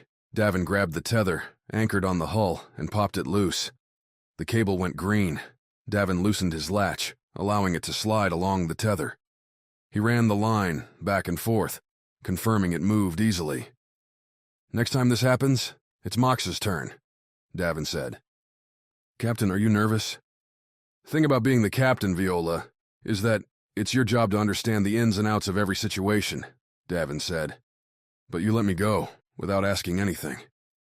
Thing about being the captain, Viola, is that you have to trust your crew to do their job." Viola's sigh came over the comm, no sense of humor. Sealing the tether back to the hull, changed the color, back to that secure, calm blue. Davin followed that light, hands touching the tether, letting the coil run through his fingers, and then gripped as his feet slipped. When the drop-off came, Davin slid over and dropped. Wind blasted harder here, dangling from the coil. The darkness hid his speed. Davin judged when to grip the tether based on his stomach dropping, depending on the suit's gloves, to keep the friction from burning his hands. The coil curved back, under the hull's outcropping. Davin risked a glance back, that blue lifeline extending up behind him, like a mystic cable to a god. You see most of the planets in the solar system, sunsets on the outskirts of Jupiter, and a million other wonders. But that simple sapphire curl going into the blustery dark took its place high on his list. "I think I'm gonna make it," Davin calmed, sliding along the more level tether. "Were you worried?" "Definitely not." Dropping into the actual intake of the Karat was a non-event, from one level of dark to another. Feeling his feet on something real again had Davin breathing easier. Spacefaring mercenary or no, there wasn't much to compare with solid footing. Not to mention seeing Viola, another person, after the last hour walking alone through the Neptune night. The girl was already retracting the tether. The color went from blue to green to orange as Viola wound it up. Ought to get one for the jumper, Davin said. Bet you could keep this one, Viola said. That shuttle doesn't exactly need it anymore. Look at you, keeping your eyes out for freebies. Might make it on this crew yet. Davin walked up the intake, while Viola finished coiling the tether. It felt strange walking into a hostile environment without Melody and her protection, but he'd have to grab the shotgun later. Too much risk of an untimely fire when bouncing along the tether. So here he was, dependent on his old hands and feet if a hijacker showed. But nobody did. Davin walked through the narrowing intake until he arrived at the gate.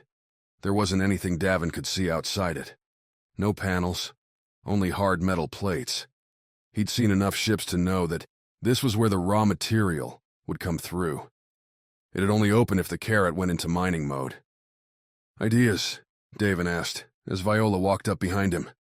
There's no emergency access, Viola said, looking around the door. I can't imagine. For repairs, they ought to have a release. All of my dad's ships, the ones Galaxy Forge makes, have them. Maybe Eden's got another contractor, Davin said. The implications weren't great. No way in meant they were stuck here, their oxygen dwindling. And if hijackers decided to bring the Karat out of orbit, then the two of them would be so very cooked. They needed help. Davin looked at his comm, scanned for frequencies. Mox and Opal didn't pop. The Karat's hull too thick. Then a static burst filled his suit, the same cascade of sounds from before, when they were landing. Opal had said it wasn't just noise, though. Viola, that message, the one we intercepted when we got close? The one telling us to run? Where'd it come from? What spot? I don't know. It was a wide-range broadcast. I wasn't exactly focused on tracing it, Viola said, continuing to poke at the door. I'd try the bridge. It'd be the most secure spot, Davin nodded. One guy in a choke point could hold out for a long time. Davin tapped on his comm, trying to find the message's source. Neptune's atmosphere had little in the way of satellites to guide the comm in its choice, so Davin's comm could only give a general direction. A dot in a three-dimensional sphere appeared on the comm's small screen, with green color shading likely sources for the broadcast. Using the spacesuit's gloves, Davin traced the path he wanted to send the transmission. Hello? Is anyone receiving this?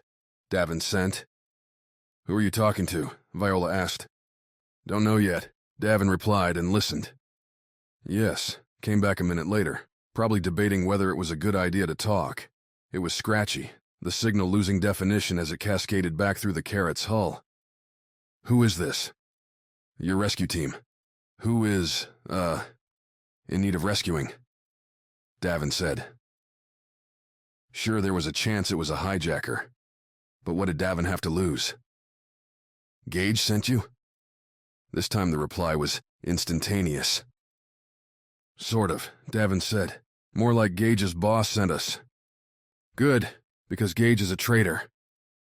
Interesting, Davin said, while doing all kinds of mental gymnastics. Traitor to who? Could be either the hijackers, Eden, or something outside either one. Better to keep the guy on the line by being agreeable. I'd love to chat about that more in person. Where are you?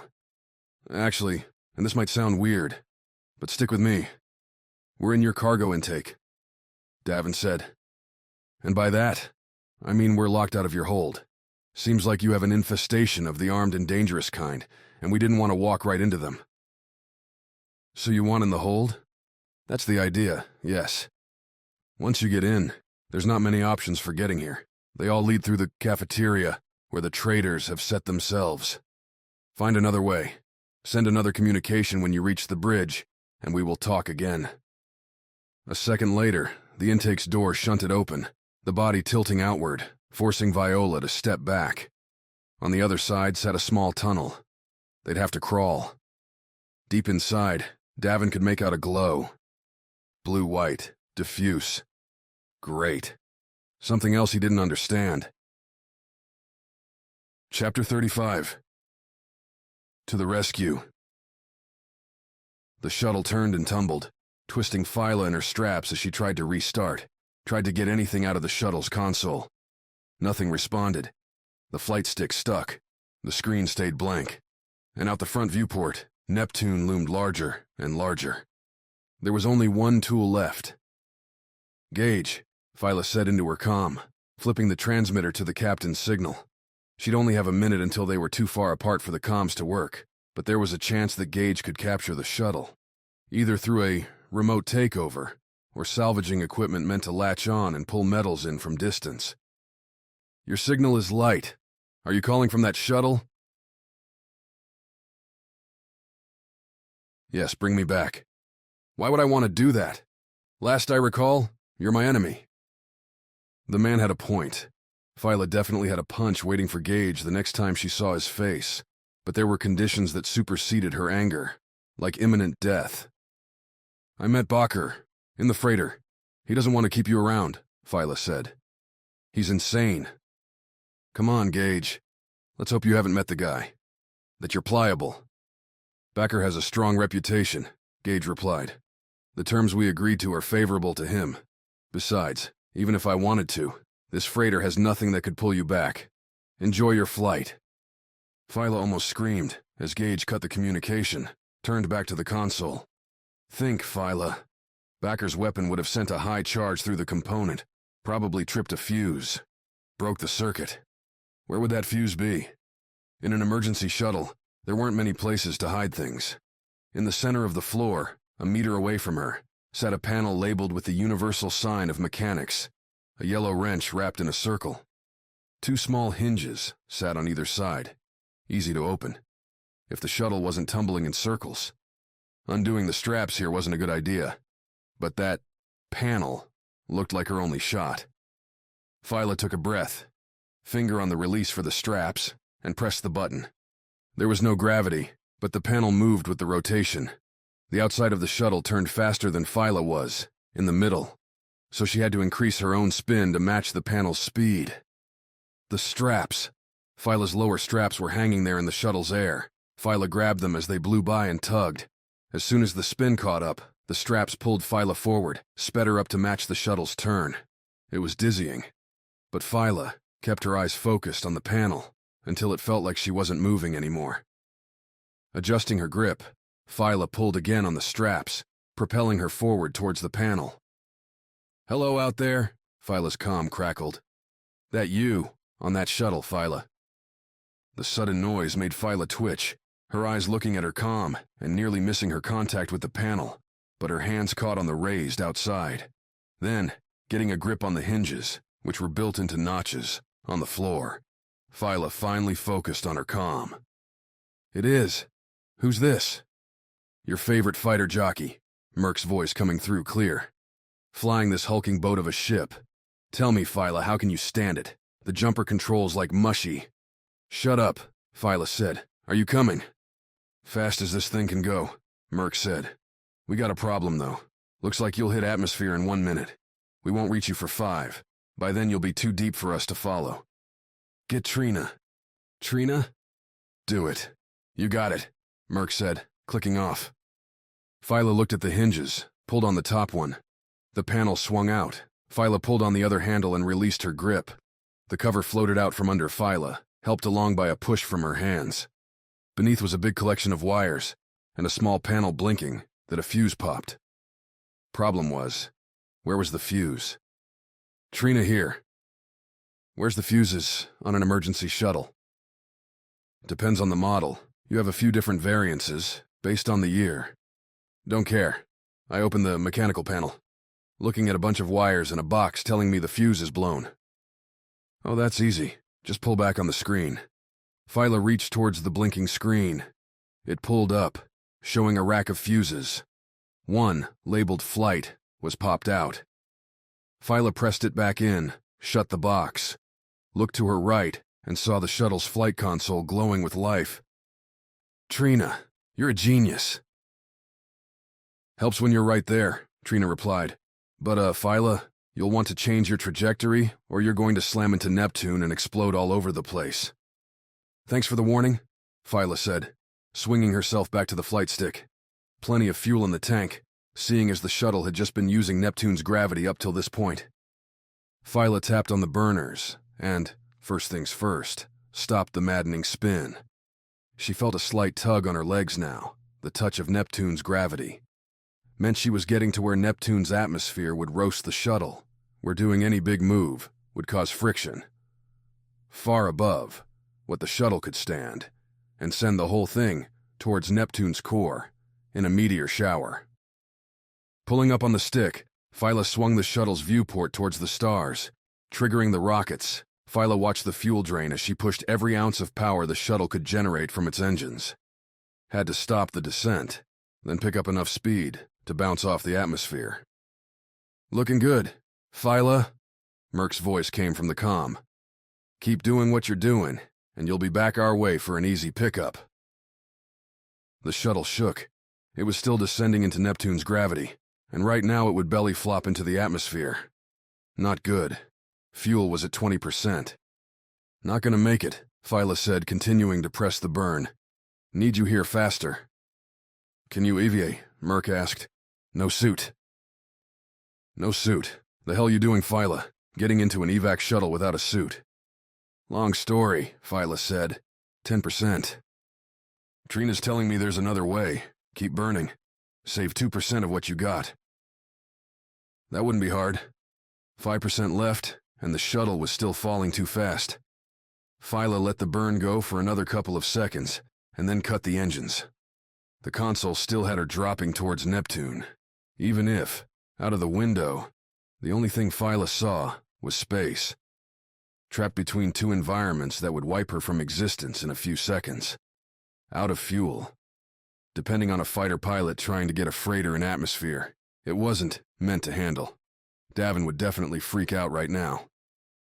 "What's the plan?" Viola said, after a few seconds of silence. "Or did you forget about me?" "Viola?" Trina's voice came over the comm. "I need you to do exactly what I say." "In your hands." Tap the red box on the right side of the console screen. The one labeled Emergency. That one. "Okay, I've got a few options here. Is there one for fuel dump?" Trina's voice said she knew there was, and more, exactly where it was on the screen. "I don't have much fuel to dump," Viola said. "It'll be enough. On 3, you're going to hit the button. It'll open your fuel tanks. We'll shoot them, and you'll blow up." "Say again." "Upwards. Away from Neptune, sorry. The shuttles can handle a lot of violence before they'll leak. It should kick you up far enough for us to grab you," Trina said, as though describing to Viola the principles of simple math. 3. "Not a fan of this one, Trina." 2. Viola steadied her finger over the button, stared straight ahead out at those twinkling stars. If she would be incinerated, then damn it, she would appreciate the view one last time. 1. The shuttle made a shunning noise, a clunk as the fuel tanks opened, and then Viola flew back, crashed against the back wall of the shuttle as everything flew forward with too much force. Some part of her, several parts, cracked on impact. Viola tried to yell, scream anything, but the air would not come through her lungs. Her mouth stretched back, vision blurred, everything in various states of pain or numb shock. She was going to die. Only the shuttle's viewport didn't show the stars anymore, or at least not all of them. A large shape blotted out the view, getting closer by the second. The pressure dropped as the acceleration fell away, and Viola floated off of the wall. Again, in near zero gravity. The shuttle's console was flashing and beeping at her, declaring all sorts of impending hell if Viola didn't get herself out soon. "You still alive in there?" Merc asked over the comm, "'cause that looked rough." "Here," Viola whispered, lungs still grabbing at any air they could hold. "There we go," Merc said. "Get ready, 'cause you're coming home." The jumper filled the viewport, and Viola saw the ship turn, angle its docking bay towards her shuttle. Viola did not know how fast the shuttle was moving, but if it hit too hard, it would thrash the jumper. Ruin the ship. Viola crawled, moving her sore arms and legs to grind her way to the front. "Merc, you have to deploy the webbing," Viola said. "I'm going too fast." "Yeah, that was the plan. Only now that I'm looking around, I don't know how to do it from here. The only trigger's in the bay, and if someone doesn't pull it, we're all dead," Viola said, the jumper blotting out the last of the stars in the shuttle's sky. Chapter 36. Dodge Kick. Alpha's first hit caught Opal on her left arm as she moved it in front of the punch. The second one was a low left. Trapped against the shuttle, Opal took the shot to her stomach. Another right to her face, and again Opal caught it with her arm. Pain blossomed along her wrist, up towards her elbow. One or two more and she wouldn't be able to get her arm up in time. "You know, I don't feel bad about this," Alpha said, then switched tactics and delivered a kick to Opal's right side. The blow pushed her over near the crack in the shuttle, her back half against the opening. "Hitting a woman? See, that's it. You're not a woman. You're just an enemy," Alpha replied, then leaned in with another right. Opal didn't raise her arm this time, instead, jerking her head to the side. Alpha's swing carried through the space where Opal's arm would have been, carried through the space where her head had been, and flew on into the empty space, splitting the shuttle halves. Following his punch, Alpha overbalanced, leaning forward and reaching out with his left hand to catch himself. Opal rolled onto her side and kicked with her right leg, hitting Alpha in the knee. Without his hand supporting him on that side, Alpha's leg bent, and the man fell over. Opal jumped on him. "You're right," Opal said. "I'm just an enemy." Pressing Alpha's back into the floor, Opal used the leverage to pop herself back upright. Again with her right leg, Opal delivered a quick kick to Alpha's head. The man grunted and fell limp. 2 unconscious hijackers. Opal glanced around. Not a lot of options here. She could raise the bay again, shove them out through the magnetic shield. Opal looked at the prone bodies and shook her head. Even if she could move them in their outfits the whole way. No. There were enough bodies in her past, didn't need to add any more. Beta, still out from the shotgun beating, had a sidearm. Opal grabbed the gun, noted it was already on the stun setting. Taking off their helmets, which felt more like full-cloth masks, Opal shot both of them. Should keep them out for hours. Long enough to either take the Karat back or die trying. Puck was a fried mess. Opal picked up the dented bot and saw nothing. No spark, no sound of any activity. The bot's body didn't look entirely worthless, though. Viola probably had a backup, could restore Puck once they got back to the jumper. But there wasn't any room to carry the body with her now, so Opal dropped Puck's shell near the hallway door. Shotgun in one hand, sidearm slotted into a waist holster, Opal wandered down the hallway. Using the comm might have been a good idea, but that would have meant talking, would have meant giving herself away, just like Beta and Alpha did earlier. So Opal stayed silent, slipping around the corner and looking at the broken-up elevator. Aside from the Karat's running noise, a steady hum punctuated by occasional clanks and shudders whenever the ship executed a shift, there wasn't a sound. Opal crept closer to the elevator, setting her feet, heel to toe, to kill the noise of a normal footfall. Nobody jumped out. Nobody fired a gun. Nobody threatened. Looking down in the elevator, Opal saw a ladder, circular rungs clinging to the side of the shaft, which was lit by the same pattern of in-wall lights illuminating the hallway behind her. It wouldn't be hard to drop through the hole, climb down the ladder, and see what was waiting for her. Doing that would make her vulnerable, though. The shotgun would have to go over the shoulder, while the sidearm, in a holster on her waist, would be difficult to draw with her arms on the rungs. A smart ambush would wait until she was on the ladder, an easy target. Only, what choice did she have? Opal swung the shotgun over her shoulder and slipped her feet through the hole. Angling them over, her feet found the rungs. Then, left hand gripping the base of the elevator, Opal dropped through. Immediately, her arm pulsed in pain, Alpha's punches causing Opal's grip to slip. She stepped one leg to the next rung, then the other. Just one more, and Opal would be able to grab on with her right. Come on. Left leg down another rung, right leg. Opal leaned to grab a rung, left arm holding the base of the elevator and aching like it was going to pull itself apart. The shotgun, looped over her shoulder, slid as she leaned. Unbalanced. The strap caught on her right wrist. Opal's left hand slipped, her right not yet gripped. Had to lose the weight. Opal moved her right hand as she slipped off of the ladder, and the shotgun and strap fell. Snapping her lightened hand back, Opal steadied herself on the ladder. The shotgun bounced from rung to rung, landing on the lower floor with a ringing bang that ran up the shaft. Who needed surprise anyway? Opal jumped her way down the ladder, holding the outside of the frame and moving multiple rungs at a time. Had to move fast, because if someone came to investigate, there wasn't going to be any chance of her fighting back. The elevator shaft wasn't large, the Karat not being a huge ship, and the main point of this elevator being to move people up to the bay loading area. Opal hit the base of the shaft a few moments later, still alone. It would have made more sense to ambush her on the ladder, so she probably had a few moments to breathe. If they weren't covering the only route deeper, into the ship, these people were either very trusting in their comrades, or not well versed in common-sense tactics. Down the hallway from the shaft, Opal passed a series of crew rooms, decked out in plain beds, with smatterings of personal stuff here and there, barely enough space to lie down, one small locker for belongings. The Karat wasn't built for long journeys then. You'd have a bunch of people going crazy with this little room to themselves for so long. After the crew chambers, the hallway angled towards a wider space. Conversation came filtering up out of there, so Opal slowed, listened.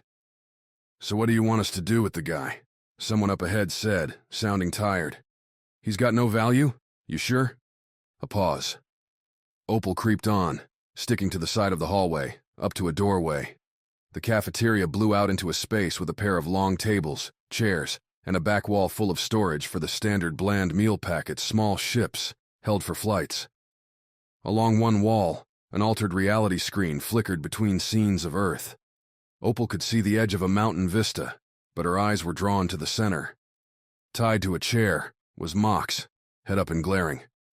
One of the hijackers stood near him, a small assault rifle pointed at their captive. The other one, the speaker, stood staring at Mox with his back turned to Opal. Nobody saw her yet. "Consider it done. We'll hold the ship until you're ready for us to come up." The speaker lowered the comm and turned to the other one. "Shoot him." Chapter 37. Blue Gold.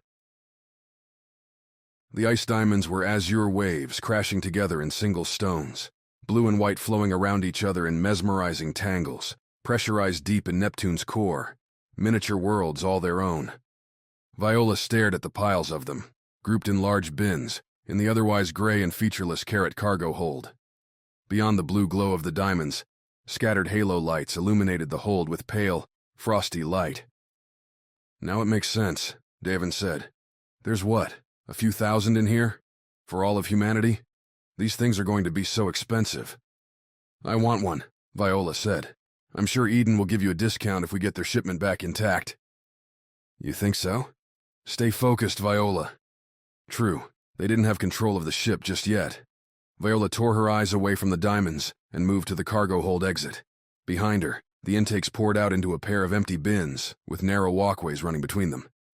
Just enough to squeeze by, shift the deposit around, and move the next bin along. It looked like, when the Karat was ready to unload, the crew could reverse the intakes, suck the diamonds out, and spit them into a waiting buyer's hands. The exit opened into another corridor, the same slate gray with embedded lamps that Viola was becoming too familiar with. After this, she'd go back to her father at Galaxy Forge and demand they never make another ship with the bland hallways again. Paint them a different color, shift the lights around, add artwork or etched design, anything to keep the soul-crushing sense of industrial efficiency at bay. The two of them made their way out, stopping when the corridor dead-ended in front of an elevator.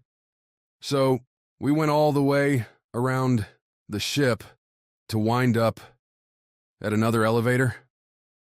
Davin said. "I didn't promise it would work," Viola replied, "but I bet they won't be expecting us to pop out of this one. Not like we have a choice, anyway." Davin pressed the button, and 20 seconds later the doors popped open. Viola had been tensed, ready to dive forward, or run if there was a mess of gunmen hanging out behind those doors. But an empty elevator sat in front of them. "Shall we?" Davin said, waving Viola forward. The elevator had one option, main level. Davin gave Viola a glance, then pushed the button.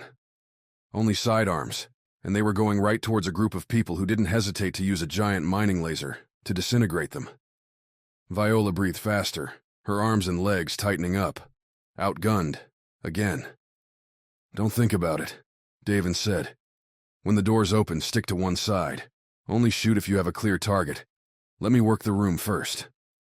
Viola nodded. "Let Davin work the room. Shoot if there's a clear shot." What did that mean exactly? Did that mean any opening? Only if the enemy was going to shoot Davin if she didn't? Killer stun, Viola blurted. Stun. Lower energy. More shots, Davin said. We can always do the other one later if we have to. The elevator dinged. They'd arrived. Viola took a breath as the doors opened, and she saw Opal running into the wide room, yelling. The scene planted itself in Viola's mind. Mox, tied to a chair in the middle of the room. A hijacker behind the metal man, gun pointed at his head. Another, pacing the room, turning towards Opal. And a third, there in the back, getting water from the reclamation machine.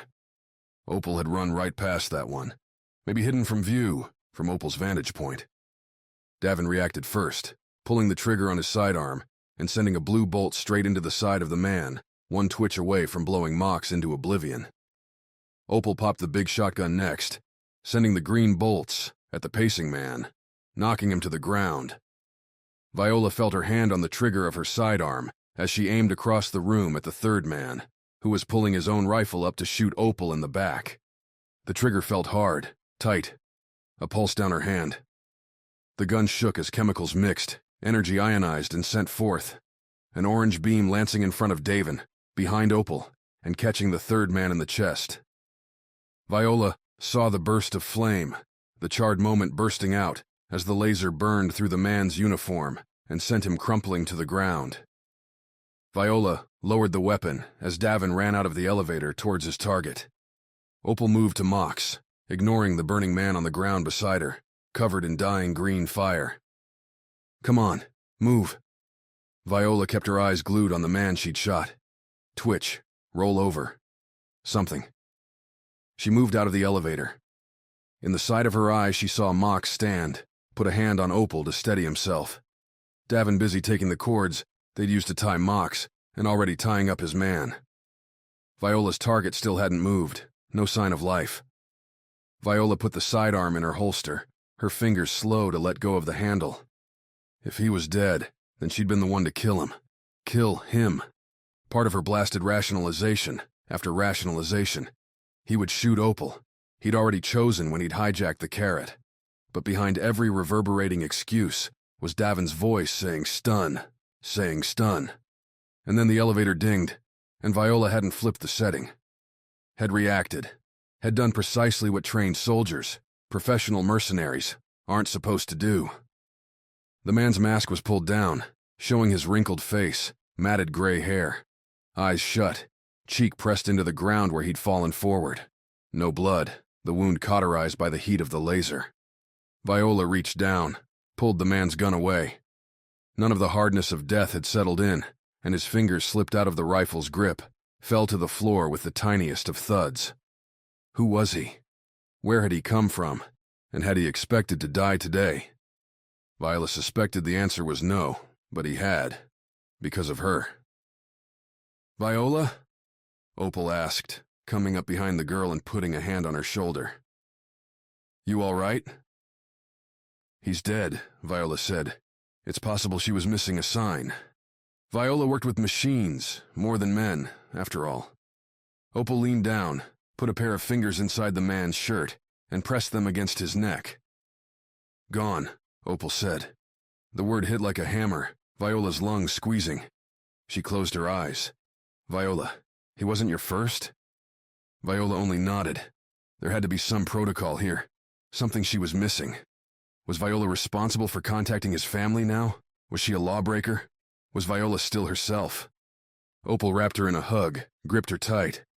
Hold on to what you're feeling, Opal whispered. Never let it go.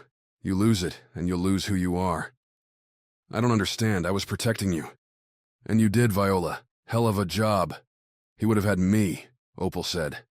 There's nothing worse than taking a life for no reason, and you saved mine. Thank you. Viola heard the words, internalized what Opal was trying to say. The man's body laid there, and looking at it, Viola could only think of one word. It ballooned in her mind, knocking every other piece of her aside. Killer. Chapter 38. Crash landing. The shuttle hit the webbing with more force than Trina expected, but the webbing held. It was designed for the Viper, a much heavier craft. Simple math, really. Merc, of course, would have been better served telling Trina ahead of time that the plan called for the webbing. As it was, the bay was still full of containers and tools for maintaining the Viper, and the shuttle barged through them. A charging container spilled its batteries across the floor, black bars, looking like bugs scurrying to freedom. A severed fuel cable spewed rainbow sparks until Trina, running over to the source, cut the power. "Forewarned is forearmed, Merc," Trina said into her comm. The shuttle sat, smoke pouring from its engines as their hot temps came into contact with the Whiskey Jumper's atmosphere. Scraps jagged their way along the shuttle walls and, Trina noticed, along the previously pristine bay floor. "Davin wouldn't be liking the cost to fix this one." "I hear you. Is Viola alive?" Merc replied. "Ah, good point." The shuttle had both fore and aft exits to allow for a crash landing of the pilot's choice. Trina went for the nose exit, pressing the release and stepping back as the windshield detached and rose away. No pressurization safety. Here, the minimum for survival, these shuttles. Peeking in, Trina noticed Viola sprawled out on the shuttle's floor, breathing. Alive, but Eric, I believe you have a patient. And to think, here I was wondering if a doctor even had a place aboard this ship, Eric replied. "Please try not to move her. I'm already on my way." Trina stepped into the shuttle, glanced at the console, a newer model, with that quality screen there. Eden, taking care to outfit its ships with good gear. Who'd have thought? "Viola," Trina said, for once not holding her wrist up and speaking into it. The feeling was strange. You became so used to speaking to those that aren't there that interacting with a physical, live person was disconcerting. "Here," Viola muttered. "I don't want to get up." "Eric wouldn't want you to anyway," Trina replied. "Given your incoming velocity, the tardiness of the webbing deployment, I'm still putting it as lucky you survived." "Thanks," Viola said. Then Eric was pushing past Trina, talking to Viola, and checking to see which muscles hurt the worst. The problem with bodies is that it's all relative, no exact degrees.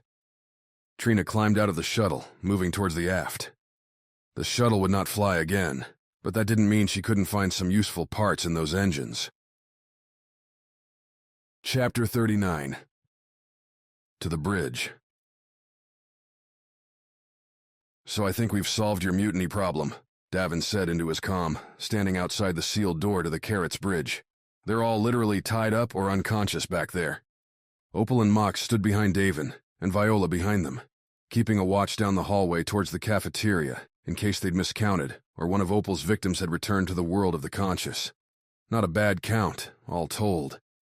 Neutralizing 6 mercenaries without a single real casualty. Viola hadn't even batted an eye when Opal said Puck had been shot. Said she could have the little bot back up and running in an hour once they got back to the jumper. "Hello," Davin said, and the door slid open, vanishing into the Karat's walls. On the other side stood a shorter man, all black hair and beard, seeming to glisten in the artificial light. Like the guy doused himself with grease every morning. "It keeps me young," the man stated, noticing Davin's stare. "I am Captain Yuan Sanye, and as is custom, I give you permission to board my ship."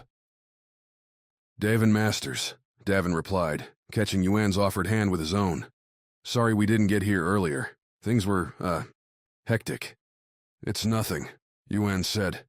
"However, I would appreciate it if all of you remained outside of the bridge, unless one of you is a pilot." "What?" "If you had recently been betrayed by your crew, including several whom you considered friends, perhaps you too would feel cautious before letting them into your home." "He's got weapons on us," Opal blurted. "Behind him, in the corners, a pair of—" "Yes," Yuan interrupted.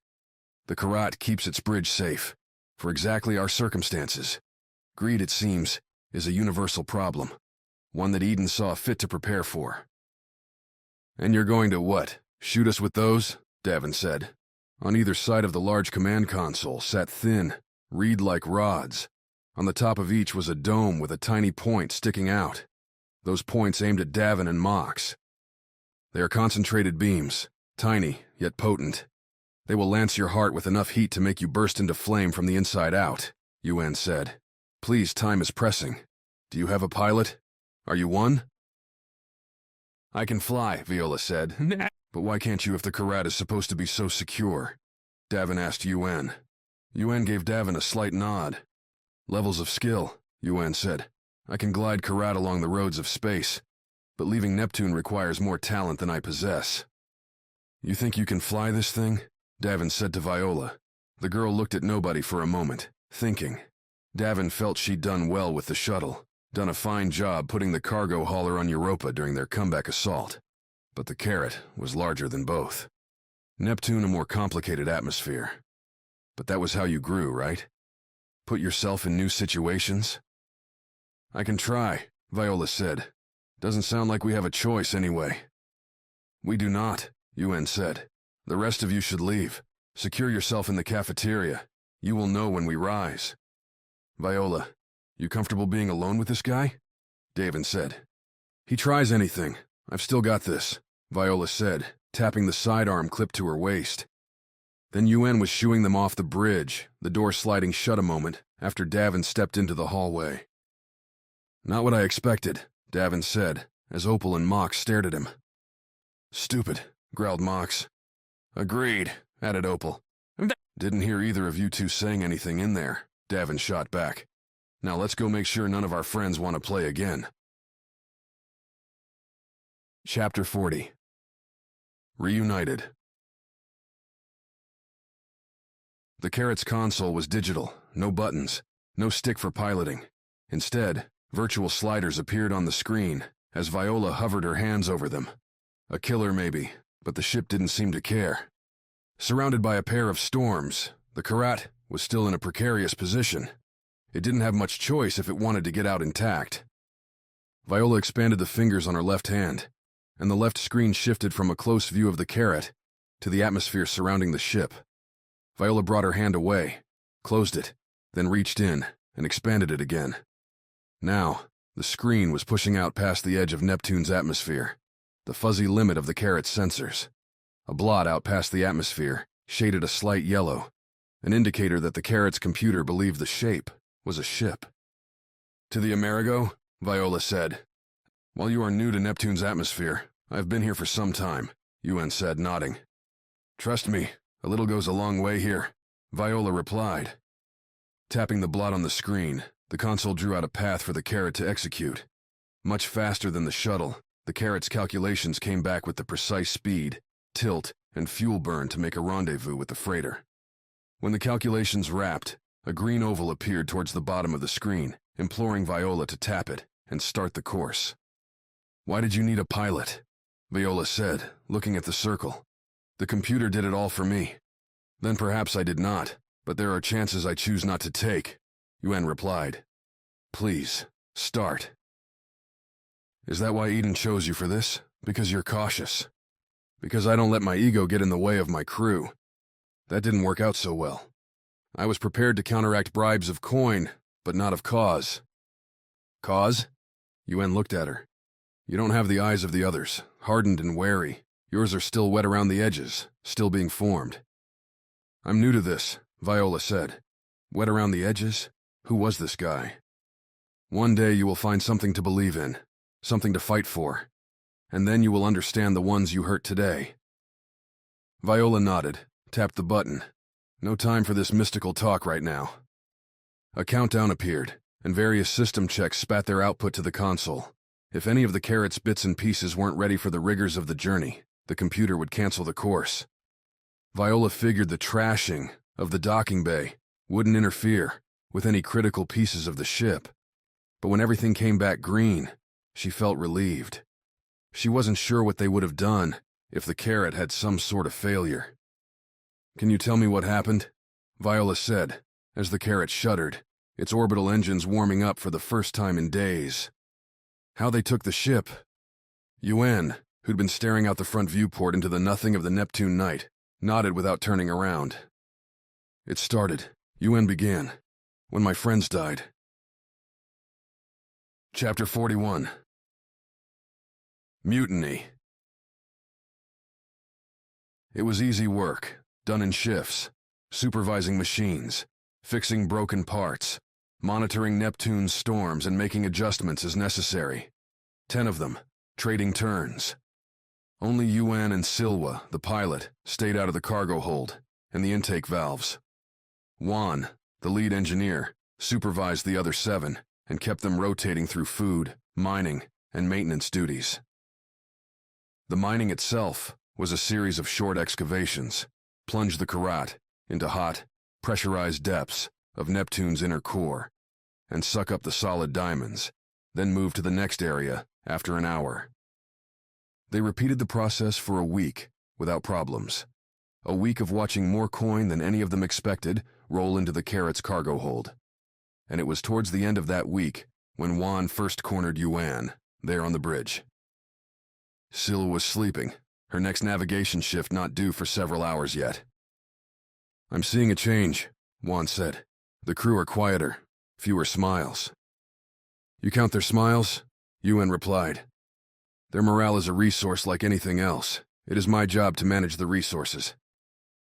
"And morale is low?" Yuan said. "We are almost full. We'll be returning to orbit in a day. They'll be back with their friends and families in a few weeks. Yet, morale is low." Yuan accepted the statement. Common sense said to wait it out.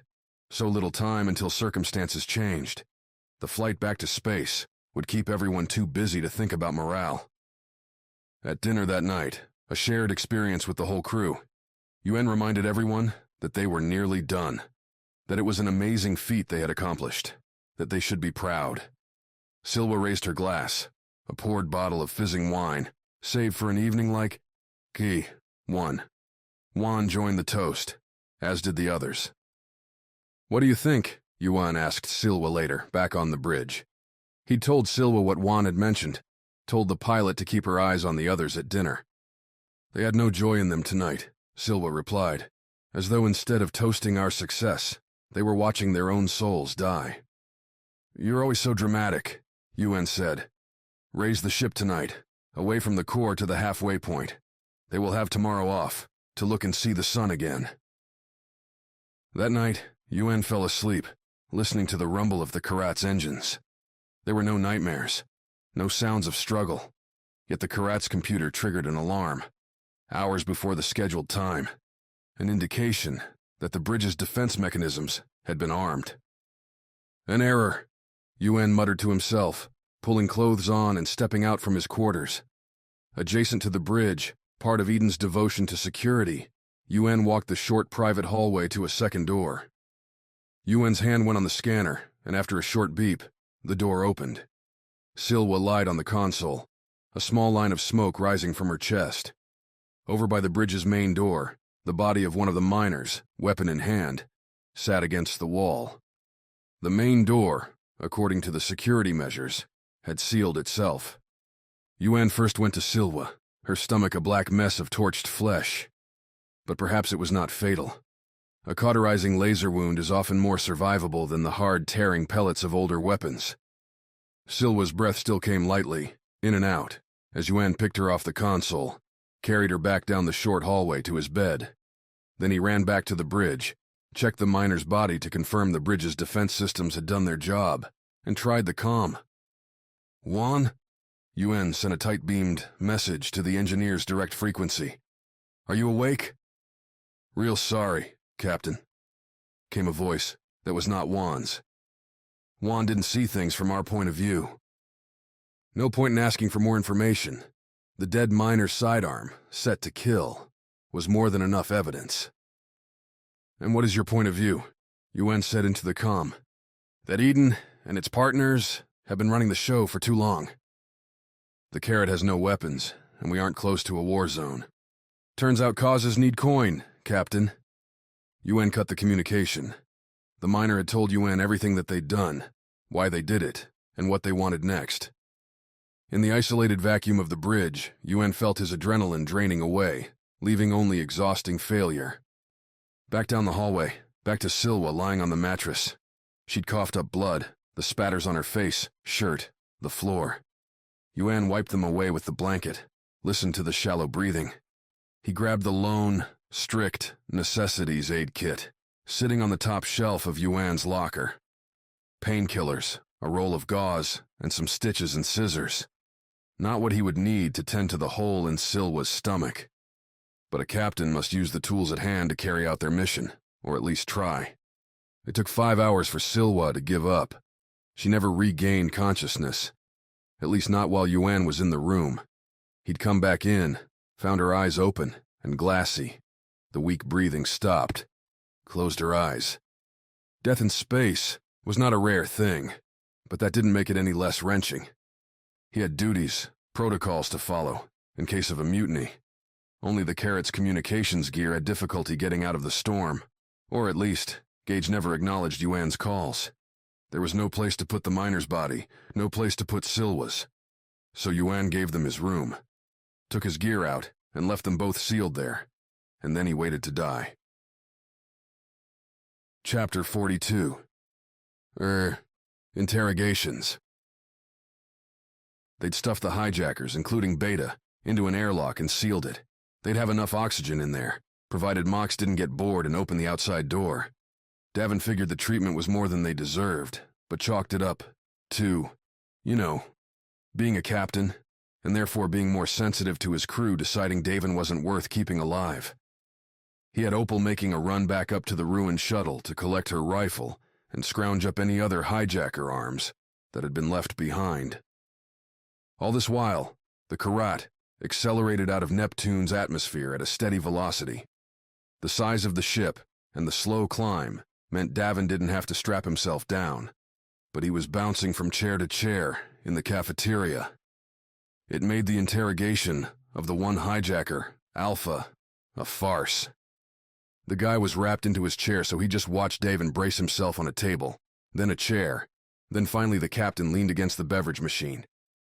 Not inspiring much fear, Alpha said. The mutiny leader, stripped of his helmet, was a grimy soul. Soaked through with his own sweat, Alpha's damp hair greased onto his face, made up of a pointed nose and a wide, monstrous mouth. Slit eyes that stared at nothing. Alpha's head was a project in extremes. I don't really care, Davin said, hands gripping the sides of the machine behind him. Not interested in fear. Then what are you keeping me here for? Aren't you mad I tried to kill you? I thought I was supposed to be asking the questions, Davin said. Mad? Yeah, Davin was mad. If Alpha and his dumb crew hadn't tried to hijack the Karat, then Davin wouldn't be here at all. Wouldn't be in the storm while Viola was stuck up there, probably bored out of her mind. Then ask him, who's your boss? Don't got one. Really? Look, Alpha said, his straps moving slightly as though he'd tried to shrug his shoulders. You saw what was there, in the hold. The ice diamonds. You're seeing us, thinking that it's all about them. It's all a cash grab. You're saying it's not?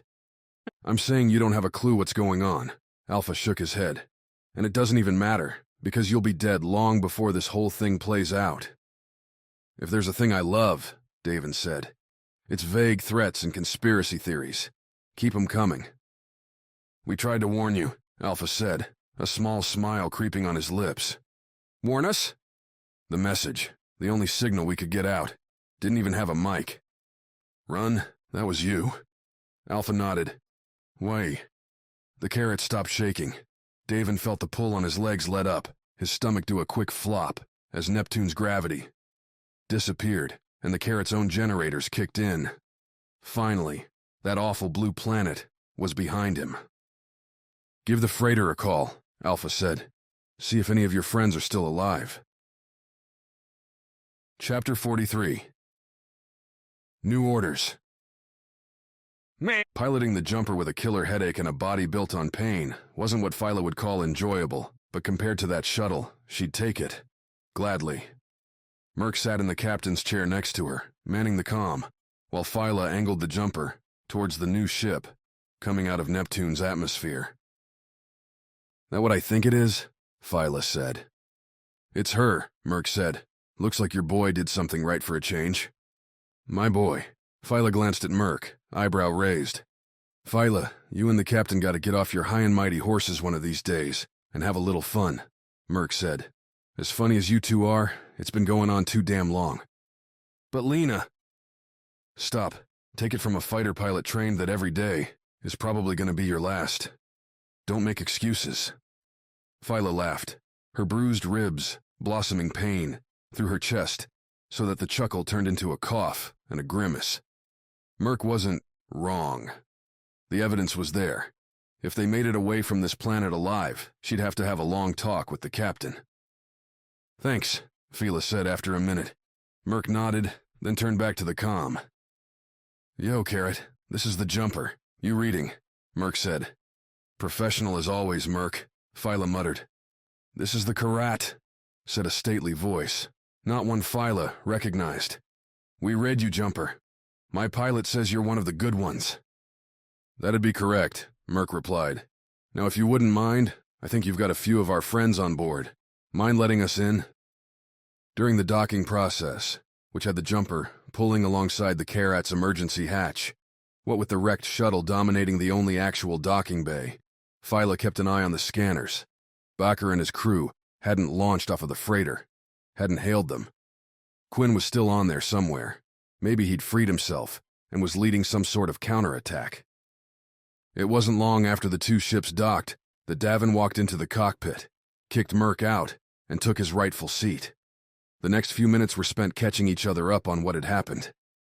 Davin's adventure, walking the side of the Karat. Viola's shuttle rescue. "One of these times, we're not going to make it," Viola said when Davin finished. "Nobody does, Viola," Davin replied. "Difference is, at least we'll be choosing it." "Yeah, that's what I was thinking when Bakker shot me into space. Felt much better than waiting till old age, dying in my sleep." The comm buzzed.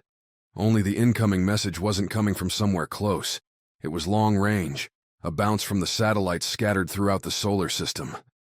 Davin looked at the blinking alert for a second, as though deciding whether to continue the conversation with Viola or play the message. Then the captain tapped the console, and the recording started. Viola exhaled. She'd talked herself into a corner there. Davin wasn't keying into the empathy, wasn't providing the right answers. Here, then, was an escape. "Davin, it's been hours without a reply on the mission status. Eden is saying they've lost contact with the freighter. If I don't hear back from you or your crew within the next couple of hours, I will assume the mission has failed." Bosser's voice sounded too formal. "We would prefer not to take emergency action, so please communicate your status." The communication blipped. Something had changed with the source. "I know you're alive." Bosser's voice was different, less like he was reading from a script. "I have eyes out there. I know you're rescuing the Karat and its cargo. Once you have it, Davin, leave the system. Do not attempt to engage the raiders. They are stronger than you realize, and the ice diamonds are far more valuable than that freighter or its crew. Communicate when you've left Neptune's space, and we will go from there." The recording cut off. "Who's left on the Amerigo?" Davin said to Viola. "None of ours, only the Viper," Viola said. "Only that wasn't accurate, was it? The ice diamonds can buy us a new fighter, and if Gage is a traitor, then I don't care leaving him," Davin said, nodding. "Let's get out of here." "Wait," Viola said as Davin reached to touch the reply button on the console. "It's true, there's none of us on there. There's an Eden guy, though. Their agent. So, don't feel like risking the crew for one guy. They'll ransom him anyway if he's not dead, once they've lost the diamonds." Viola couldn't discount Davin's logic, except she'd seen Bakker, and she didn't think he gave one iota about ransom. "Davin, he saved my life. Back there, on the freighter." The captain sat back in the chair, covered his eyes with his hands and sighed, glanced at Viola with a slight smile. "We have to rescue him, don't we?" Viola nodded. "And piss off Bosser at the same time." Viola nodded again. "I need to get a more cowardly crew," Davin muttered, then tapped the reply button. "Bosser. Gage is a traitor and tried to set us up. I'm not a fan of getting played and walking away. I'll let you know when we're on our way to Saturn." Davin sent the transmission. "Better tell everyone they're not done getting shot at," Viola said, putting a hand on Davin's arm. "And thank you. Suppose I owe this guy for keeping my pilot alive," Davin said, standing. "I have an idea, but I need to clear it with Yuan first." As Davin stood, the jumper's scanner beeped once, twice, and then a third time. 3 new contacts, coming out of the freighter. They're fighters, Viola said. They must have realized what we were docking with. Undock now. We won't have a chance if we're stuck to the Karat, Davin said, then used the intercom to radio Mox and Eric to the turrets. A minute later, Opal confirmed the airlocks were clear, and Viola disengaged the bridge. Pumping power to the thrusters, the jumper flew away from the Karat and straight towards the large white knife of the freighter. The whiskey jumper against the Raiders' trio of fighters. Viola had seen worse odds. Chapter 44. Perspective. They are trying to protect us, UN said, watching the scanner as the jumper set itself between the Karat and the oncoming fighters. For mercenaries, your friends are very noble. You should tell Davin that, Viola said. There was something comforting about normal conversation after Yuan's story, that they could go back to reality, compliments and replies without disappearing into silence. How do you get over it? Viola said. How do you get over killing somebody else? The wrong question, I think, Yuan replied after a few seconds. On the console, the whiskey jumper and the three fighters moved closer together. Another few minutes and they'd be within range of the first fires. All of the other 9s were aboard the jumper, the hijackers safely locked into one of the Karat's airlocks. Viola wondered why it didn't feel stranger to be apart from the rest of them. Then again, Viola knew what else she felt here on the Karat's bridge, not under fire. Relief. I would ask yourself, who you are, and does this act change that? Yuan said. Because if you are confident in your idea of yourself, then an action taken to save the lives of your comrades should be an affirmation of that idea, not a condemnation. Viola studied the captain, who seemed captivated by the console and the converging blips. A few windy professors in the classes she'd had growing up had given Viola a certain skepticism towards the more philosophical statements. Here, though, from a person who'd just gone through a total mutiny, the loss of most of his crew, and learned that his co-officer on another ship had sold Yuan out. If Yuan could keep himself together after going through that, he might be onto something. Now watch, Yuan said. Your friends are fighting for our lives. Chapter 45. Turret Game. The problem with being the captain was that you didn't get to have any fun. Davin watched the blips approach on the console, then on the glass as the ships came closer. The flight computer projected the raider ships in their approximate positions in front of them. So even though Davin couldn't see the fighters against the dark backdrop of space, he knew where they were. Status, Davin calmed. Ready to go, Trina said by the engines. In position, Opal said from the top turret. Davin thought he caught a hint of exhaustion at the end of that. A little sigh. They'd been running a full day without real sleep, and Opal had been beaten up, knocked unconscious, and nearly incinerated.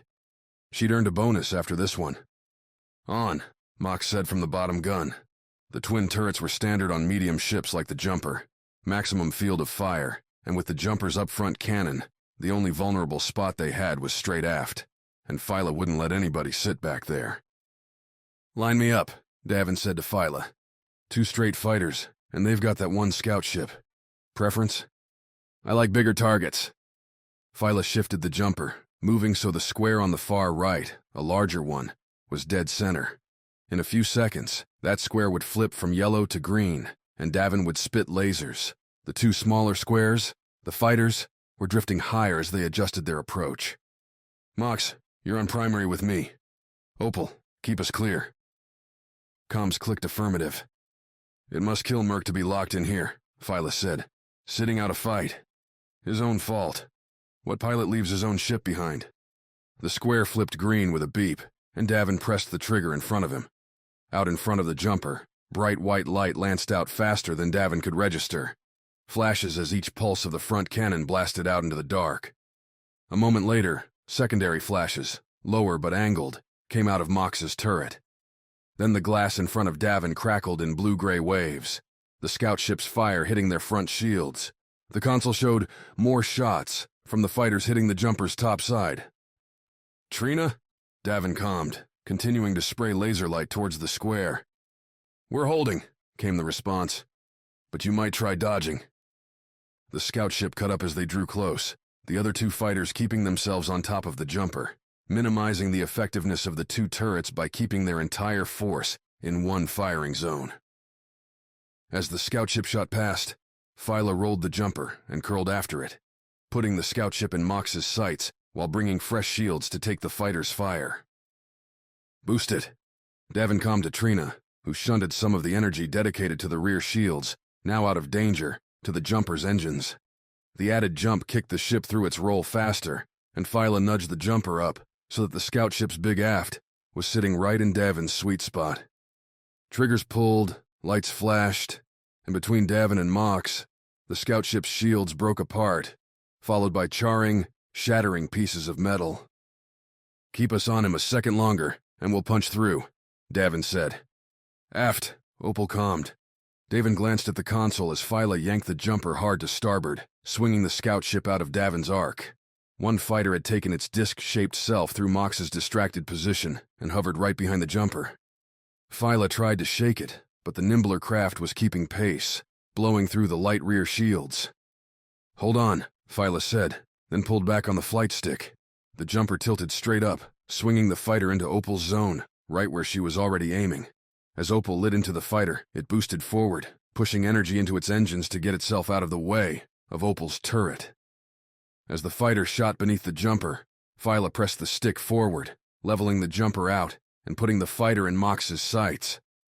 After a couple shots, the fighter's shields went out. Another couple, and its cockpit shattered, venting atmosphere and sending the fighter into an uncontrolled plummet towards Neptune. "One down, 2 to go," Davin said, glancing at the console. The scout ship limped back to the freighter, only there was a new blip on the scene, a larger ship. "Their big one," Viola said. She wasn't wrong. It was larger than the jumper, and based on the rate at which it was closing, it wasn't made for cargo. Merc didn't even try to engage it. "What are you saying?" "I was hoping maybe, with the freighter, they wouldn't have enough to crew all their ships," Viola said, angling the jumper after the remaining fighter, who was dodging frantically, not even bothering to attack. Davin had to admit, the little bastard was good at it too. Its thrusters let it stop, start, and juke without the curves most ships dealt with. Mox and Opal hit a few times, but not enough, not concentrated on the same parts, and the fighter's shields held. "Need a plan, Davin," Viola said. "You met their leader?" Davin asked.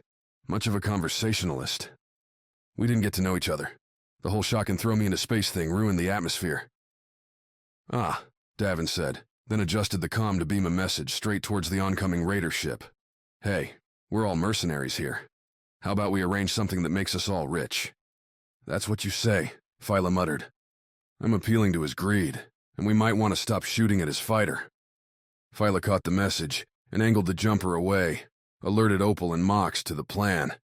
The fighter caught on too, seizing the opportunity to sprint towards the larger ship, which was finally close enough for the scanners to pick up more detail. The jumper was a modular ship, designed to have pieces plugged into standard joints to allow for tweaking as needs arose. Most of the spaceship industry was like that. Plug-and-play parts, buy the pieces that you needed, jack them into a fitting, and you'd be ready to fly. The frigate in front of them resembled a wing, with the cockpit at one pointed end and a large bank of engines at the other. Sections sprouted from the central core like feathers, each one crawling with turrets. "Feel like we've seen this one before," Davin said, looking at the enemy ship's waved exterior. It looked like a painter's brushstroke in reverse, a blot at the front followed by a thin midsection and a frilled, massive aft. It was the end that was coated with weapons, at least 4 turrets on top and bottom each. "Near Europa," Viola said. "I thought it was Eden's." "We can't win this one, not without help," Davin said. "But they can't catch us. Or the Karat." "You want to run?" Viola said. "And Quinn. There's a difference between taking a risk and suicide." "You'll have to order me," Viola said, giving Davin a level stare. "Take us back towards the Karat, and get ready to head towards Saturn," Davin said. "I'm sorry, Viola." "Me too." "Hey!" Viola swung the jumper around as the frigate approached firing range. Then their freighter's engines kicked in, and the distance between the jumper and a quick, fiery death started increasing. The comm beeped at him. Incoming transmission. Guess they wanted to talk. Davin tapped the connect button. "What do you want?" Davin said. "To save lives," the voice said. Davin turned to Viola, who nodded. That was Backer talking. "We're already leaving." "A cowardly choice. Let me give you a chance to redeem your honor," Backer said. "I will offer you the following exchange: the remaining crew of the freighter and your lives, in exchange for the Karat and everything on board her." Davin muted the comm, looked at Viola.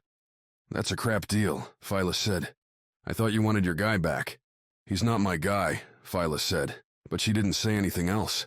Davin remembered Viola's hand on his arm, the conversation before he left for Neptune. Now there was this guy, Quinn. Davin blinked. Stop it. That didn't matter. If this Quinn saved Viola's life, then he deserved a rescue of his own. And if Backer was going to let them land without firing a shot, then there was a chance.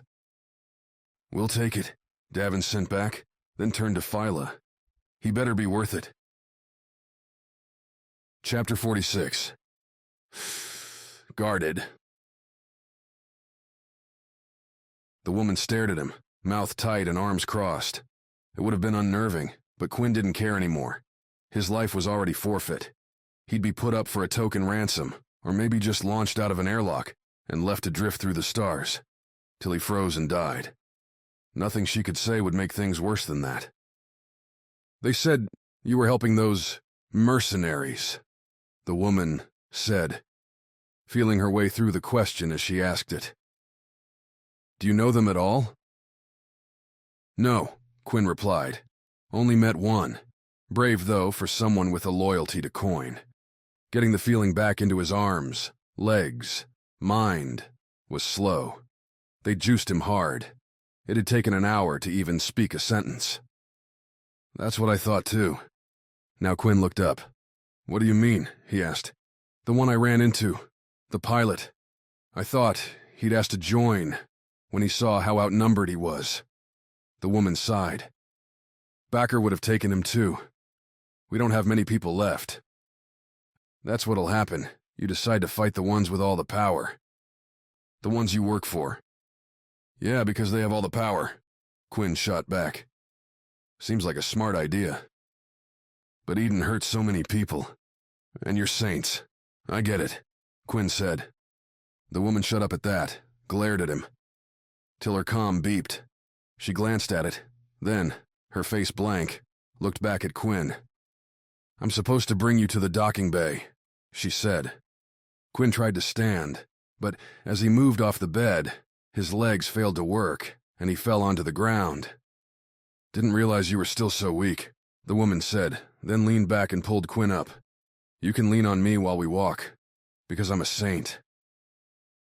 There were a lot of steps between the bunk room and the docking bay, and Quinn leaned on the woman for every single one of them. Chapter 47. Bridges. "Are you ready?" Viola asked Yuan, who stood behind her, rifle in hand. The airlock in front of Viola held the hijackers they'd neutralized on the Karat. They'd tried to kill her and her friends, and now she was letting them free. Viola pressed the release button on the keypad next to the airlock, and the door cycled open. The hijackers stared at her, and Viola wondered if, even unarmed, they would charge her anyway. "About time," the one called Alpha said. "Are the bridges set up?" Viola shook her head. The Karat was near the freighter, in position to offload its cargo of ice diamonds. The transfer would take place using bridges that could extend from the Amerigo to its target. With the zero gravity of space, all the bridges had to do was act as a guardrail to send cargo from one ship to another. The ice diamonds would float along those chutes and get caught by bots or people in the freighter's cargo bay. "There's nobody to rig them up, except you. Where's all your friends? The guy that tried interrogating me? Getting your old crew away from you." "Hear that, guys?" Alpha said, turning to the four others. "They're doing the cleanup for us. We have to shift some rock, and then it's payday time." A minute later, they were shuffling to the cargo bay, Yuan and his rifle, keeping an eye on them. Viola went back to the bridge, looked at the console. The jumper was just sliding into one of the freighter's docking bays. "The rocks are about to move," Viola calmed. Be careful. Be ready, Davin replied. For what? Chapter 48. Legacy. A sniper's scope made everyone a target. Even if her finger wasn't near the trigger, Opal still felt the person standing in the crosshairs was a moment away from dying. From the top of the jumper's loading ramp, Opal looked out at the 10 Amerigo crew members surrounded by Bakker's mercenaries. The crew looked stunned, except a short engineer who seemed to relish throwing glares at anyone who looked at him. Suppose she would feel that way too, if a bunch of bandits and a traitorous captain had taken Opal's ship. Davin stood at the bottom of the ramp, Mox and Merc, armed, and next to him. As soon as word came that the ice diamonds were making their way through the chutes, the crew would come up. Then they'd pull out of here, and hopefully never see the freighter again.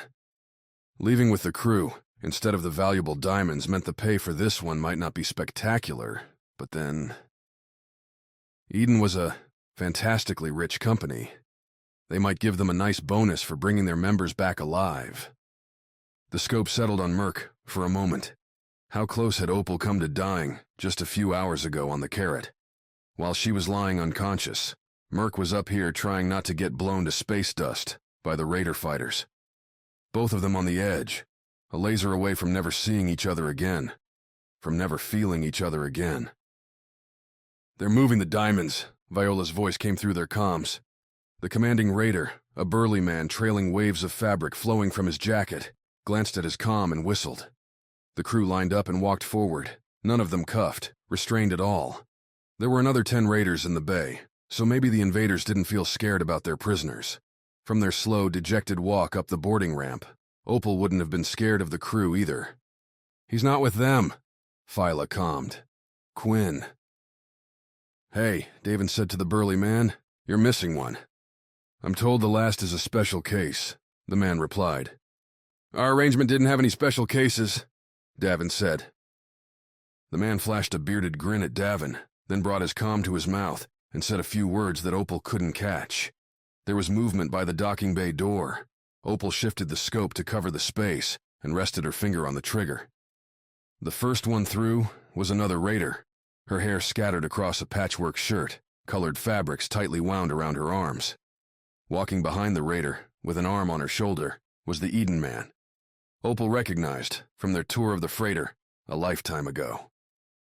The Raider woman paused for a second, staring at Merc. The fighter pilot gazed back. Opal noted the recognition. Something to ask Merc about later. That's him, Viola said, with his arm on that Raider. Figured, Mox said.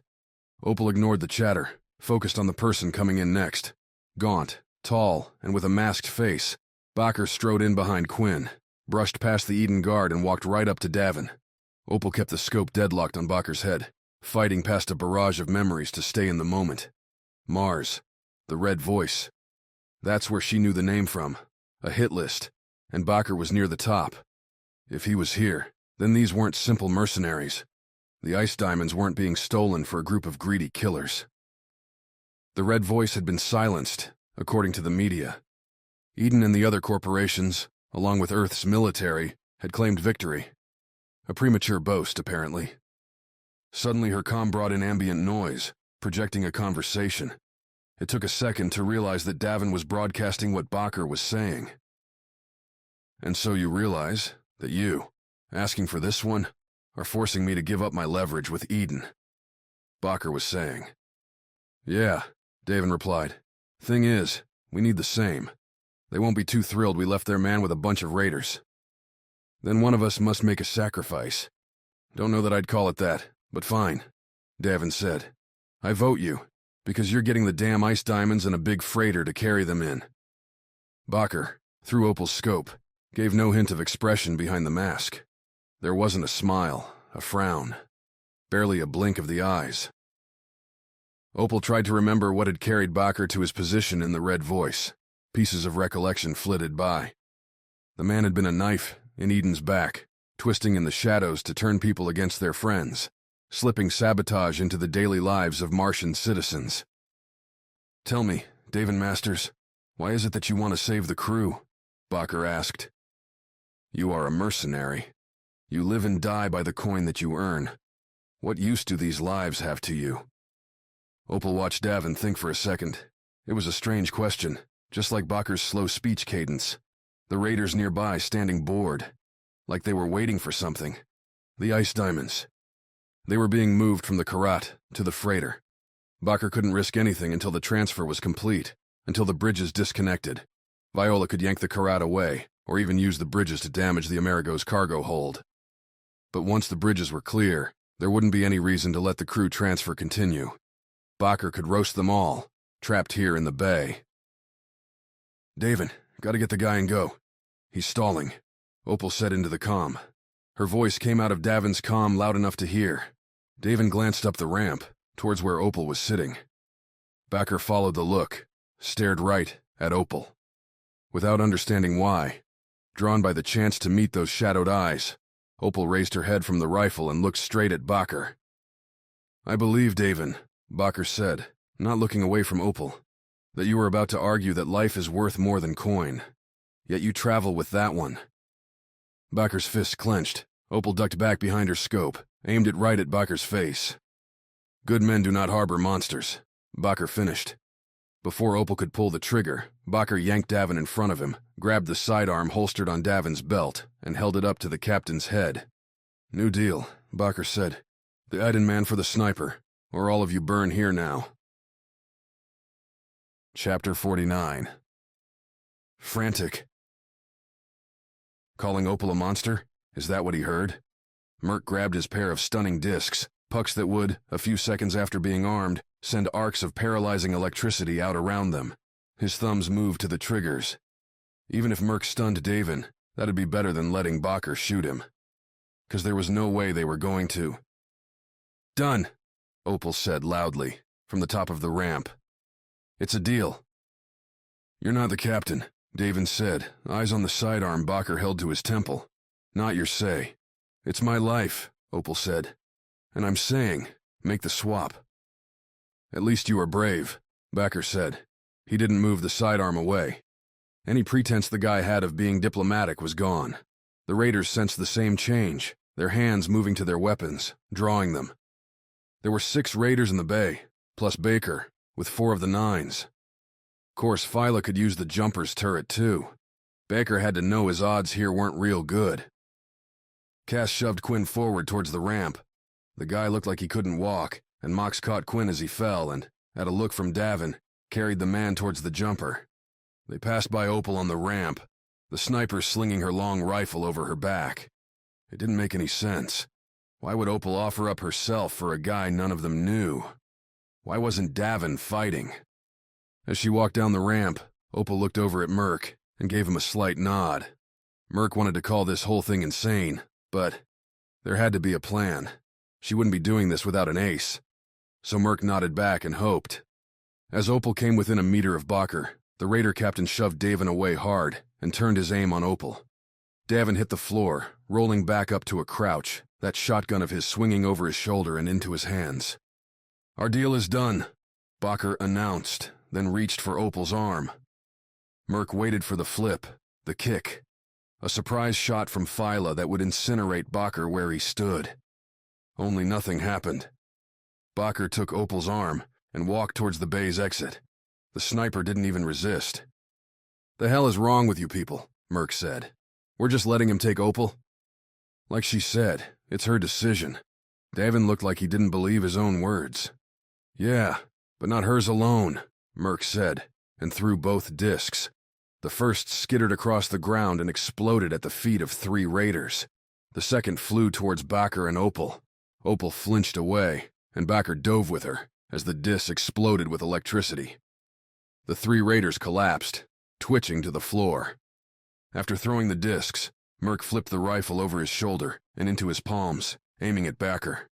Cass and the other raider were still in the bay, but Merc hoped Mox or Davin could handle them. Like hell, Bakker was taking Opal away. The sniper had found her spirit, though, and grappled with Bakker on the ground, too close for a clean shot. Merc moved closer, hearing shouts behind him. Cass was telling someone not to shoot. Some movement by the doorway that Merc couldn't trace. Not that he wanted to. He could see Opal moving her legs into position, too. There it was. Opal brought her legs up, then smashed her booted heels into Bakker's ankles, causing the raider to let go of her. A clear shot. Then Merc flew and landed on the bay floor, air rushing from his lungs in a coughing fit. His ribs ached. The hell was that? Bending up, Merc saw a shorter, robed man staring at him. Where was Opal? Merc blinked and found her, running towards him, Bakker behind her, aiming the sidearm. Twist. Merc tried to yell, but he didn't have the breath. Bakker fired. The orange bolt lanced out and struck Opal in the back. She fell forward, smoke and flame rising from the back of her jacket, and landed next to Merc. Her face, right there. So close. Her eyes staring right into his, tears lacing the edges. "I'm sorry," Opal whispered. Merc wasn't sure how he heard the words over the noise in the bay, the laser fire, the yelling. But they were there. "Don't talk," Merc said, his own voice barely functioning, lungs grasping for air. "I love you. You'll be okay," Merc said, sitting up, raising his comm. He glanced at Opal's back, at the frothy burning pit that had been her jacket a second before. Facts flew through his head, statistics on the power of Davin's sidearm, the likelihood of fatalities when shot in certain areas of the body. And the robed man stood between them. This close, Merc could see metal eyes, their unblinking cameras staring at him, could see the arms reaching to crush Merca's throat.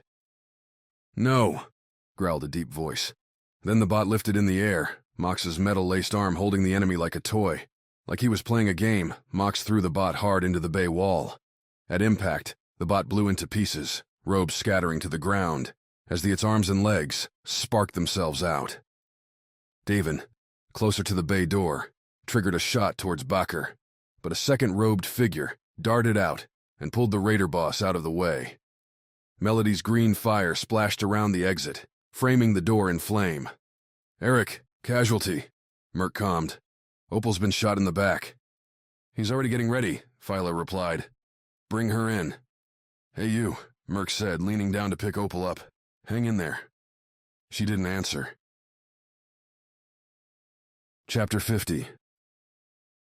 Reversal.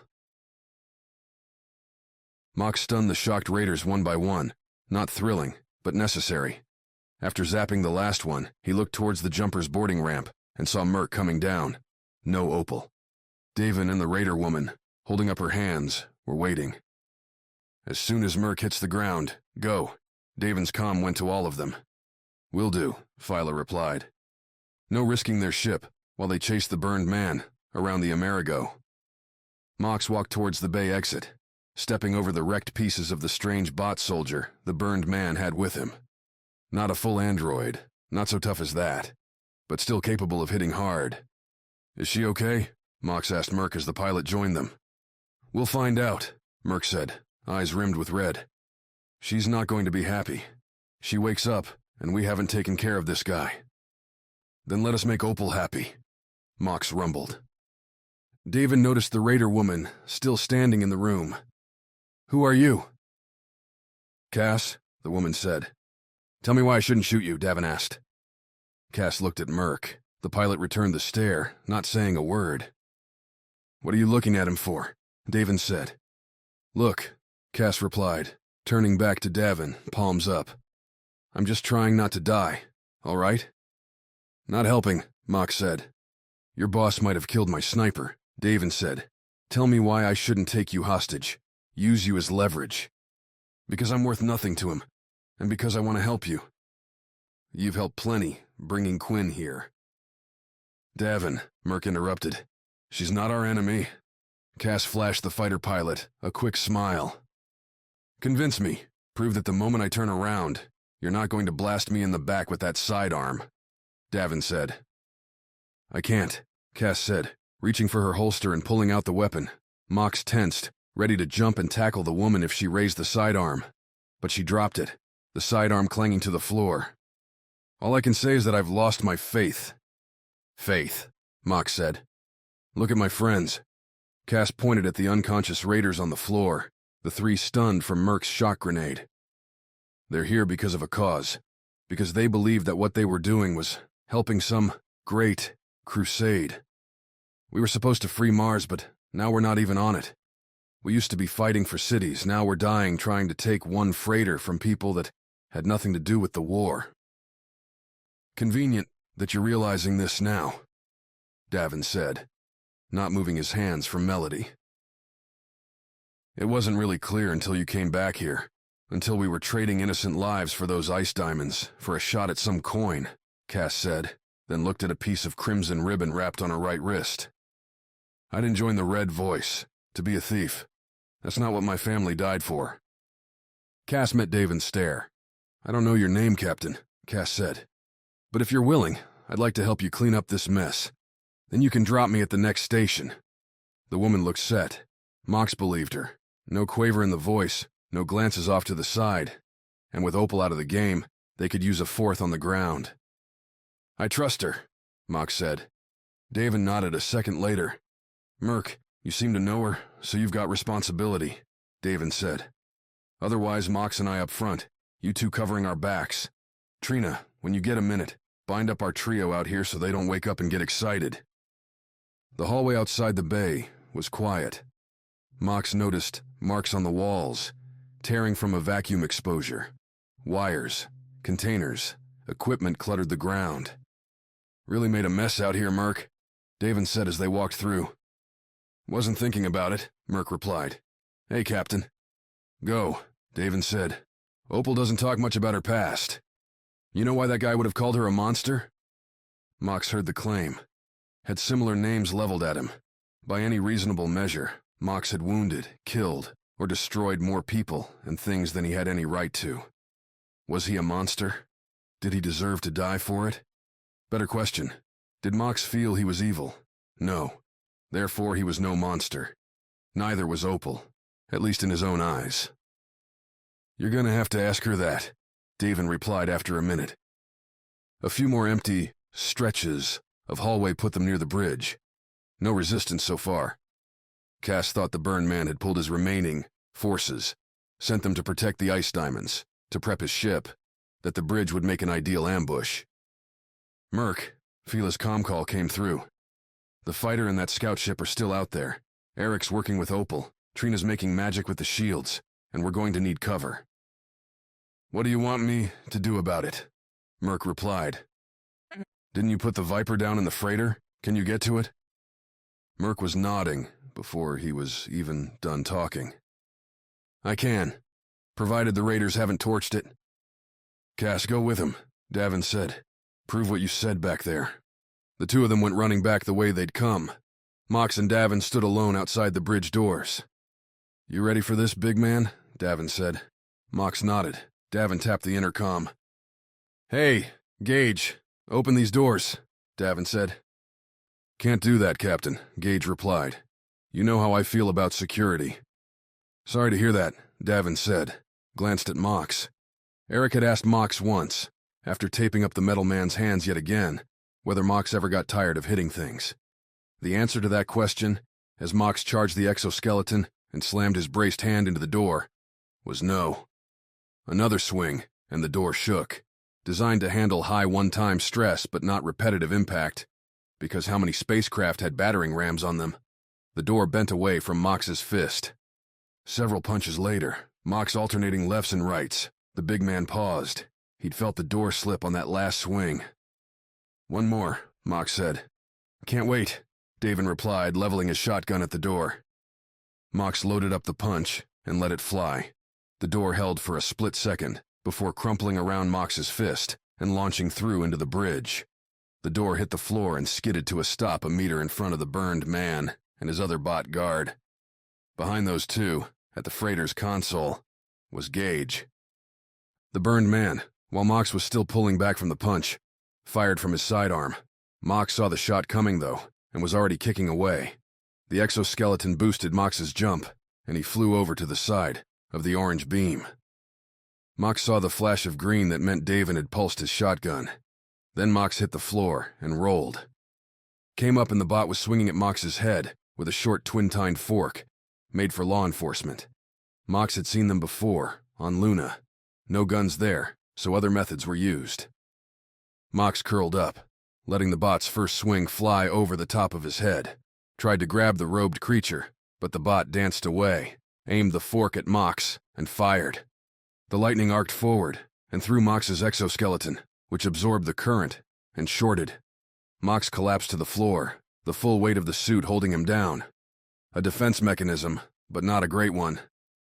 Mox triggered the restart, but the exoskeleton didn't respond. It would take time, which Davin did not have. Mox could see the captain dueling with the longer, lankier burned man. Davin triggered a second blast of the shotgun, but the burned man was already rolling out of the way, trying to get closer. They had reversed positions, with Davin closer to Gage and the burned man near the door out. The bot was moving too, getting ready to hit Davin from behind. Davin had no chance, the exoskeleton still not restarting. One way. Mox reached behind his head, pressed in on a hidden button beneath the nape of his neck. All along his arms and legs, Mox felt popping sensations, pinches as nerves released. The exoskeleton prying itself off. Mox stood and dove as the bot took aim with the fork.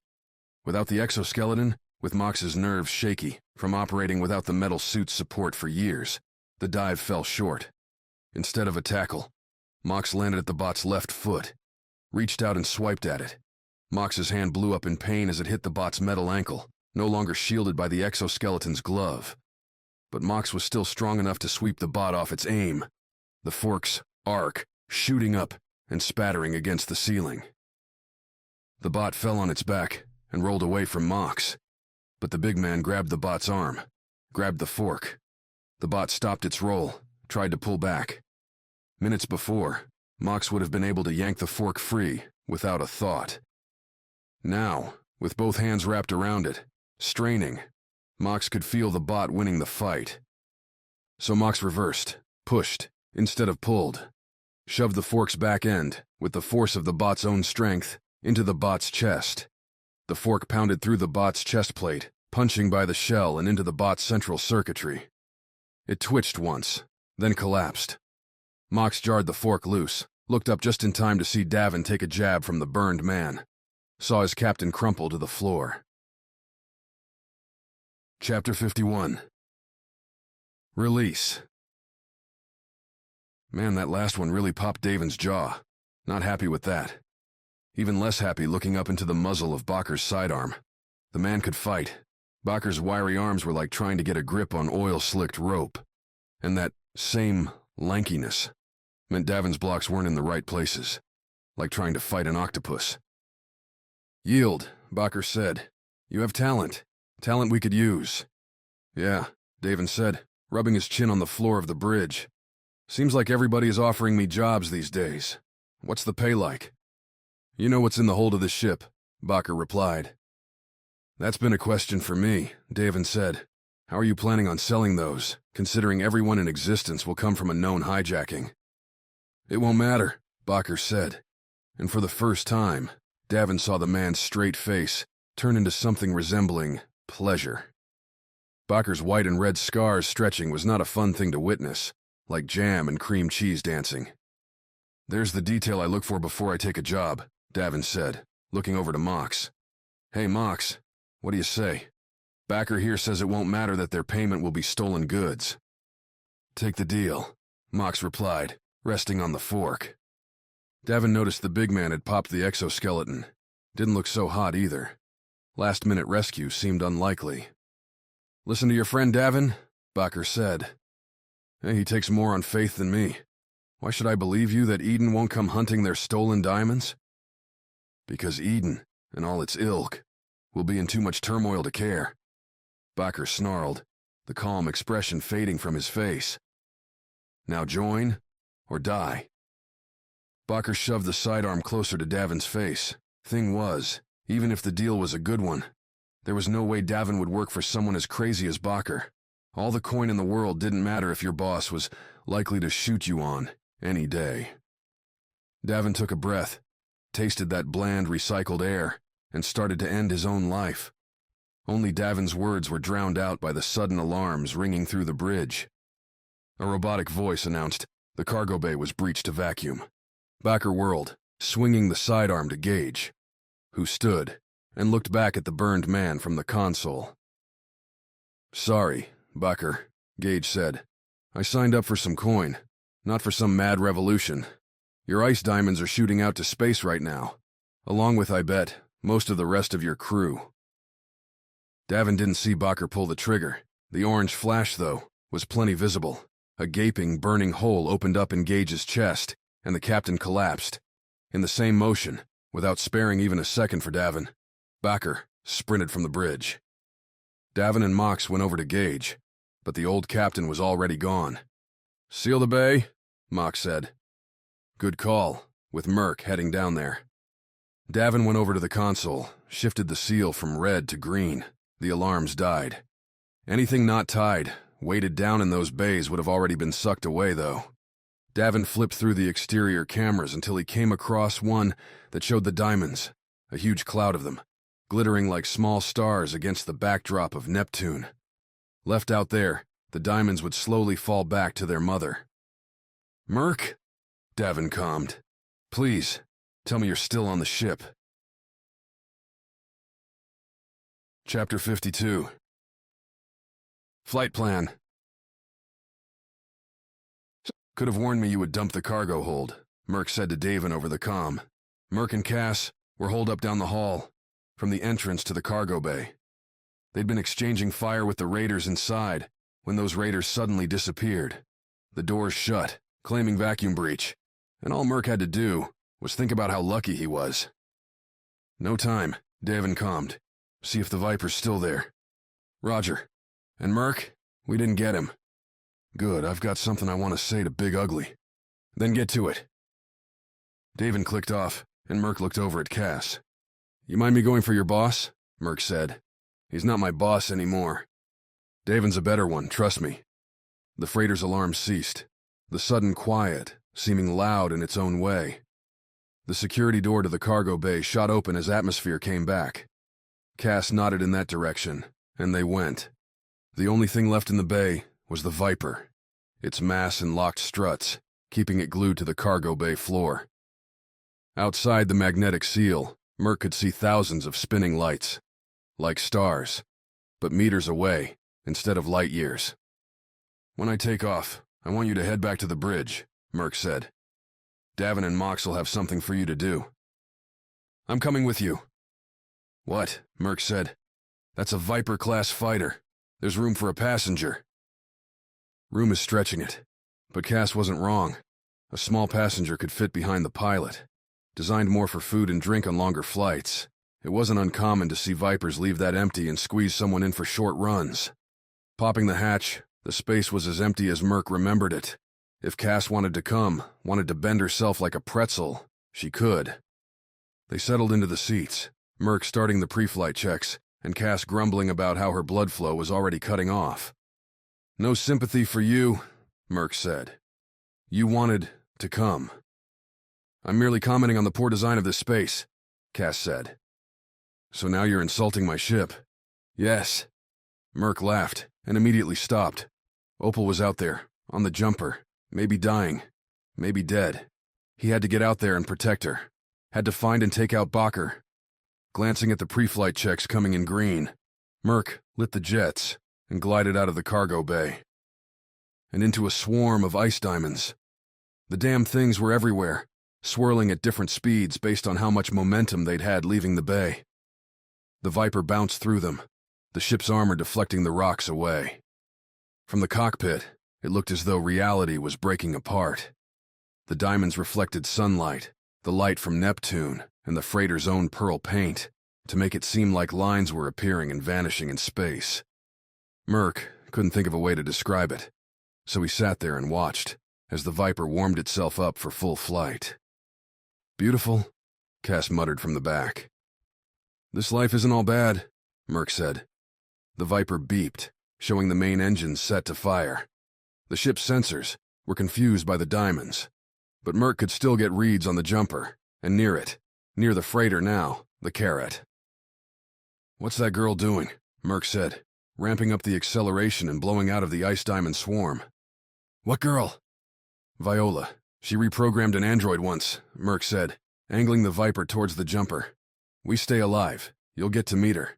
And will we? Will we what? Stay alive. Cass, you're flying with one of the hottest sticks in the solar system. You want to stay alive? You stay right where you are. The jumper was coming closer, visible now in front of the Viper. The sensors showed it was being chased by the damaged scout ship and the fighter that had done such a tight job keeping its ass unfried earlier. Speaking of asses, the jumper's was eating a lot of laser. Merc could see the flashes and the occasional attempt at countering fire. Looked like the shields were still holding, but how much longer was anyone's guess. Viola, on my mark, you're gonna pull back on that stick. Got it? Merc calmed. Merc? That you on my board? Viola, sounding harried, answered. Oh yeah, it's me. Merc tilted the Viper slightly so it slid just beneath the jumper's vector, flipped the shield strength entirely to the front, shunted the batteries from the engines to the lasers. Beautiful thing about space was that Merc's velocity kept right on going until something pushed him the other way, so might as well use that energy for what counted. The Viper's collision alarms blared, his cue. Mark, Merc calmed. The jumper curled up, like a running dog suddenly caught by the end of its leash. The Viper zipped underneath, and right into the path of the scout ship, which was already trying to match the jumper's maneuver. Not paying attention to the little Viper that lit it up. The scout ship's already damaged shields didn't hold more than a couple hits before collapsing. Bright blooms of orange appeared in the scout ship's hull, the vessel bleeding metal as Merc unloaded fire. One down, Merc said as he flew beneath the ruined ship. Where's the other one? Cass said. Probably running. The Viper shuddered, then an alarm went off. A different one, the left rear engine hit and non-functional. Merc slapped a slider that evened out the shields and glanced at the sensors. The fighter and its annoying disc shape was tailing the Viper. It must have swung around the scout ship and used its damn omnidirectional engines to put itself behind the Viper. Fine. Merc could use a challenge. I thought you, Cass started. Hang on, Merc said, then pulled the stick back as he rerouted power from the lasers to the engines. The rapid thrust coupled with the pull of the stick flipped the Viper up. Merc cut the engines entirely and punched the front docking jets, kicking the front of the Viper back towards where, a second ago, its aft had been. But the disc fighter was already moving away, attempting to go beneath the Viper, stay behind it. Merc squeezed off 2 shots, but they missed high, way off. Then he boosted the throttle. Cass was saying something, but Merc tuned her out. Maybe just screaming as the Viper blitzed through space. Even with one of his engines missing, Merc was pretty sure that Omni couldn't keep up. Had to make this a longer-range game, where that thing's ability to dash around like a dragonfly wasn't an advantage.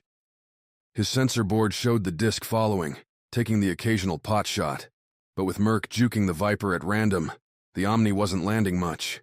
The freighter loomed back in front again, big and white. The jumper was off to the side, closer to Neptune, and out of the fight. Even with experienced gunners rocking the turrets, they hadn't been able to hit the disc. No sense risking the prisoners. One-on-one, Merc said, without realizing it. His right hand gripped the stick tight, sweat beading. Merc's left hovered over the sliders for engines, lasers, and shields, all even at the moment. In a second, they'd be flying over the freighter. In a second, the Omni would lose half its options. Everything below would mean slamming into the freighter's surface. Ever done a front flip? Merc said, and didn't listen for Cass's reply. He cut the power to the engines, pushed the stick forward, and kicked the maneuvering jets, swinging the Viper around in the opposite direction of the first time. Only, he didn't fire any thrust, so the Viper kept speeding across the freighter and away from the Omni.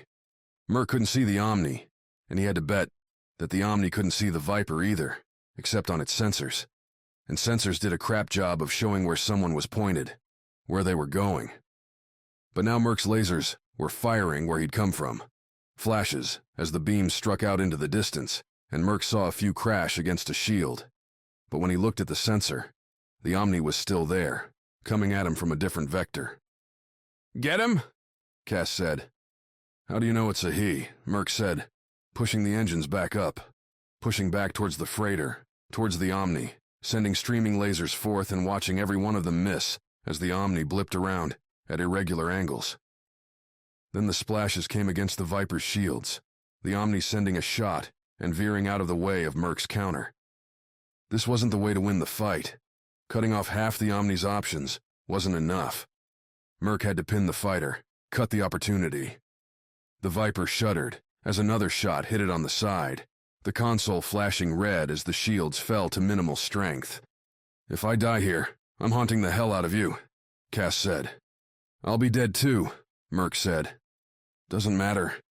Merc shook his head. The sensors blipped. A new icon coming around the freighter. The frigate.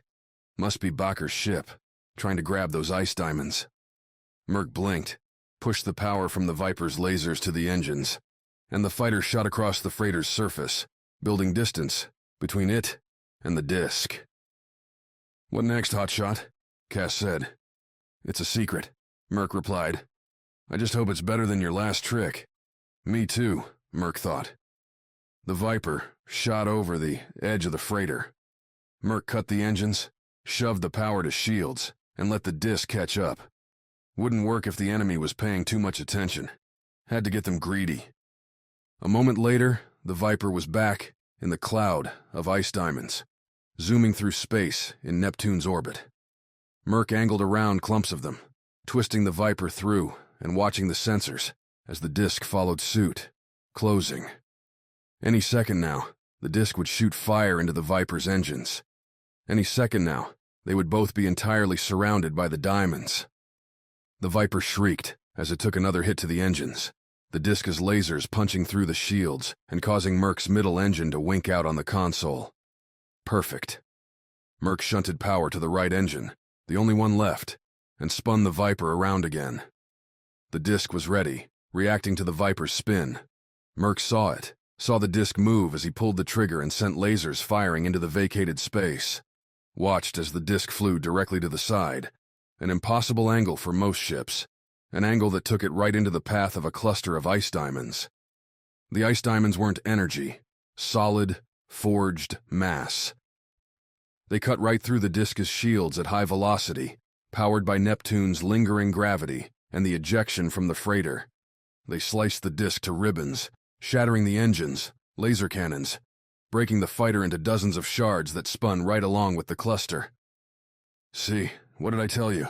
Merc said, using the maneuvering jets to guide the Viper clear of the diamonds. "You're fine." "Are we?" Merc glanced at the sensor board, then tilted the Viper to the left. Bearing down on them, filling most of the Viper's cockpit, was the frigate, bristling with turrets, and Merc only had one functioning engine. Chapter 53. Shooters passed. The target was surrounded by other targets.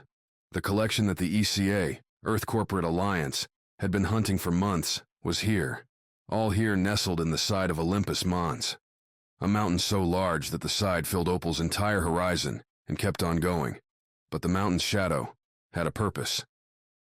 Olympus Mons' sheer size restricted the view of satellites, disrupted communications, and made it difficult to get any sizable force nearby without being observed. Which was why Opal lay next to a mini-rover and looked through a scope at people over 3 kilometers away. Peace. That was the topic under discussion, the reason the Red Voice had gathered its ranking members here. Define the conditions that the ECA would have to accept if they wanted to keep their Mars investments producing, if they wanted to keep them at all. "Opal?" A voice from the comm. Opal glanced at her wrist, no message. "Can you hear me?" Aside from the giant mountain, the only things around Opal were mounds of reddish rock and sand. Locked in a narrow crevice between a pair of rises, her rover out of sight behind them, Opal wasn't sure where the voice was coming from. A few moments breathing. Nothing more. Maybe just a daydream. "Focus," Opal muttered to herself, looking through the scope again. The primary target, Alyssa Reinhardt, still moving, welcoming associates into the large room. A design flaw, putting that many windows in a high-profile meeting space. But then, who'd have predicted the luxury resort being commandeered by hostile forces? Opal took a breath. So many of them. Alyssa was the ECA's primary goal. But if they were all here, the entire leadership of the rebellion, maybe if she could get a comm signal out, the ECA could try something more. But did all of these people deserve to die? Opal didn't recognize most of them. Minor players, specialists, non-combatants. They weren't in her mission protocol, so the comm stayed off. Opal zoomed out, looked at the exterior of the building. Like half an oval, the resort was built into Olympus Mons, with part of it literally inside the mountain. The conference room fit along the oval's outer edge, providing what was probably a spectacular view. Only glass worked both ways. Opal noticed motion in the scope. Doors were opening into the room, waiters bringing in celebratory toasts. No more time to think about strikes. The targets, Alyssa included, were grabbing glasses and circling up around a table. Opal didn't have the angle to see what was on it, but she could guess. The document, the terms. A deal struck to get the rebellion to the table, a deal the ECA had no desire to keep. One way to get out of a promise was to get rid of who it was made to. Alyssa was in the scope, now, walking over to the table, grinning, laughing. "Come on, Opal, I need a sign that you're there." The voice again. Opal blinked. What was that? Who was trying to talk to her? "Come back," it said. "No, the target." Opal centered Alyssa in the scope as she leaned over the table, pulled the trigger. In Mars' thin atmosphere, the rifle cracked lightly, the kickback strong from the weak gravity. But Opal was ready. Kept the rifle dialed in, eyes down the scope. The shot was dead on. Hit the glass, and bounced off. Not even a scratch. Nobody inside even looked up. That didn't make sense. The statistics on the resort said the glass was standard. Her shot should have pierced. Gone right through. Through the scope, Opal could see the other members of the party taking turns with the table, adding their names. She had to act. "I need a negative strike at the following coordinates. ASAP," Opal commed, stating the precise position of the resort's conference room. The ECA had several orbiting satellites around Mars, a few of them capable of performing so-called negative strikes. She'd been assured there'd be one overhead if needed, if the situation called for it, if Opal felt it necessary to achieve the objective. "What are you saying?" The voice, confused, answered. The comm on her wrist clicked once. Affirmative. The voice hadn't come from the comm. Strange. Opal settled back into her position, watched. The negative strike was invisible, but it started quickly. Opal saw when the conference center's first alarms went off.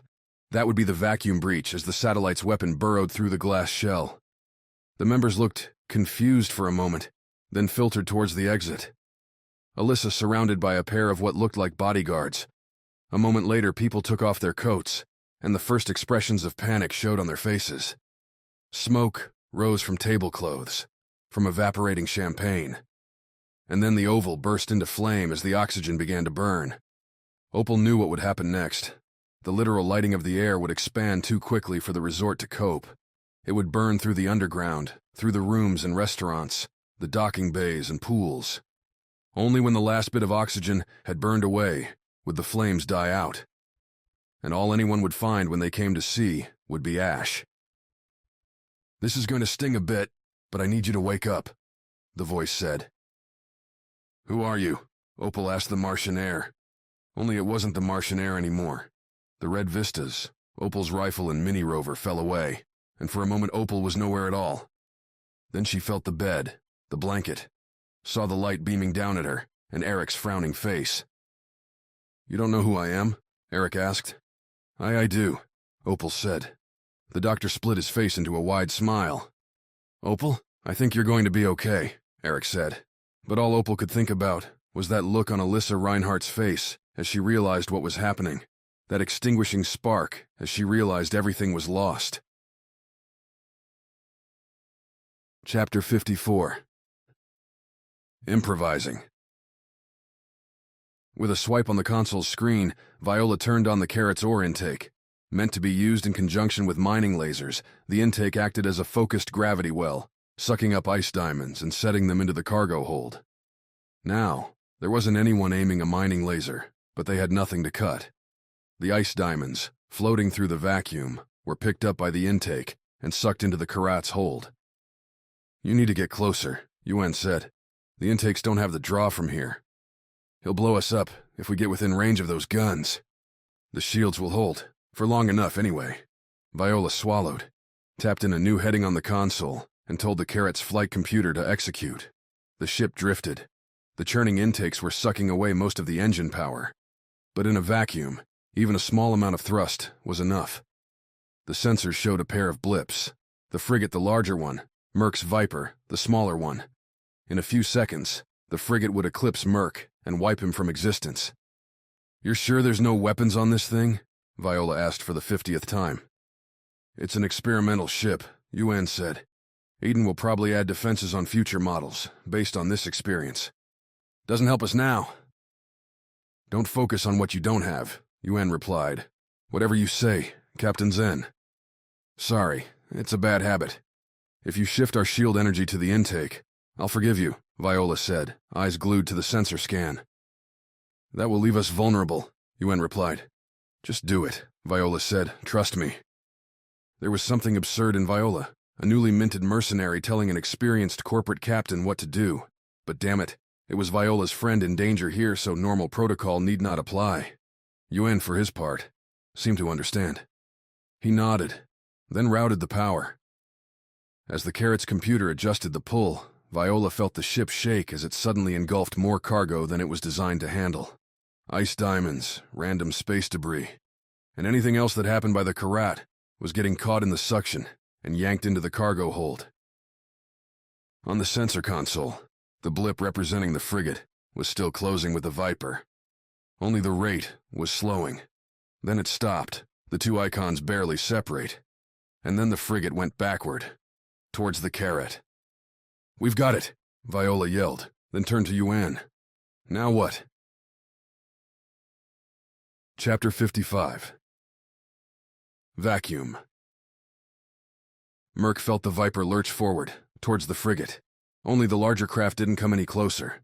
Merc watched out the cockpit window, waiting for his brain to lock back into reality and tell him that the Viper and its damaged engines were going to either slam into the bigger ship or be blown to pieces by its lasers. "Shouldn't we be dead by now?" Cass asked.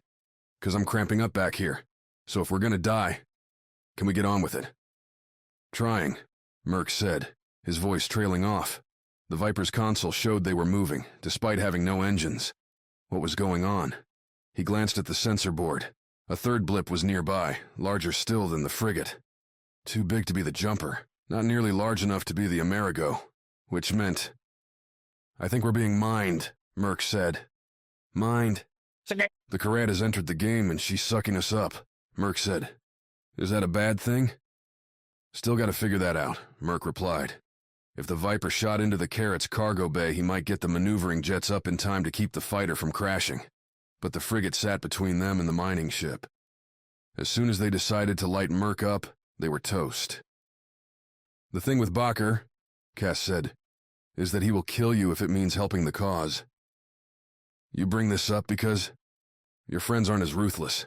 It's dangerous not to match a fanatic on his own terms," Cass said. "Yeah, well, your fanatic's not doing too hot," Merc replied, then adjusted the levels. Power to the shields and the maneuvering jets. "So how does the best pilot in the solar system get caught up with a group of mercenaries?" Cass said. "You're asking now, when we're a trigger finger away from being space dust. When Eden torched my town, in the name of keeping the peace, I lost everyone. I don't want to die that way, too." "I get it," Merc said, opal flitting through his mind. "Since you asked, the best pilot in the solar system has a problem with authority. Shocking." The frigate's nose, just out of firing range, tilted away from the Viper, turning towards the oval behind them. Merc hoped the Karat had some strong shields, 'cause otherwise it was about to be ash. "Does that satisfy your death wish?" Merc asked. "It'll do. Still, would rather not die if you can arrange it." "Working on it." Before Cass could reply, Merc flipped on the comm and opened a wide channel. "Hey there, Karat. This is your friendly fighter pilot. You're about to suck into that nasty vacuum of yours. I get you're trying to grab the big boy, but how about letting us loose?" "How do you know they're friends?" Cass asked.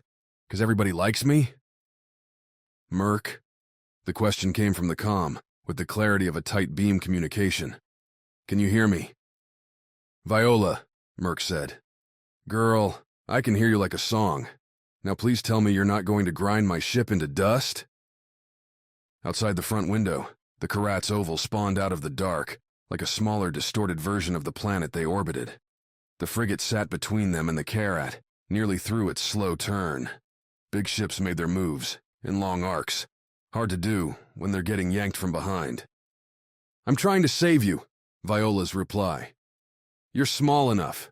Turn on your engines. Get out of there." "Viola, my engines are burnt," Merc said.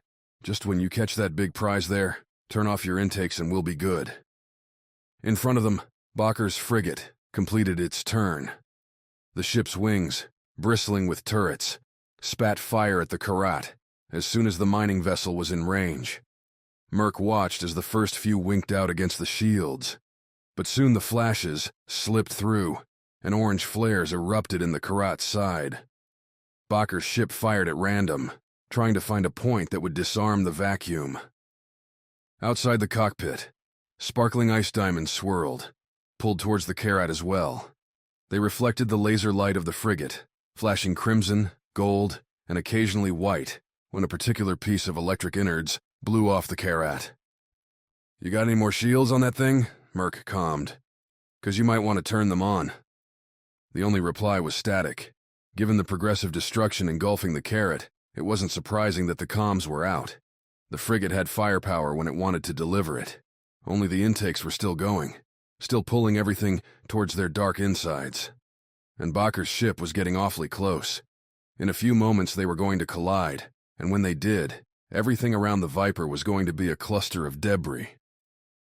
"Things are about to get real crazy," Merc said. "Like they aren't already," Cass replied. The frigate, almost as large as the two Karat intakes together, swept in close, lasers firing freely. The front end vanished into the intake, glowed as the frigate's shields absorbed the initial impact, and then everything blew to hell. A chained orange explosion rippled along the frigate, broke up through the Karat, and splashed over the Viper's shields. Merc could only see orange for a moment, licking flames blocking out the universe. And then they were gone, replaced by a cloud of shards, smaller fires that winked out as fast as they formed, and the silent disintegration of the Karat as the impact shattered its way through the ship's decks. "Hey, you gonna move?" Cass said. "Oh yeah." Merc brought up the maneuvering jets, coasted the Viper up, down, and to the side of metal chunks, ice diamonds, and the pieces of humanity that had been on those ships but were now permanent residents of Neptune's outer orbit. In between every juke, Merc flicked his eyes down to the scanner, hoping to see something, anything that would show Viola was still alive. Chapter 56. Near. Falling apart. The console blew up in her face as Yuan pulled Viola back.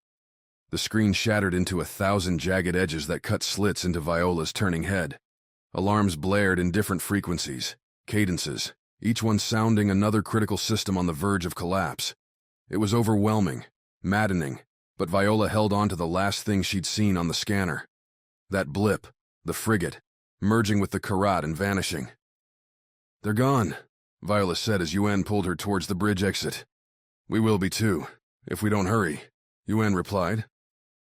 As if agreeing with Yuan, the Karat shuddered, a snapping sound crackling up the inside of the ship and sending the two of them to the floor.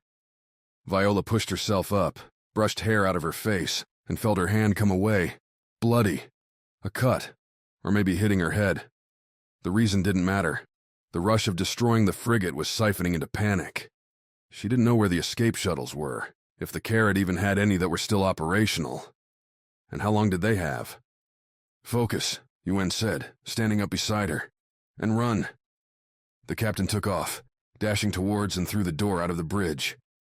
Viola followed. Calculations ran through her head, problems she'd done for her engineering classes. Fail-safe ships like the Karat would have built in. The kind Galaxy Forge, her father's company, would require. The frigate came at the Karat towards the intakes, from beneath. The cargo hold would have plenty of barriers between it and the rest of the ship, a necessity for the section that opened to vacuum and dangerous materials, most often. "Down!" Yuan shouted in the hallway ahead, as a series of pops shot through the ceiling. Viola dropped, and a moment later the ceiling panels fell a meter.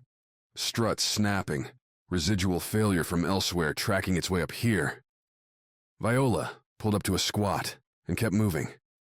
After the cargo hold, the most damaged area would have been the crew quarters, the side facing the frigate as it came in spewing laser. Viola tried to remember the Karat's layout. The opposite the crew quarters would have been the sampling area, where cargo taken on was analyzed, cleaned, and readied for sale.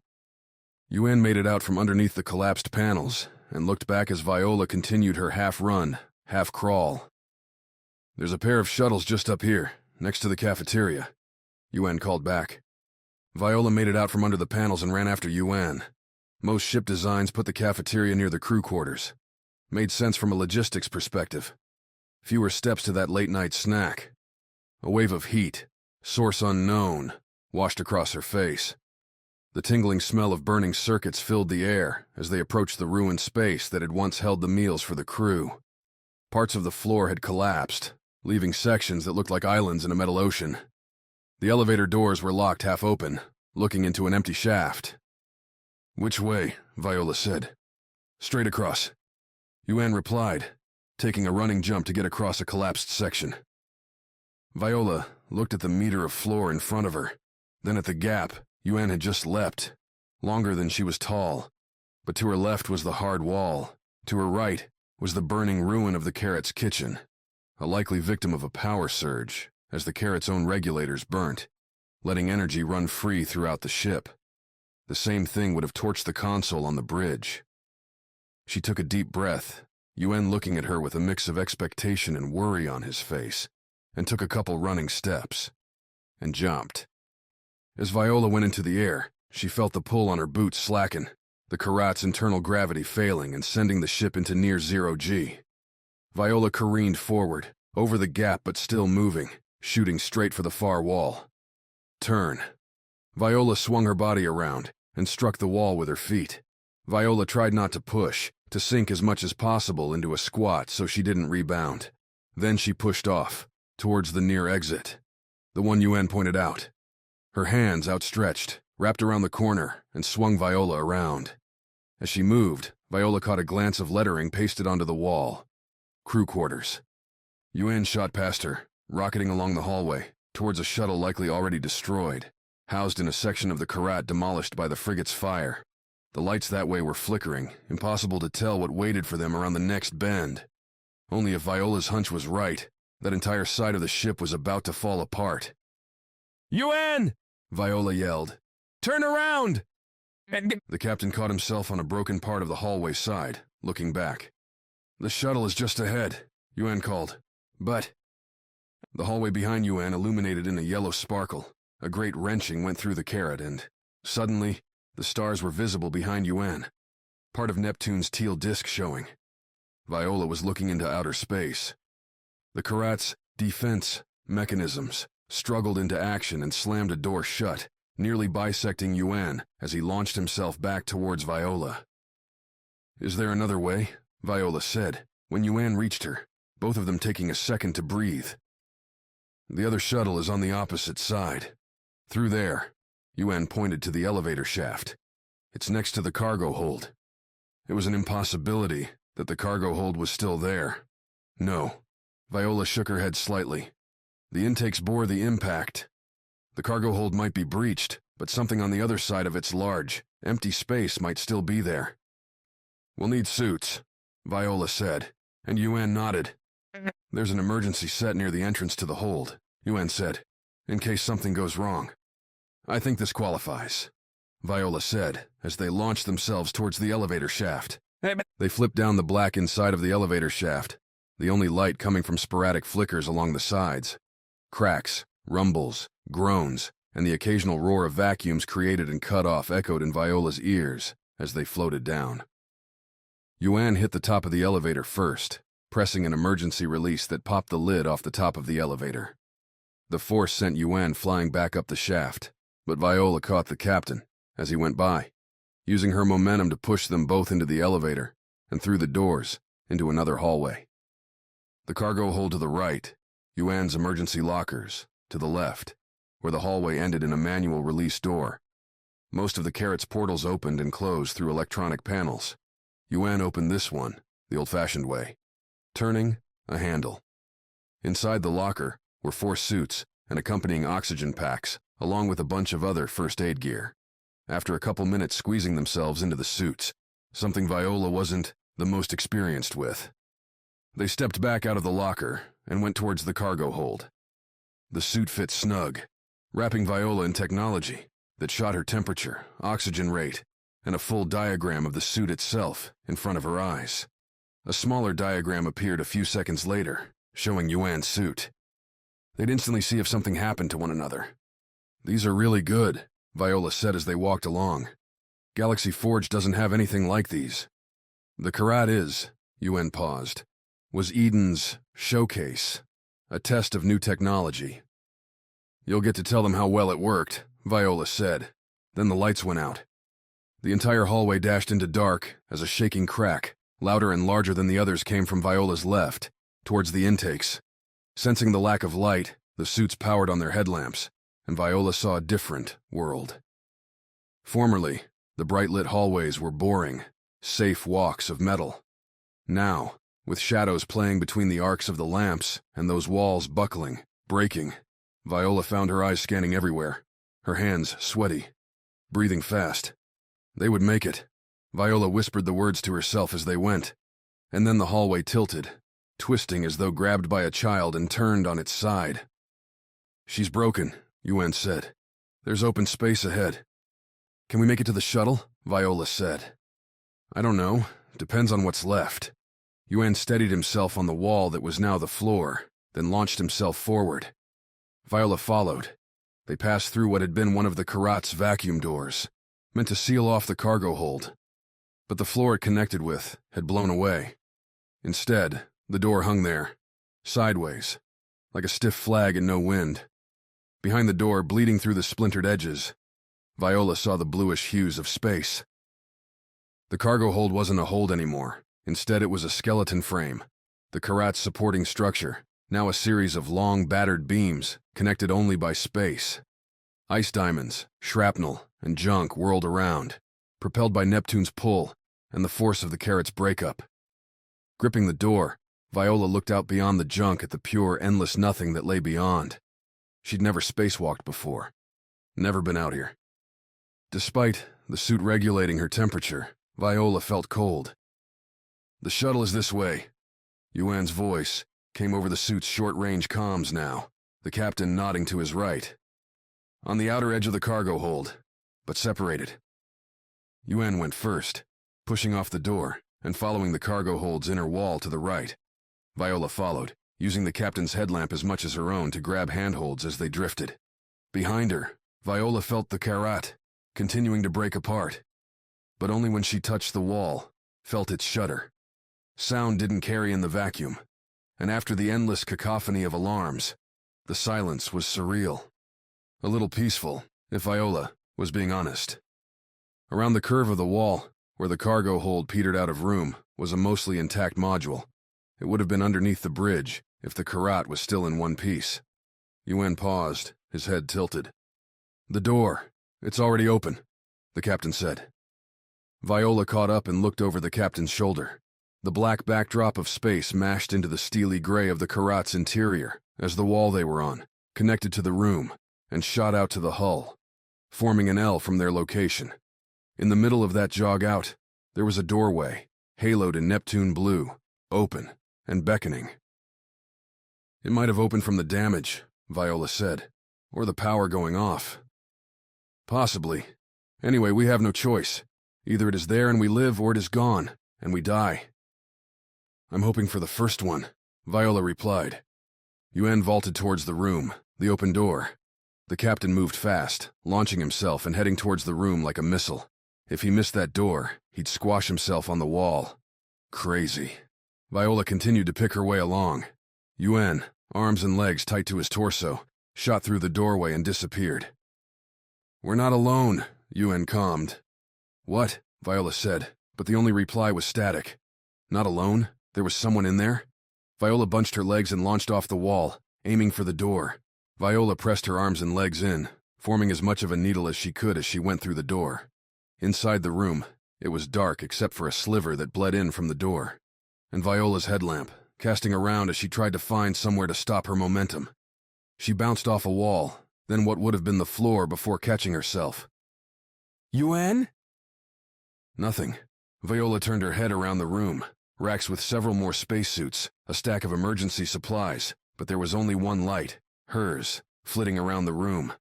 Yuen's headlamp should have been there too. Turning away from the door, Viola saw the room continued. Made sense. The shuttle at the bow, as far away from the engines and the likely rupture as they could shove it, down here. "Captain? Hello?" Viola said again. There was always a chance of interference, a signal interrupted. Viola went further, her headlamp picking up the far end of the room. An airlock, open to the interior of the shuttle. They'd be keeping the suits on then, as the shuttle wouldn't have any air for them. Viola floated towards the shuttle, then stopped as something grabbed her. Viola turned to the right, her headlamp illuminating another spacesuit, not Eden branded, and in it, a scarred face, mouth set in a firm line and eyes staring at her. It was only an instant, looking at those eyes, but Viola felt that the burned man wasn't looking at her at all. Didn't see her except as an object, something in his way. Then she was flying forward. He'd thrown her. Viola glanced back, saw that by throwing her, he'd pushed himself back towards the doorway. Viola reached out her hands, caught herself against the outer edge of the airlock. Where was Yuen? She scanned the room and found the captain, down in the corner, cracks splintering across his helmet, his hands trying to spread thick tape along the lines, fixing a leak. But the attacker was coming back. Viola caught him in her headlamp, streaking towards her, flipping so his feet would impact first. Without a weapon, rupturing a suit would be hard, but a flying kick from across the room might be enough. Only if it hit her, though. Viola gripped the inside of the airlock with her left hand and pulled, swinging herself into the airlock and through, down into the shuttle. The console was on, the shuttle warming up. Yuen must have found this guy, just about ready to trigger the launch. Viola turned back towards the shuttle's entrance. She'd be trapped if he came in here, but at least it would be close. A battle of rips and tears. Whomever sprung the first good leak would win. The burned man slid over the entrance, looked down at her. Viola floated backward, till she could touch the console. The screen reflected on the plate of her helmet, showing Viola where the burned man planned to go. "Who are you?" The voice coming over the comm surprised her. "Just a pilot," Viola replied. "Who are you?" "Just a refugee," the burned man said. "Was it you who destroyed my ship?" "You're the one who let me—" The burned man was larger than her, probably stronger. Viola didn't know the first thing about fighting up close, much less in spacesuits. When he struck, she didn't like her odds. "If you knew what depended on those diamonds, you would have chosen differently," the man said. The man pushed forward, sending himself towards Viola. Pressing her feet to the console, Viola kicked off and flew towards the burned man. Just before they hit, Viola twisted her body to the side, reaching out with her arms and pulling the burned man past her. The move shot her up, by the airlock, and as she went by, Viola slapped the small panel, still glowing through its hardwired independent battery. Shuttles had to be launched no matter what the condition, and the launch mechanisms were always linked to their own power. A second later, the airlock snapped shut, and while Viola couldn't hear it, she felt the container shift as the shuttle blasted free. Chapter 57. An escape. A smooth gambit, if a foolish one. Bakker looked at the closed hatch of the shuttle, blasting its way from the Karat. They would be trapped there. Die quickly if the whole thing collapsed, or slowly when their air ran out. Meanwhile, he had the shuttle. Not a great outcome, but if the path Bakker had plotted would work, The shuttle should carry him close enough to Uranus to radio for help. The engines kicked in briefly, turning the shuttle. The viewport behind Backer filled with blue light. Not what he would have expected. The course would have him slingshot Neptune, use the momentum to send the shuttle back towards the sun. Backer twisted around, looked at the console as the engines fired again, full thrust this time. The path was different. It wasn't his. Arrows traced from the shuttle's current position towards Neptune, ending directly at the planet's center. A simple path, a doomed one. The girl, Backer said, even though nobody could hear him. The girl had changed the vector, her back to the console. The path was crude, but it would accomplish its purpose. A glance at the fuel reserves told Backer all he needed to know.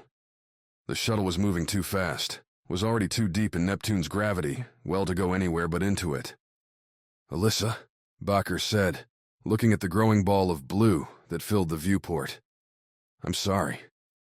The burned man leaned forward, gripping the console and looking out at Neptune growing larger and larger. Backer felt the pull on his feet first, then his fingers, the increasing tug of Neptune's gravity. The interior of the shuttle heated up.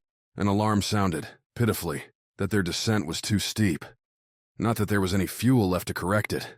The edges of the window glowed white as Neptune's thick atmosphere overwhelmed the shuttle's meager shields. Backer closed his eyes as the universe melted away. Chapter 58.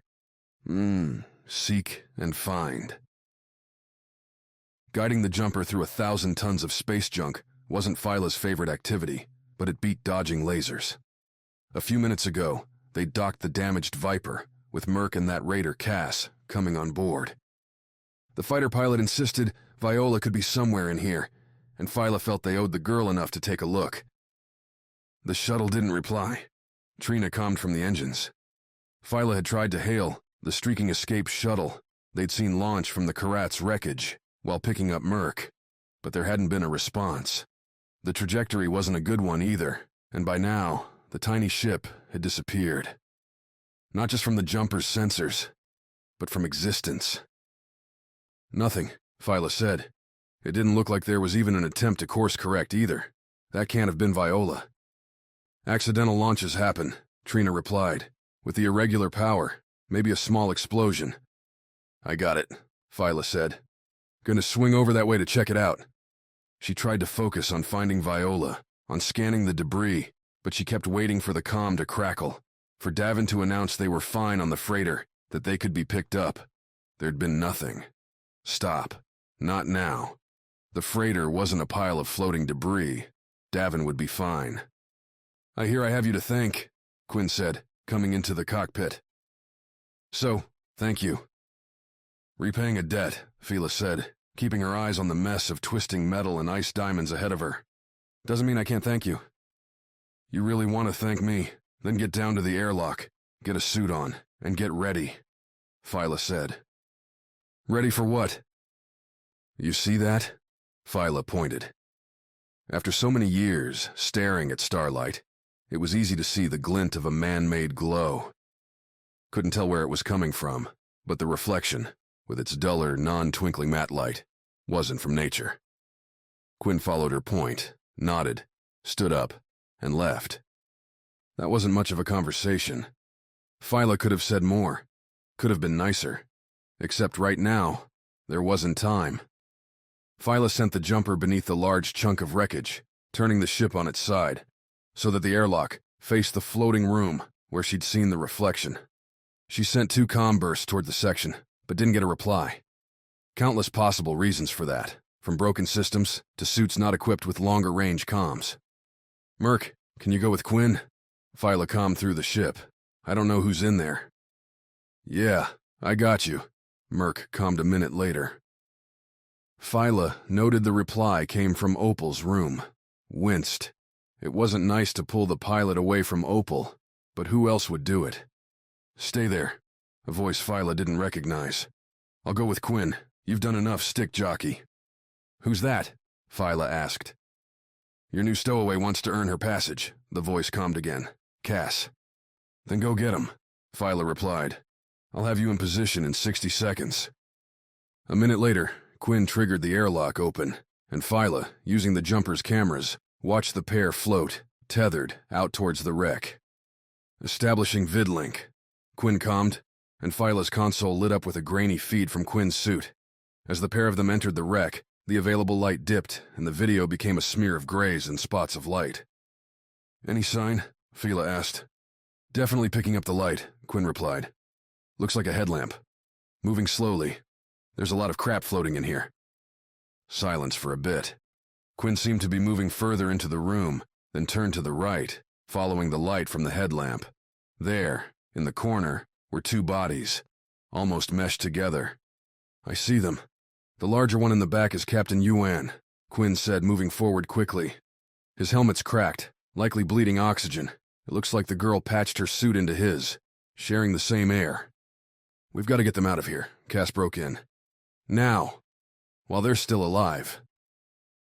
The raider took the lead, wrapping arms beneath the captain and lifting the two bodies up.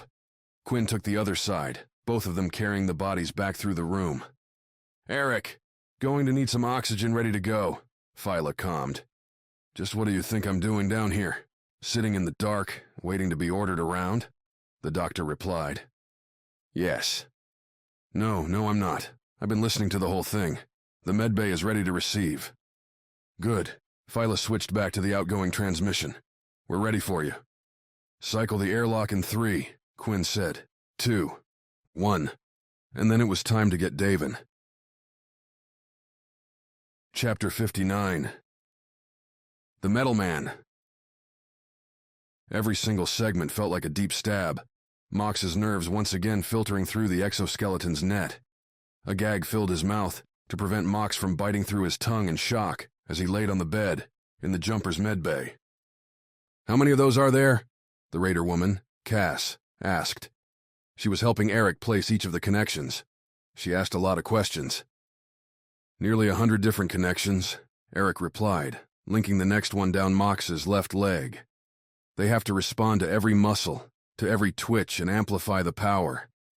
"The stab." Mox sucked in breath and closed his eyes. "Remember the reasons."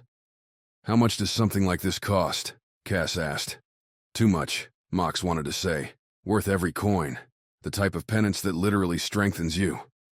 "I don't know," Eric said. "It was a choice Mox made." "Do you know why?" "You'll have to ask him," Eric said. "Thank you." The doctor understood some things need to stay behind closed doors. A sharper sting. Mox set his jaw. "That would be the knee." "How you doing, big guy?" Cass leaned over his face. "Need anything?" Mox shook his head slightly. Drugs might numb the pain, a drink might dull the sting. But that was not the point. Cass saw the shake, glanced over at the doctor. "How much longer is this going to take?" "Another hour," Eric said. "You think it's worth it?" Cass asked Mox. The big man nodded. When the next segment went in, Mox clamped down on the gag. Was it worth it? All the pain? Yes. Chapter 60. One of them. "So what will you do now?" Viola asked Yuan, as the captain walked down the jumper's ramp into the freighter. Some of the freighter's crew had already left the bay, heading back to their quarters, their stations, to see what remained of their old lives. "You mean after I return the freighter to Eden? A glorious failure," Yuan said, but killed the seriousness with a smile. "A large ship like this one takes a long time to get anywhere. Eden may have forgiven me by the time we get back to Jupiter. Perhaps another assignment. If not, maybe I'll find your captain and see if there's an opening." "Join us," Viola laughed. "Unless you enjoyed all those near-death experiences, probably want to rethink that." "How about you? Are you set to continue on this path?" "I don't know," Viola said, and was a little surprised to realize that was true. She didn't know whether she wanted to stay with Davin and the crew. Viola was exhausted. Her only real sleep in the last 2 days had come from oxygen deprivation in the wreckage of the Karat. But she feared that behind closed eyes, all she would see was the face of the raider, as he realized he was shot, as he realized he would die. "There is room here, if you choose. A pilot would be welcome," Yuan offered. Her father would yell at her to take that offer. Get in on a lucrative role with one of humanity's top companies?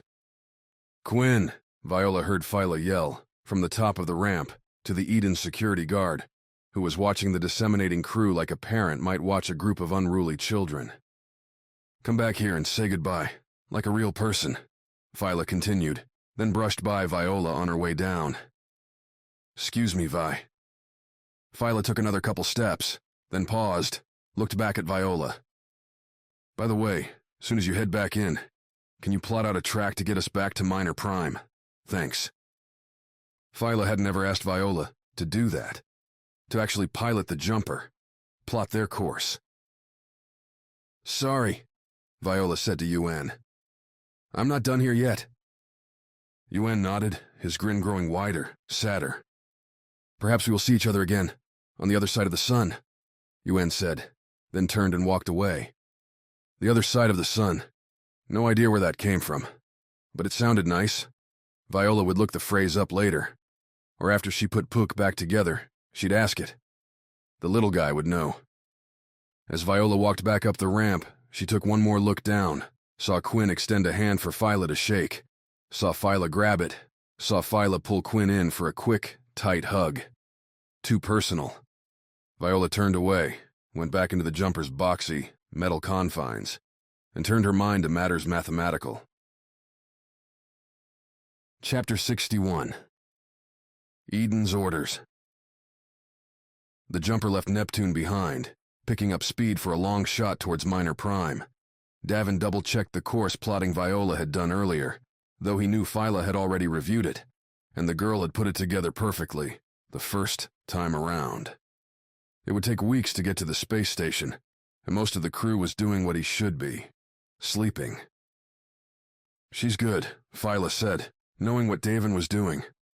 That move with the Karat, that was gutsy stuff, Davin replied. Would we have done that, you think? You.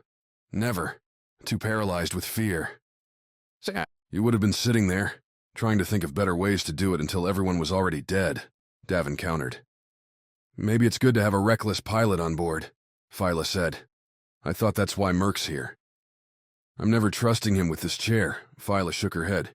He'd have the jumper flipping over so much we'd all get sick. You did a hell of a job back there, with the fighters, Davin said.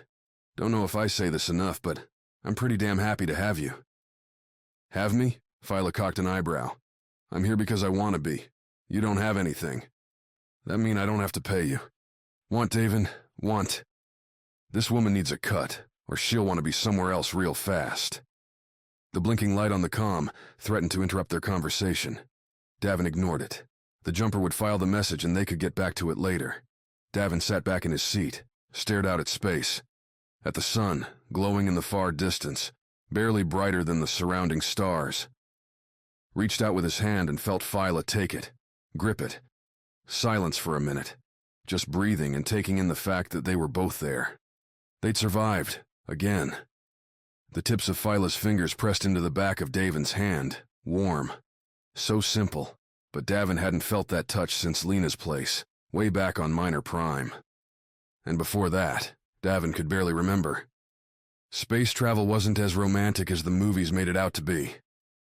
So what was Bosser gonna pay us? Phyla asked. Was? No idea.